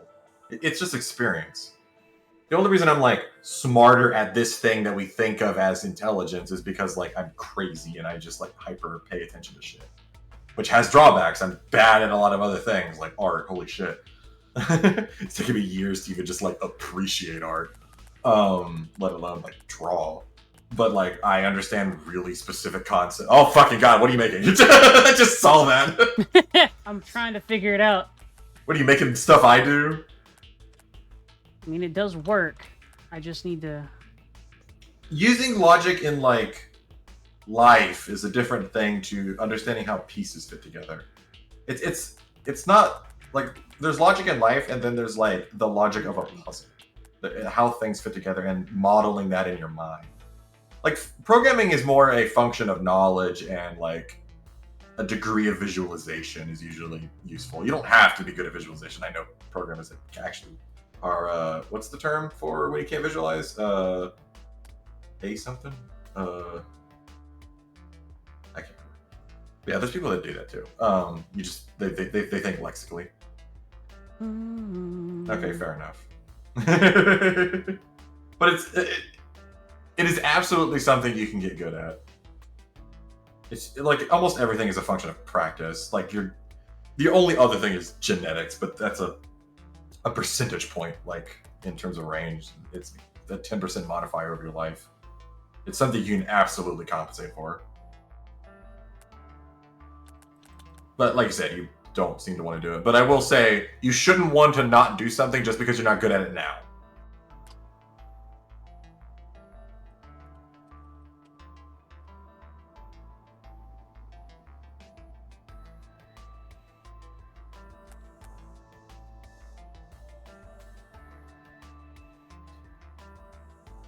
Yeah, no, like there is probably genetics that correlate with like certain types of thinking that is dominant in the brain. But like I said, it's like a 10% or less modifier. It's small, gradual over time, and so it can have an impact, but it's only over time, and it's something you can compensate for by just doing it manually against the like impulses in the brain. You're not just dumb. That's not how it works. that's contradictory, Nam. I am very certain if you spent like even an hour a day doing it for like 6 months, you would probably have pretty good progress and probably be pretty quickly able to do a lot of cool shit. You can pick up programming really fast because the one nice thing about programming is the feedback is fast as shit. You get instant feedback for crap and very informed, absolute feedback too. So it's very easy to like learn it from that. That's why I have a hard time with art. Art does not give me fucking objective feedback. It gives me like, well, what do you think? And then I send it to like 30 people. It's like, I can't learn from them. My brain's like, that's my advantage is that I'm hardwired to think about things in terms of like absolutes. But I think it's a lot easier for someone who thinks naturally subjectively to think a bit more objectively on a puzzle. It's really hard for someone who thinks rigidly objectively to think more subjectively. It took me like 10 years to figure that shit out after I went to college and everything. To figure out how to think like subjectively about shit. I know there's objective ways to learn art. I'm just saying is I think very like cause effect. I know the objective way to learn art. It's the like right side of the brain or whatever stuff. That's a lot There's more like than I thought it was gonna be. certain regiments you can do that can really help you learn art quickly. 31? It's just not a process I like. I don't like practicing skills in a like in like an exercise way. I like exploring knowledge. In fact, I'm actually very bad at practicing programming. I am good at programming not from practicing programming in like an exercise way. I'm good at programming because I just remember a lot of shit and I just look up shit all the time.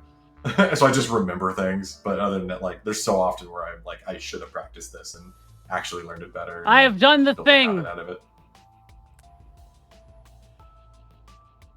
Fuck! I haven't actually done the thing. Oh, you can absolutely. you can like Xbox is one of the better examples of a game that's definitely worth finishing. Like But if you're interested why? in stuff, for sure. Why do you fail on this one, 'Cause- Precious? Because Exapunks really does a good job of subtly introducing you to useful concepts that you will encounter in programming, and I think that's good. And in fact, I think most of the Zectronic games are a good example of a useful tool for like introducing concepts. It's not something you should like grind on to really learn from, but like it's something that can definitely introduce you to things in like a palatable way. Like Exapunks is definitely the easier one, because it's just the most digestible from the interface and the abstractions it gives you with like robots and shit.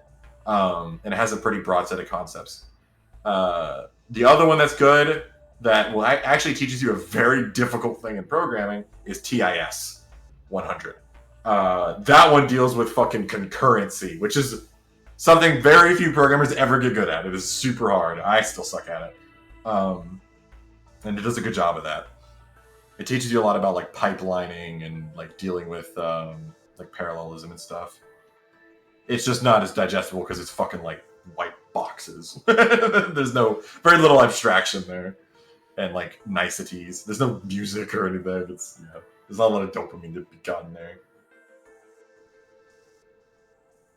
No, that didn't fucking work.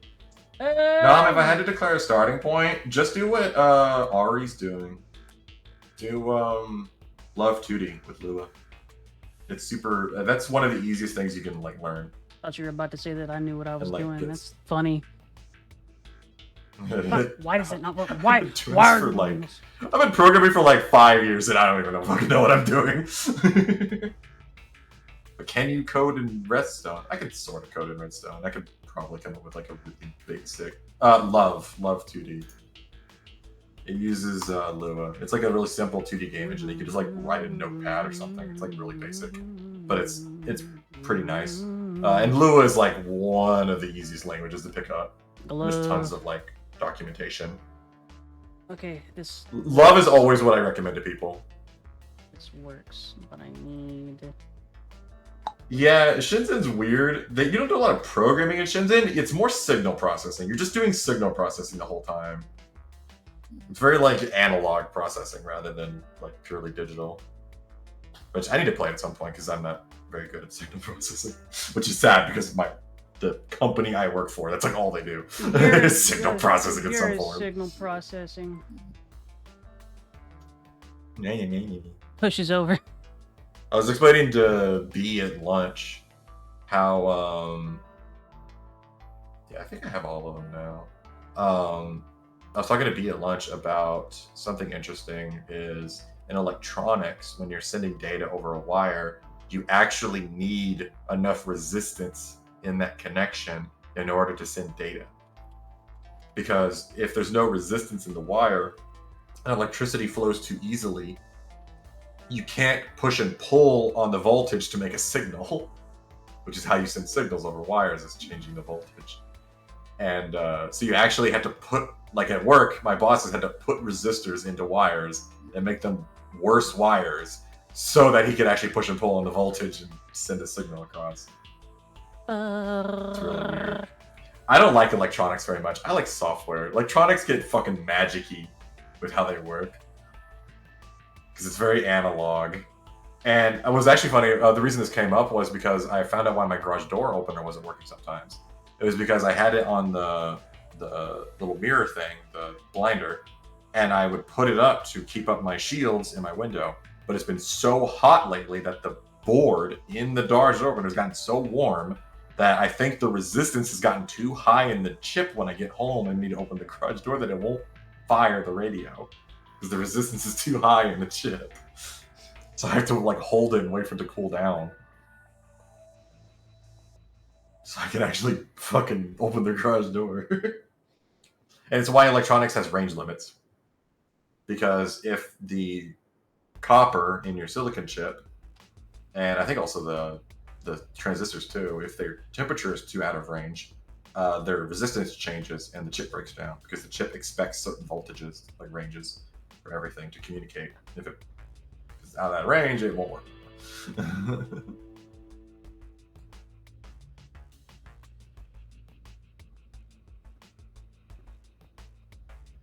Yeah, I know some basics about signal processing, at least enough to like vaguely understand how it works. Same with electricity. I vaguely understand how electricity works, enough to like not blow stuff up Anymore.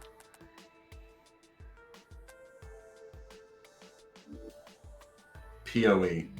Yeah. I deal with that a lot. That's fun. I had to be careful because we have a lot of old PoE stuff, and if you plug into your computer, it'll blow up your Ethernet. Kaboom! Real fun. Passive PoE is great and definitely not horrible and like break stuff. Everything is fun. Everything is awesome. Adding that extra P to the PoE. Passive PoE.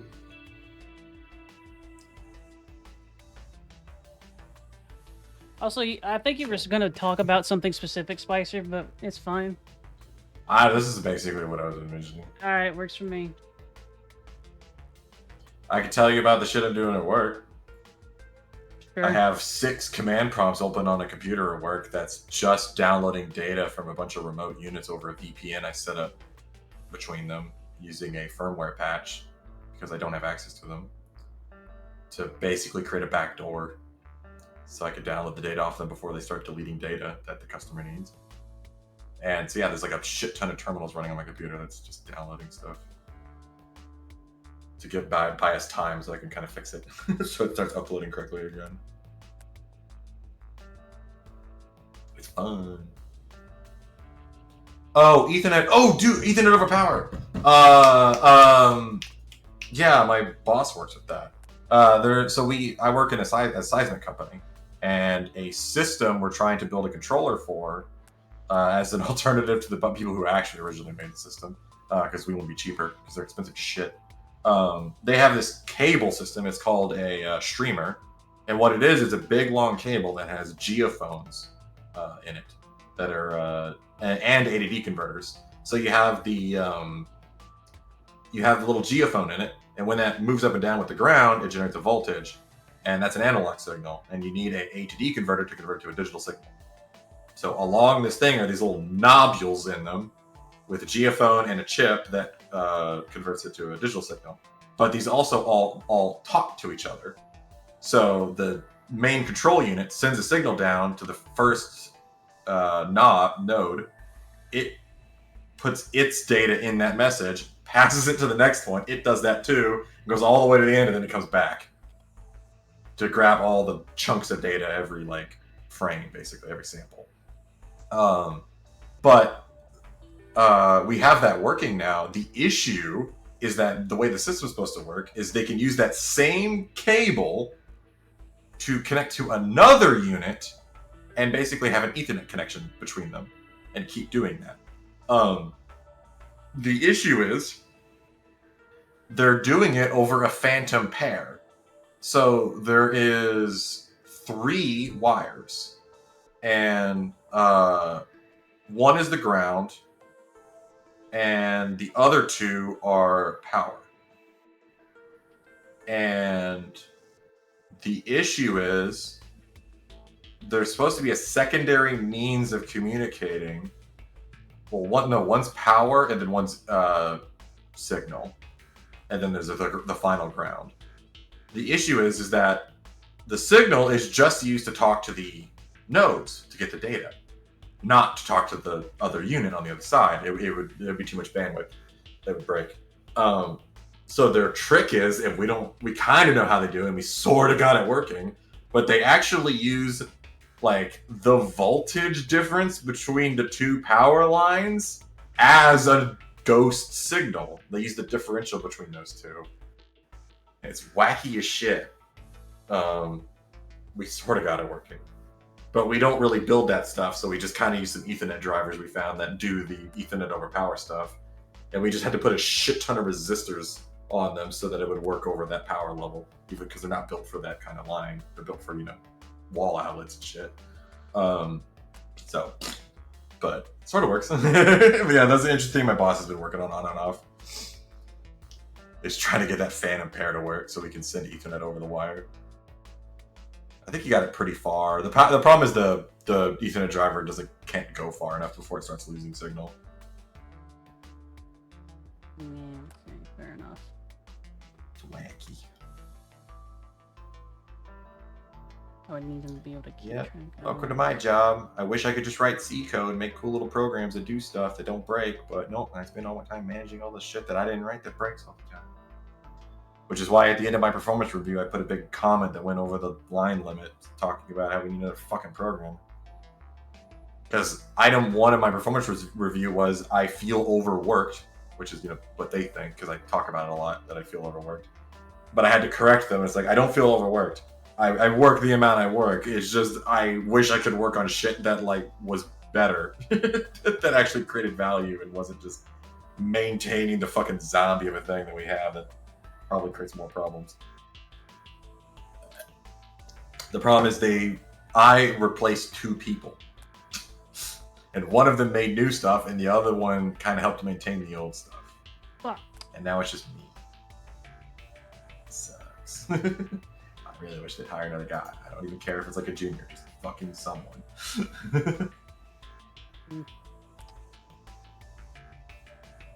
Screams. Green. I just want to write C programs. I don't want to fucking maintain giant monolithic C# code bases that barely work. And that shit the bed on a regular basis.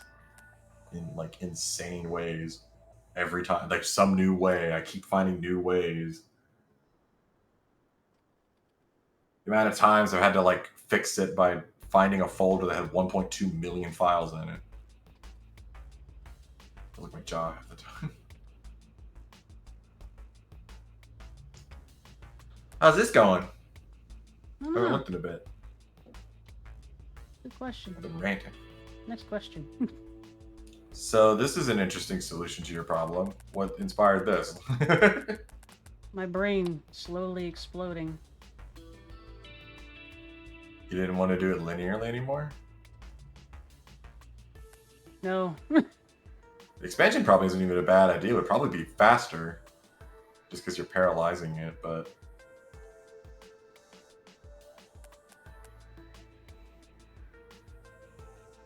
Oh yeah, that could work. You just had to send the message twice to everyone. And then just get 2 responses back in here. How do you determine when they're done? Hmm? How do you determine when it's done? Or do you just send all the messages to every bot a Fuck. fixed number of times? Why does it Okay, not that's work it. on the That's it. third? Never mind. I literally said what you're doing. What are you doing? I'm What's okay. wrong? So it fails on test 3 is the problem, and I'm not sure why. They all spread out.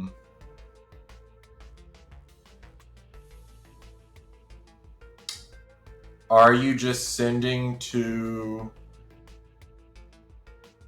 Run it real quick. Let me watch.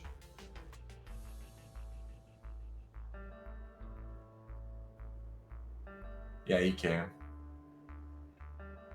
It's this one that's supposed to get it.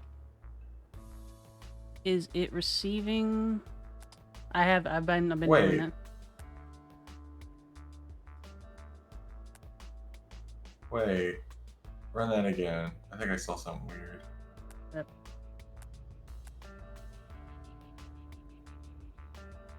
Don't they need to get 2? They do, yes.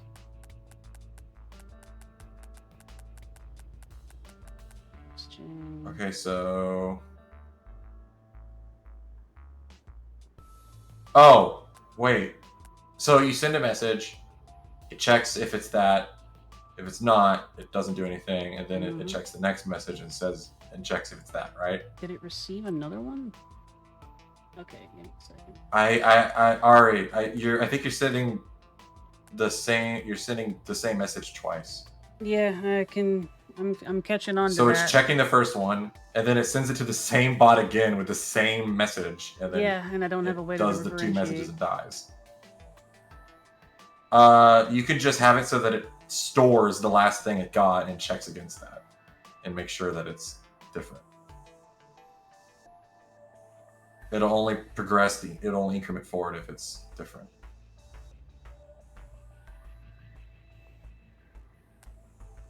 Alright, let's see here. So you can like store X0 and then get a message in M and then check M against I don't know, T.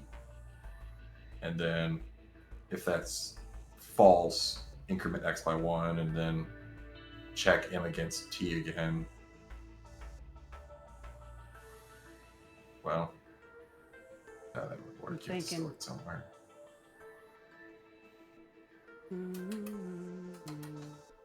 Oh, you only need to do it once.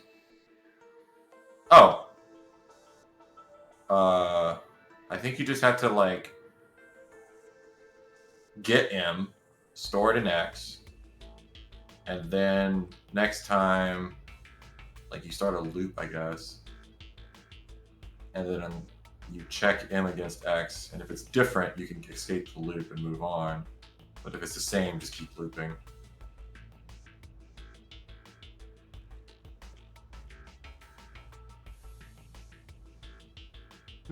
I have an idea. She has an idea.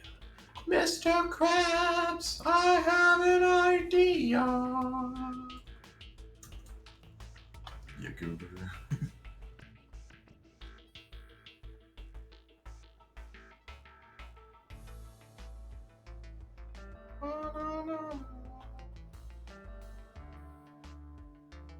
Oh no.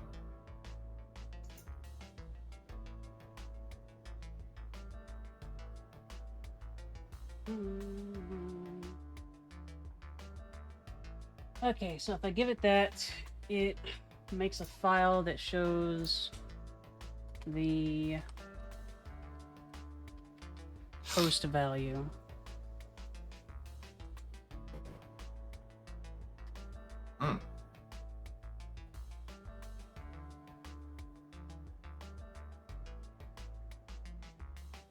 Takes the value from X, tests whether or not the X is equal to F. If it is, it jumps to off.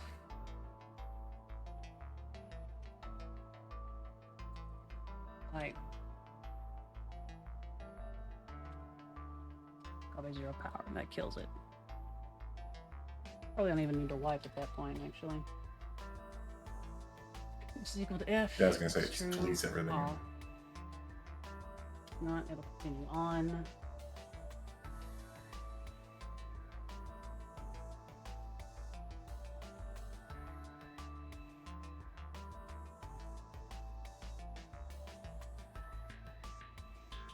Problem is that if one of them gets sent double values, then one of them isn't going to get sent the correct value. Yeah, that's the problem. That's the issue with the global, is it's random. Yep. I wonder if I could send... I wonder. 59 to 75 size. It's not too bad.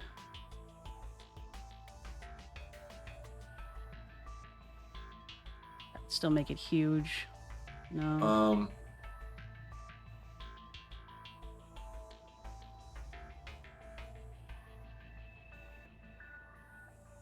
Yeah. I'm just trying to think of... I really got you with this whole two-host thing. What made you stop wanting to do the linear search? I was just trying something else because my brain, I wasn't able to figure out the other one. straight over to the linear one. I don't know if we can even do it this way. There's no tool. You could really do some weird shit. Yeah. It's like you can't easily store two values. You'd have to like make a buttload of files and just keep duplicating. That get problematic. It'd be very slow, I'll tell you that. Okay. I think I'm gonna have I to think the actually linear chew one's on the this one best for a one. while. Linear is probably the better idea to go for it. But I'm gonna have to Because I come mean, at with the this linear, all with- you gotta do is... Wait. There's an easy way to do the linear. Are you sure about that? Yeah. Alright? So the issue is you got to think by zero indexing. So what I would recommend is, so you have an initial routine where you get the file with the shit in it. Yep. You 800, and then you do, man, where the fuck is how do you go to certain hosts? So this is a GIS, basically a you got a compass right here. 800 is that way, 801 is that way, 802 is south. 803 is Oh, west. Interesting. Okay. Yep. Interesting. This I didn't is see that. directly correlating to like blocks in a city too, so Yeah, I saw the graphic thing on the bottom. So what you need to do is you move into the top left corner, yep. and that's your starting procedure. And then from then on, you have a procedure where you have a like, I guess, an X value. So you go to there, you check each file instance, which is like a 2-item fair, because every time you check against it, it'll move it. So that's kind of easy to do. But then once you do that, you need to move over 1 to the right, increment X, and do the same thing again, and just keep doing that, and then checking if you're on X, 1, 2, 3, X3. Problem Once you is, go to X3, you have a procedure for going backwards.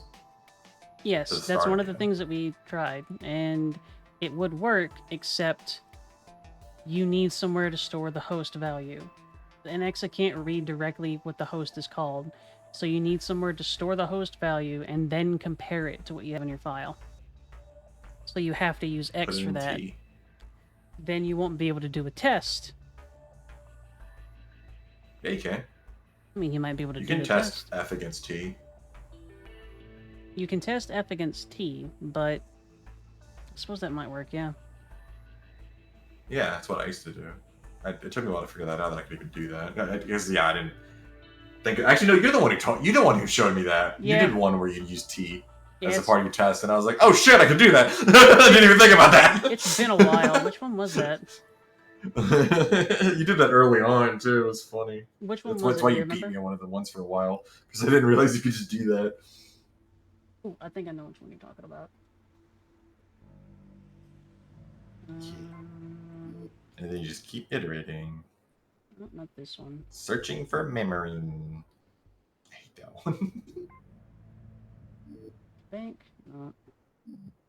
It's the only one you still beat me at. Yeah, you spicer. Ah, it is the heart one. I mean, the heart one.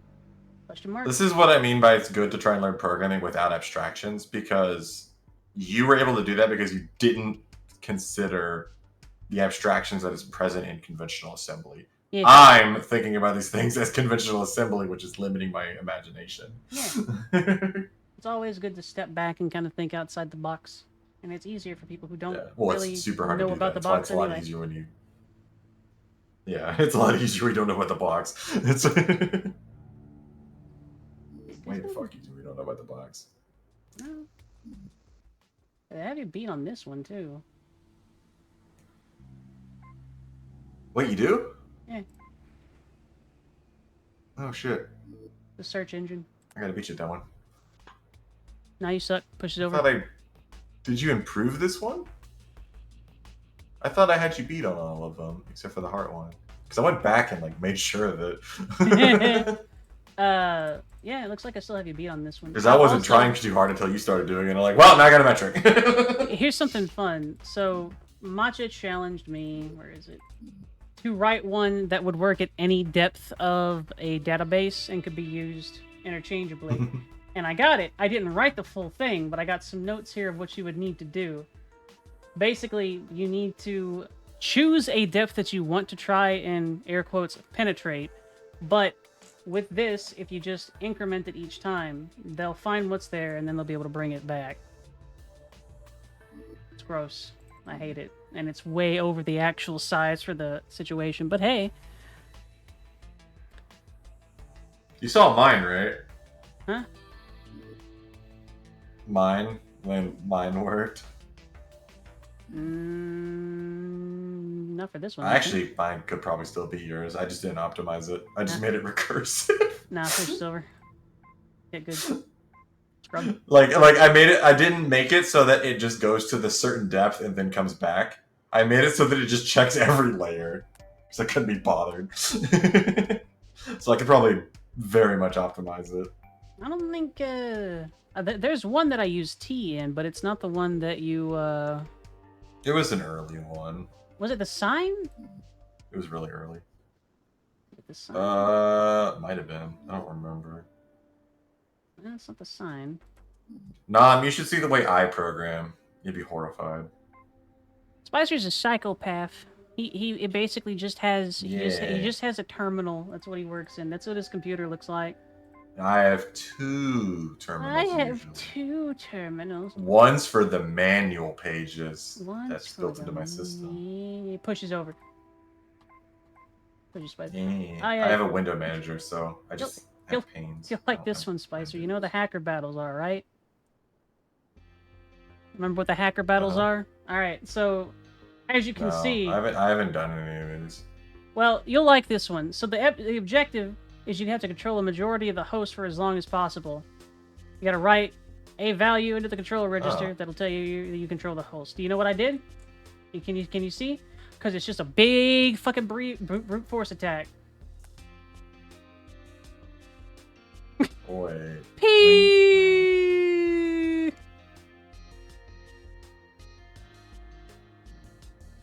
Hi, Aries. Pet. You know what would probably be the most efficient way to do this? I have no idea.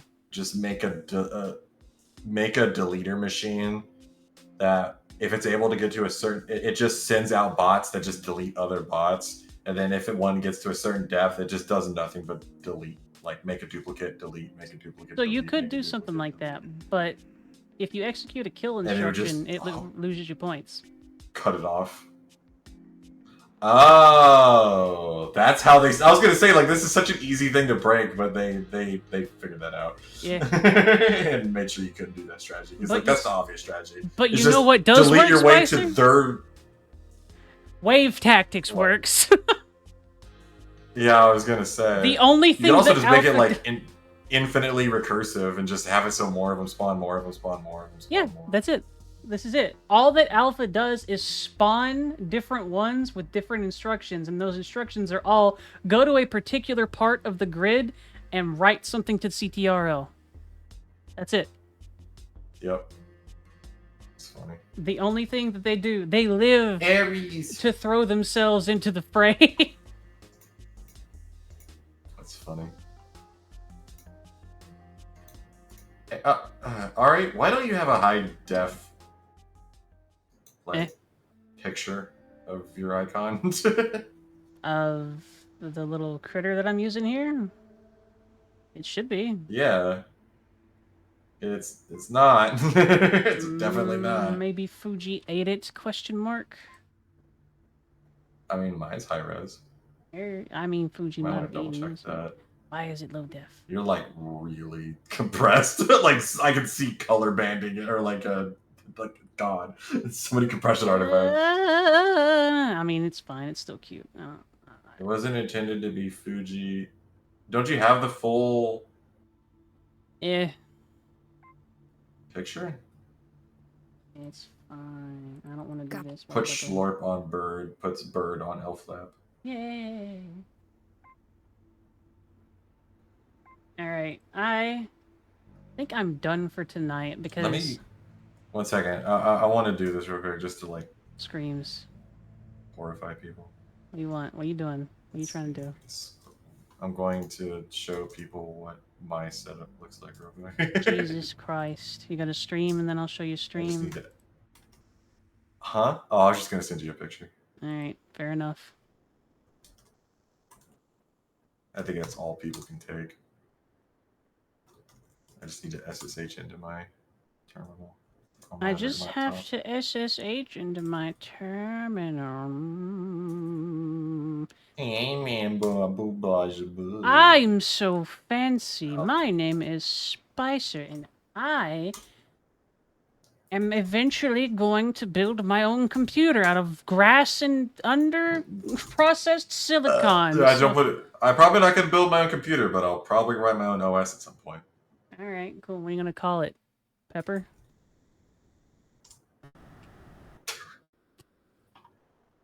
Wow. Wow. Oh yeah, I added a hotkey for printing the screen finally. Cool. I shall send you this. Yep. Wait, okay, I'm on you. Yep. Tell if I was on your chat. Yep. Or not. What? There we go. You see how long it takes This is him what my to send setup a looks like. screenshot? Pushes over. Alright. Good screenshot. That is certainly something, Spicer. Alright, everybody.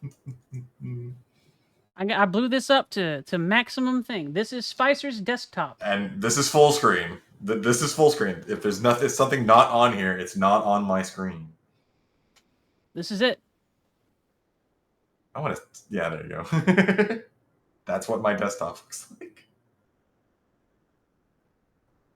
The left side is my code in my classic GNU Nano, which is like a 30-year-old program. No, but you see, there's nothing else. There's no menus. The mouse doesn't even really work usually. Hey, it works. It worked. You had to make something recognize that you were using a mouse, Spicer. I remember you telling me about it. You had to teach something to track your one of my older mouse. programs that I stopped using. No, the terminal can do mouse stuff. Like I can scroll and select text and like all that shit, and like, that stuff works. This is it. This is what he uses, and it scares me. It's just so I use a manual window manager. So if I want 2 windows on the screen, like there's usually only 1 window ever on the screen. But if I tell my window manager I want a vertical split, it'll make 2 panes, and then I can put windows in each pane. And which is what I'm doing there. I have a terminal emulator on one side, that's my code editor, and then my terminal emulator on the right is I use it for like looking at manual pages for like documentation, which Linux has built in. So I don't have to like go on the internet. I could just search the manual on Linux. It's cool. I believe you. But yeah. All right, I folks. have a very minimal desktop. It's true. You have a very, very minimal desktop. I have like 30 installed programs. All right, we're going to be rating. Everybody say hello and goodbye to Spicer because he's a good bean and we do very much appreciate his presence. And he is one of our biggest supporter beans and he's a very good creature. Yeah, look at him. He smells funny though.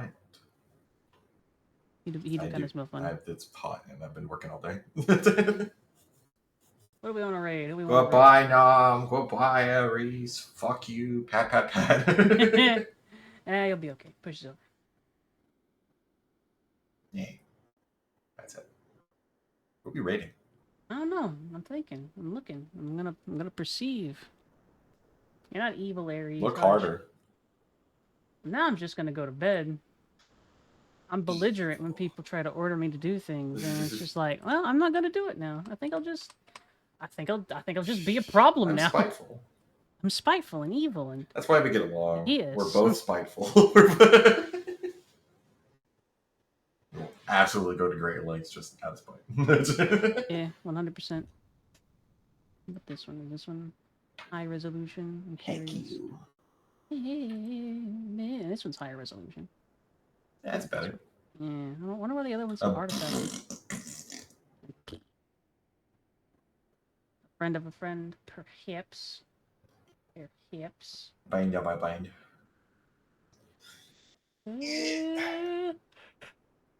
I need a portrait of my character that's not a fucking Minecraft skin.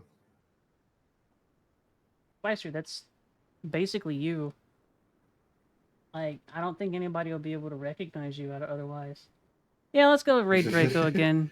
Well, no, I want the one like Aries did for me with like I use Arch, by the way, but like I need it to be more of a like cut out portrait thing. It's gonna look like a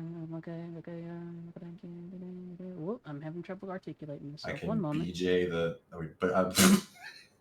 Yes, Spicer. Go to bed. BG the sketch. I made it. I don't know what BJ means. God damn it! BG. I'm guessing get rid of the background is what you're saying. I'm gonna say a friend of a friend because you guys are. All right, what's the thing, Czar? Where are we I'd going? like that. Where are we going, Czar? I want to use my I like Arch and also my like right arrow :3 face 1 2 because I wanted to switch back and forth by muting my mic. Where's whole amp? Pat. Dead by daylight. I can do that. Dead by daylight. DBD. Alright, folks, we're going to be ready to be. I hope that you all are yawning. Have a wonderful rest of your day and your night. Please sleep well. Be good beings. I will see you for a Vidya game tomorrow. Probably not coding, because I think my brain is slowly reaching its preset kill limit with how many brain cells I've killed on Exapunks in the past couple of days. A very big thank you to all of the beans who support me here on Twitch with bits and subscriptions, and an extra big thank you to the coffee beans who Spicer is amongst. Love you too, Aries. And a big thank you to Czar and Bendy and Plastic for their coffee support in addition to Mr. Spicer. Yes. Everyone, other people pay it. Get that 7% up there. Fuck you. Yeah, we're working on it. I consolidated that debt and whatnot recently, so it's also, fine. Yeah, it's a lot better. Mm. Also, damn it. Ah!